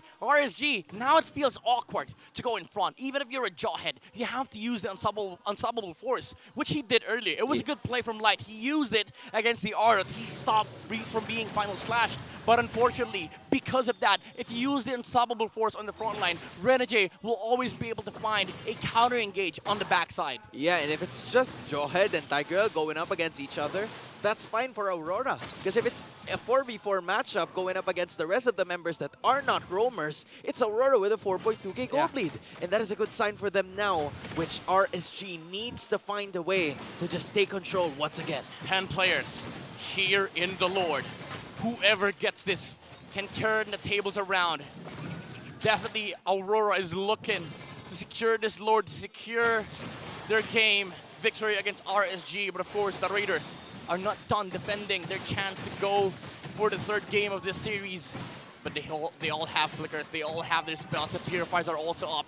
But Kusei, he has to defend top lane. Yeah, this might be Aurora's chance. He's to use the seen conceal. They see Nox! And they engage on the Terizla and whoever is in front. Light with the conceal. He does not get anybody! Demon Kite was able to dash out. my. And Jawhead is gonna go down. Immortality pop, but it's not gonna matter. Aurora has already won this team fight. Irad will do his best to try and look for a position here to steal the Lord. But they find him. They find the shadow, the looming shadow of the Hayabusa. And there's no way out for RSG as Irad goes down. As soon as Kusei was seen in the battlefield, there is no way Aurora was gonna let that go. Beautiful call from Renejay to just use that conceal and initiate in terms of the team fight and find them again. It's the checklist too. Like they see the Harith on top, they engage on whoever is in front, and after that, even if they take 2 heroes, they're not done.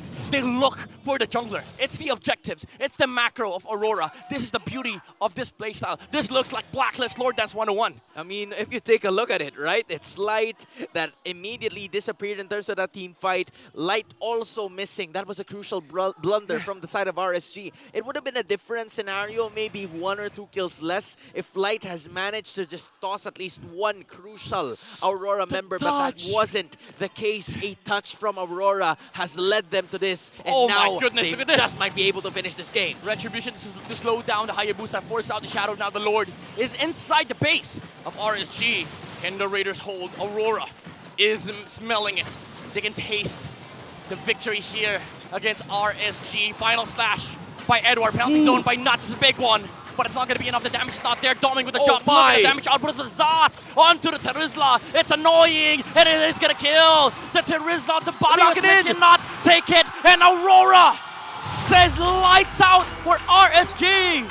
And Aurora will have their lights up as they take the 2-0 sweep versus RSG Philippines.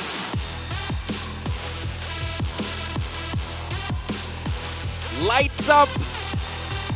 Lights out for the opponent, and it's green light for the Auroras as they stay undefeated in MPL Philippines Season 14. A lot of people were wondering what the potential of this team is. How far can they go? How strong are they actually heading forward into the season? But now they're starting to show themselves. They're starting to introduce that, hey, you're going to have to watch out for us because we will be bulldozing over everyone as we try. 2 sweeps for this week. Aurora definitely have their lights up here. But of look course, at that. Props to RSG. This was not last game as he posted in his story. We don't know if that's true, but if it is, still kudos to RSG for putting up a fight.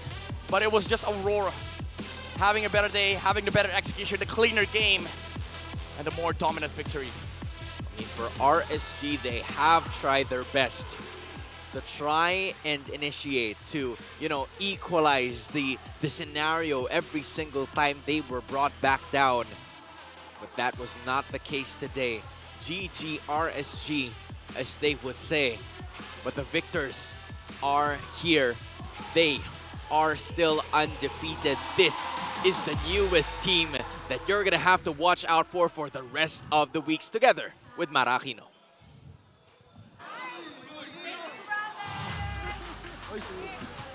Congratulations to Aurora MLBB!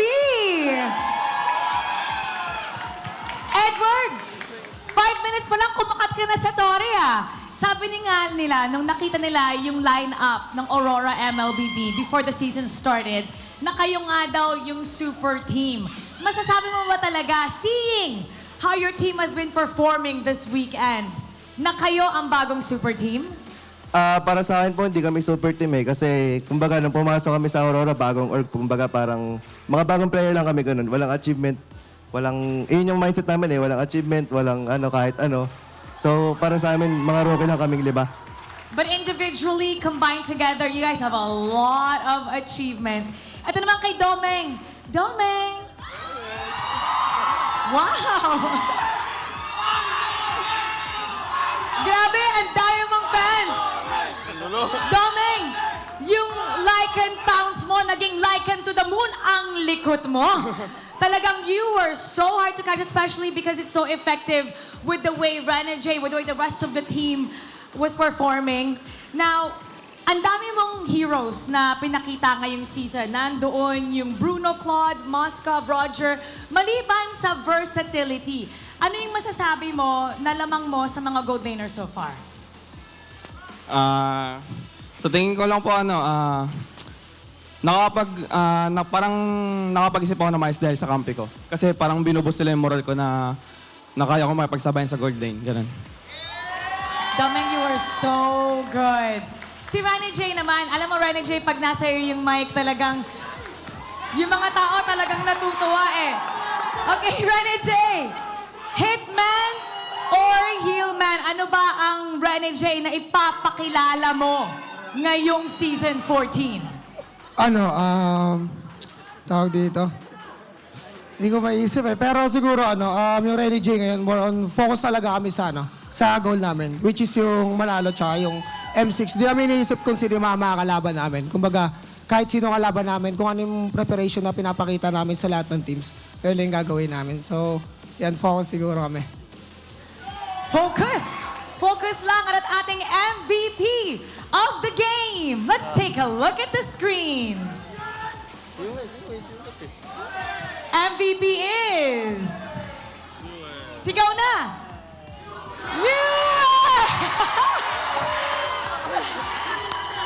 Yue, anong gusto mong sabihin sa lahat ng mga fans nyo?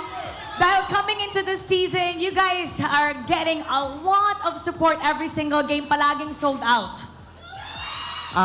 Salamat sa suporta na binibigay nyo sa amin at sa pagsuporta nyo sa amin sa bawat laro. At saka sa laging panonood sa amin yun. At alam nyo, meron kaming reward sa lahat ng mga nanonood dahil we're picking one lucky winner in the crowd to win 3,000 diamonds. Congratulations to our lucky winner. Come on up. Hello, come here. Dito ka, tabi ka kay Domeng. What's your name? Gino po. Gino, sino yung favorite player mo dito? Hindi po naglaro si Bentings. Si Bentings! Bentings, punta ka naman dito, Bentings! Tabi kayo, okay. Bakit si Bentings? Ben talaga. Nakalaban ko na po siya sa Torna. Techno po. Nakalaban ka daw niya sa tour, naalala mo siya? Hindi ko masyado malala. Okay. Dito sa... Yung nakalaban? naalala ko. Naalala mo? Okay, bigyan mo siya ng 20 tips. Ano ba role mo? Anong role? Tank. Yung mga, ang dami kasi pag may mga, hindi pala madami. Pag may mga nagtatanong sa akin na kung ano yung tips ko sa tank, hindi ko na tinuturo yung parang sa in-game. Sabi ko, gamitin niya lagi puso. Kasi pag laging isip, mag-overthink ka kung i-go-go mo ba or hindi. Yung instinct kasi ng tank, depende yan sa experience. So pag marami ka ng bagay na na-experience, mas ma-apply mo na yung mga... di mo isipin, go-go ko na ba to? Hindi, based sa experience ko, go-go ko na to Go daw, go. Okay. Anong gusto mo sabihin naman kay Bentings? sana maka-M6 na sila. That's a nice wish. All right, congratulations. Thank you so much. Bigyan ng diamonds. And now, once again, congratulations to Aurora MLBB. You may now take your bow and take your walk of victory. Aurora MLBB always dominating their opponent with a great performance this weekend. And we're gonna break that down for you, so we're gonna go back to our panel. Pass up. No more introductions needed para sa Aurora dahil pinakita na nila kung ano talaga ang kanilang kaya dahil they have they have won all their series for week number 1, and what a performance, of course, from the whole squad, especially coming in from the game MVP. Sabay-sabay tayo sumigaw! The MVP of the game, back-to-back Zask games. At akala ko nga mas mahirapan dito si Yue up against the Jushin. Now, alam naman natin na the Jushin is the response to the Zask kasi yung isa sa mga main points dyan is that malalagay na naman sa ibang lugar yung hipon nung Zask na yun. Pero, naghintay lang yung Aurora, hinanap nila yung right timing nila. Kasi dahil dun sa mga early pressure na ginagawa ni Aqua. By the way, nung third turtle, si Aqua naging one-man zone na yan. Yung lantern lang, yung ilaw lang nung Jushin ginagamit niya para mag-zone out sa buong Aurora. So, Aurora respected the Zask at saka yung jaw-head combo. But, one of the best things about the lineup of Aurora is that they have the Roger, they have the Arlot, and most importantly, yung Zask. Na eventually, yung RSG mararamdaman nila pag sabihin natin, hindi nila nakuha yung pick-off kagad na hinahanap nila, yung play na ginawa nila, hindi nila nahuli yung Julian, hindi nila nahuli yung Roger, and of course the Zask. Tapos magtataka naman sila, ay, ginamit na natin lahat, but parang meron pa sila. The longer extended team fights of the abilities of Aurora that allow them to play that way is what they had over RSG Philippines. Since they had that with them, once they were able to make the most out of the error of RSGPH in the 9th minute of the game, they forced the team fight in the middle of the map. Aurora just said, let's go for it. Because Domeng was able to get away. Great itemization, by the way, picking up the Winter Crown there in the end. And yes, Roger Main, sa mga Roger Main dyan, nakita ko, ang dami pa nagkokoroso. Sahit kanyan, that is the way to go. Get the Wind Talker, get the Endless Battle, build that Sea Halberd. Not first item, but eventually in the latter portions of your build, great itemization and gameplay by Domeng, who showed us that bilang Roger, pwede ka na ding maging Roger Airlines pag natimingan mo na maayos yung Lycan Pounds doon sa shadow out ng Hayabusa. Throwback na naman ulit ang nagawa ng Roger at saka Hayabusa. Huling nakita ko nun, yung theme of this day is parang throwback to Season 8. Kasi yung huling nakita ko na yung Roger na tumalon doon sa Hayabusa tapos lumipad yung Roger was MPL Philippines Season 8. Now, we also have to mention the early game of RSG Philippines kasi hindi mapupunta yung panalo sa Aurora if we don't tell the story of what happened in the RSG Philippines in the early game. Again, yung Jushin at saka Jawhead combo na we have to go back to what Benting says earlier, yung bent tips na binigay niya, as a roamer, dapat i-trust mo lang yung instincts mo. Trust your instincts because if you think, use your mind too much, you will overthink. Now, for Aurora, it wasn't that RSG Philippines made them overthink. It's just with the Jushin and Jawhead in front of you, kailangan mo talaga mag-isip, pasok na ba talaga dito? Is this the right timing? Meron na ba akong items? Di, wait lang, wala pa ako sa items. Sige, chill lang muna tayo. Hanapin natin yung perfect timing. And eventually, they found the perfect timing. The many nicknames of the Hitman, Heelman. Dahil sinabi ni Renejay sa huling interview na chill lang sila and looks like Aurora, they're respecting their opponents, just focusing on the strat. May bagong nickname na ako kay Renejay. Ano yan, ano? Walang anuman. Ano ang reaction mo sa game? Walang anuman, chill lang. Not to disrespect the opponents, but because right now, the games look relatively easy for Aurora with what they're doing. Na-high five ako dito ni Midnight. Salamat, Midnight. Midnight approved. Midnight approved, thank you. And now, Again, one of the main stories of the game, just wait for the right timing. RSG Philippines, kinuha nila yung timing nila with the early to the mid game. Aurora eventually found the timing with a turnaround in the middle with great timing by US sa paglapag at sa paggamit ng Dominator's Descent. And, wait lang, parang something's right up. At yun, napakaganda nun, Boss Renmar. No? Nagbabalik tayo dito ngayon sa Infinix Game Tambayan. Naimbitahan tayo dito, guys. Gusto ko lang sabihin, Bentings, so... Bagay! Kyrie! I'm just gonna pull back the curtain. Bentings, ang lupit mo talaga. Kasi hindi ka ma-brief. Sinabi mo yung tamang pangalan, welcome to the Infinix Game Tambayan. Lupit mo, bossing! Ako din. Pwede ako dito pag wala kaming laro, Direk, narinig yun na. Pero all jokes aside, Bentings, first of all, kamusta ka naman? Sobrang saya, no? Lalo na yung mga pinapractice namin sa team, na-apply talaga namin sa MPL. Kaya masaya kami sa nangyayari ngayon. At patuloy pa kami mag-improve. Kayo, may mga tanong ba kayo kay Rito Loy Bentings? Actually, may tanong ako doon. Ano yung pinagkaiba ng preparation nyo today sa preparation nyo yesterday? Ano yung pagkakaiba ng Blacklist and RSG na parang medyo specific na I would say, ano yung difference nila as a team na kinaya nyo, tinusiro nyo pareho, di ba? So ano yung tingin mong pagkakaiba nila na mas lamang yung Aurora? Siguro sa preparation, may bonus lang kami kasi yung RSG naglaro na. Unlike sa Blacklist, blanco talaga kami. Kaya nahirapan kami sa preparation doon. Then, yung RSG, pinagpuyatan talaga namin sila para maka-sweep kami ng laro. One thing I want to learn, Bentings, of course, alam natin, married man na si Bentings. By the way, congratulations sa wedding mo. Heading into this season. Now, how has being married affected you as a pro player? Mas na-motivate ka ba, of course, with your new marriage?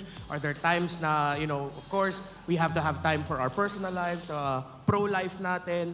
Paano na-apektado ng being a married man now yung buhay mo as a pro? Unang-una, yung pagiging kasal, hindi ko pa talaga siya, ma-full time, no? Ang ginawa nga namin adjustment doon, nagpakasal na kami nung off-season para focus na nga yung MPL. No? Tapos, mas nakaka-motivate siya. Siyempre, pagkasal na kayo, kailangan nyo. Siguro, pagtaas ng season, bili ng bahay, kotse, pag Ang sweet. By the way, pwede nyo i-clip yung moment na yun. Nung tinignan ni Bentings yung sing-sing niya, tapos sinabi niya yung married life, grabe yung ngiti ni Bentings. Kinilig ako kay Bentings. Inspired. Eto si Bentings. So Bentings, matanong kita. Napanood ko kasi yung TikTok mo eh. Sabi mo na, pwede ka naman talaga maging influencer, hindi player. Pero what made you choose to pursue pa rin being a player up until now? Siguro yung simula nung college pa lang ako, nung nag-aaral pa ako, gusto ko talaga mag-pro player. Tapos, may nangyari hindi pa talaga dapat kami magpapakasal kasi ang sabi ko sa wife ko ngayon, tutuparin ko muna yung pangarap ko sa sarili ko. Para after nun, pangarap ko sa sarili ko mag-international. Tapos, after nun, pangarap naman natin tutuparin ko para focus ako sa mag-international, then focus na ako sa band. Ganon. Kaya lang, baka magising pa. Baka mauntog pinakasalan ko na. Feeling ko, Benting, sa moment sa camera, ano mensahe mo kay Mrs. Bentings Yun, thank you lagi sa suporta. Simula nung una pa lang, nandiyan na siya. Siya yung unang nagtiwala. Tapos, sobrang bagay talaga kami kasi lahat ng needs ko na provide niya. Siyempre, sobrang busy ko. Naintindihan niya yun. Yun. Grabe, Bentings. Maraming salamat. Again, congratulations for an amazing win. MPLPH first week, nanalong Aurora. Napakita niyo na sobrang lakas, hindi lang hype ang Aurora. Kaya naman, congratulations. Good luck sa mga succeeding games nyo. Good luck sa future, sa sarili mong goal. Kayo guys, last words kay Bentings. Idol kita, boss. Salamat. Idol ko din kayo. Maraming salamat. And you may now look at ang ating mga standings ngayon. Wow! Nagbago na po ang timpla ng ating standings after day number 3. Grabe, top 1. Ganun kabilis. And right now, obviously, the point system really is coming into play here. Aurora MLBB, Smart Omega at Fnatic Onic. Magta-time muna yan. Sila ang mga naka 2-0 sa ating linggo ngayon. Man, what a surprising season so far ng MPL Philippines. Team Liquid PH, Falcons AP Brand, RSG PH, Blacklist, TNC right now.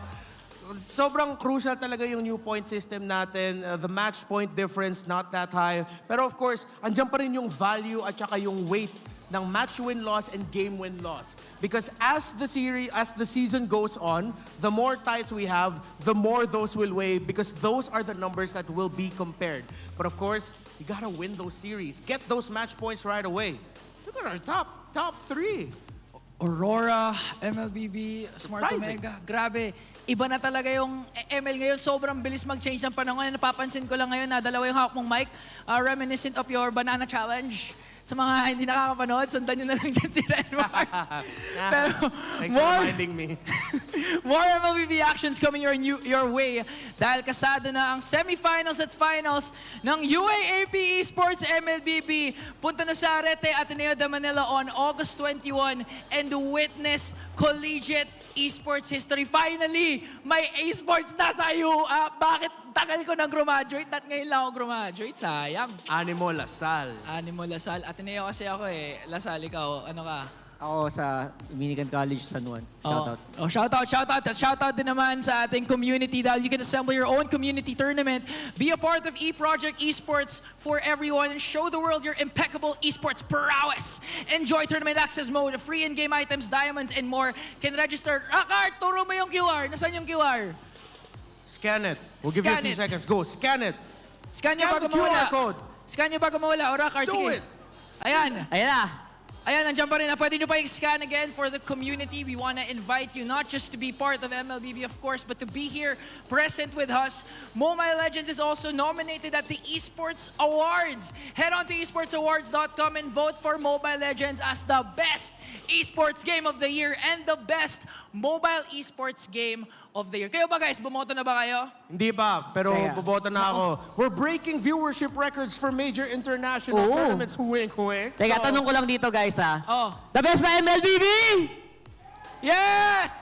Ayun. Boto na. Oh, pwede na. Go. Napaos kasi sila sa mga pinakitang magandang performance ng Aurora. Again, maraming salamat. This has really been a successful week number 1 for MPLPH S14. And I'm really excited to see what we have or what we can expect for week number 2. Dahil next week na yun.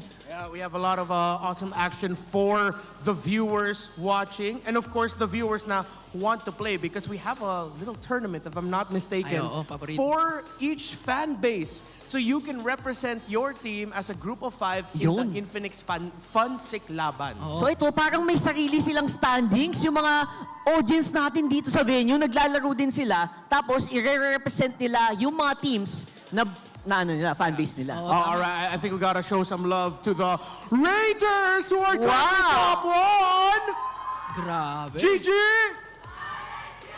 Thank you. Thank you guys. Audience participation, napakaganda dito. And of course, nandiyan din naman ang Aurora, Fnatic, TNC, Omega, Black, TLPH. And surprisingly, F-Cups team, community team is at the bottom. Nakausap ko dyan yung community manager nila, si Brent. Sabi nila, wala, malakas daw talaga kalaban. Kaya kung gusto nyo supportahan ang mga paborito nyong teams, syempre, punta na kayo dito and experience na naman our official mobile partner, GT20 Pro. Dahil yun yung ginagamit sa Fun-Sick Laban Sa 5v5 Sasabihin ko lang, I'm willing to offer my coaching services for the team sa Fun-Sick Laban. Ang charge lang ay kape. Salamat. Wow. So marami again tayong aabangan for next week. Kaya naman magkikita tayo muli dito lamang sa MPLPH Season 14. Once again, ako si Ingan, kasama si Renmar, Rockart, and we'll see you next week. The first week of the season has come to an end. The standings are as clear as day. But that won't stay the same. I told you when it first began, the change is inevitable. And the tournament has just begun. Kita-kits po tayo next week dahil sinisigurado ko sa inyo dito sa MPL Arena, mas magiging mainit pa ang ating labanan. Once again, my name is Mara Aquino, and you've been watching MPL Philippines Season 14, a tournament where we are challenged to unleash the hero within. Keep it good vibes, everybody, and see you next week.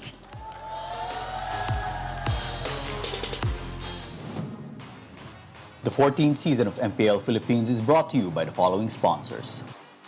Smart, the official telco partner of MPL Philippines Season 14. The official tournament phone of MPL Philippines, Infinix GT20 Pro. Official suppliers, EMC Asia and Index Salon. Experience the MPLPH Season 14 action live at Green Sun, Makati City. Grab your tickets now via official MPLPH website. Don't miss any MPL action by following our official Facebook and subscribing to our YouTube channel. Follow MPLPH on TikTok for more content. And to ensure the equality and fairness of our games, MPL Philippines is also monitored and supervised by the Games and Amusements Board.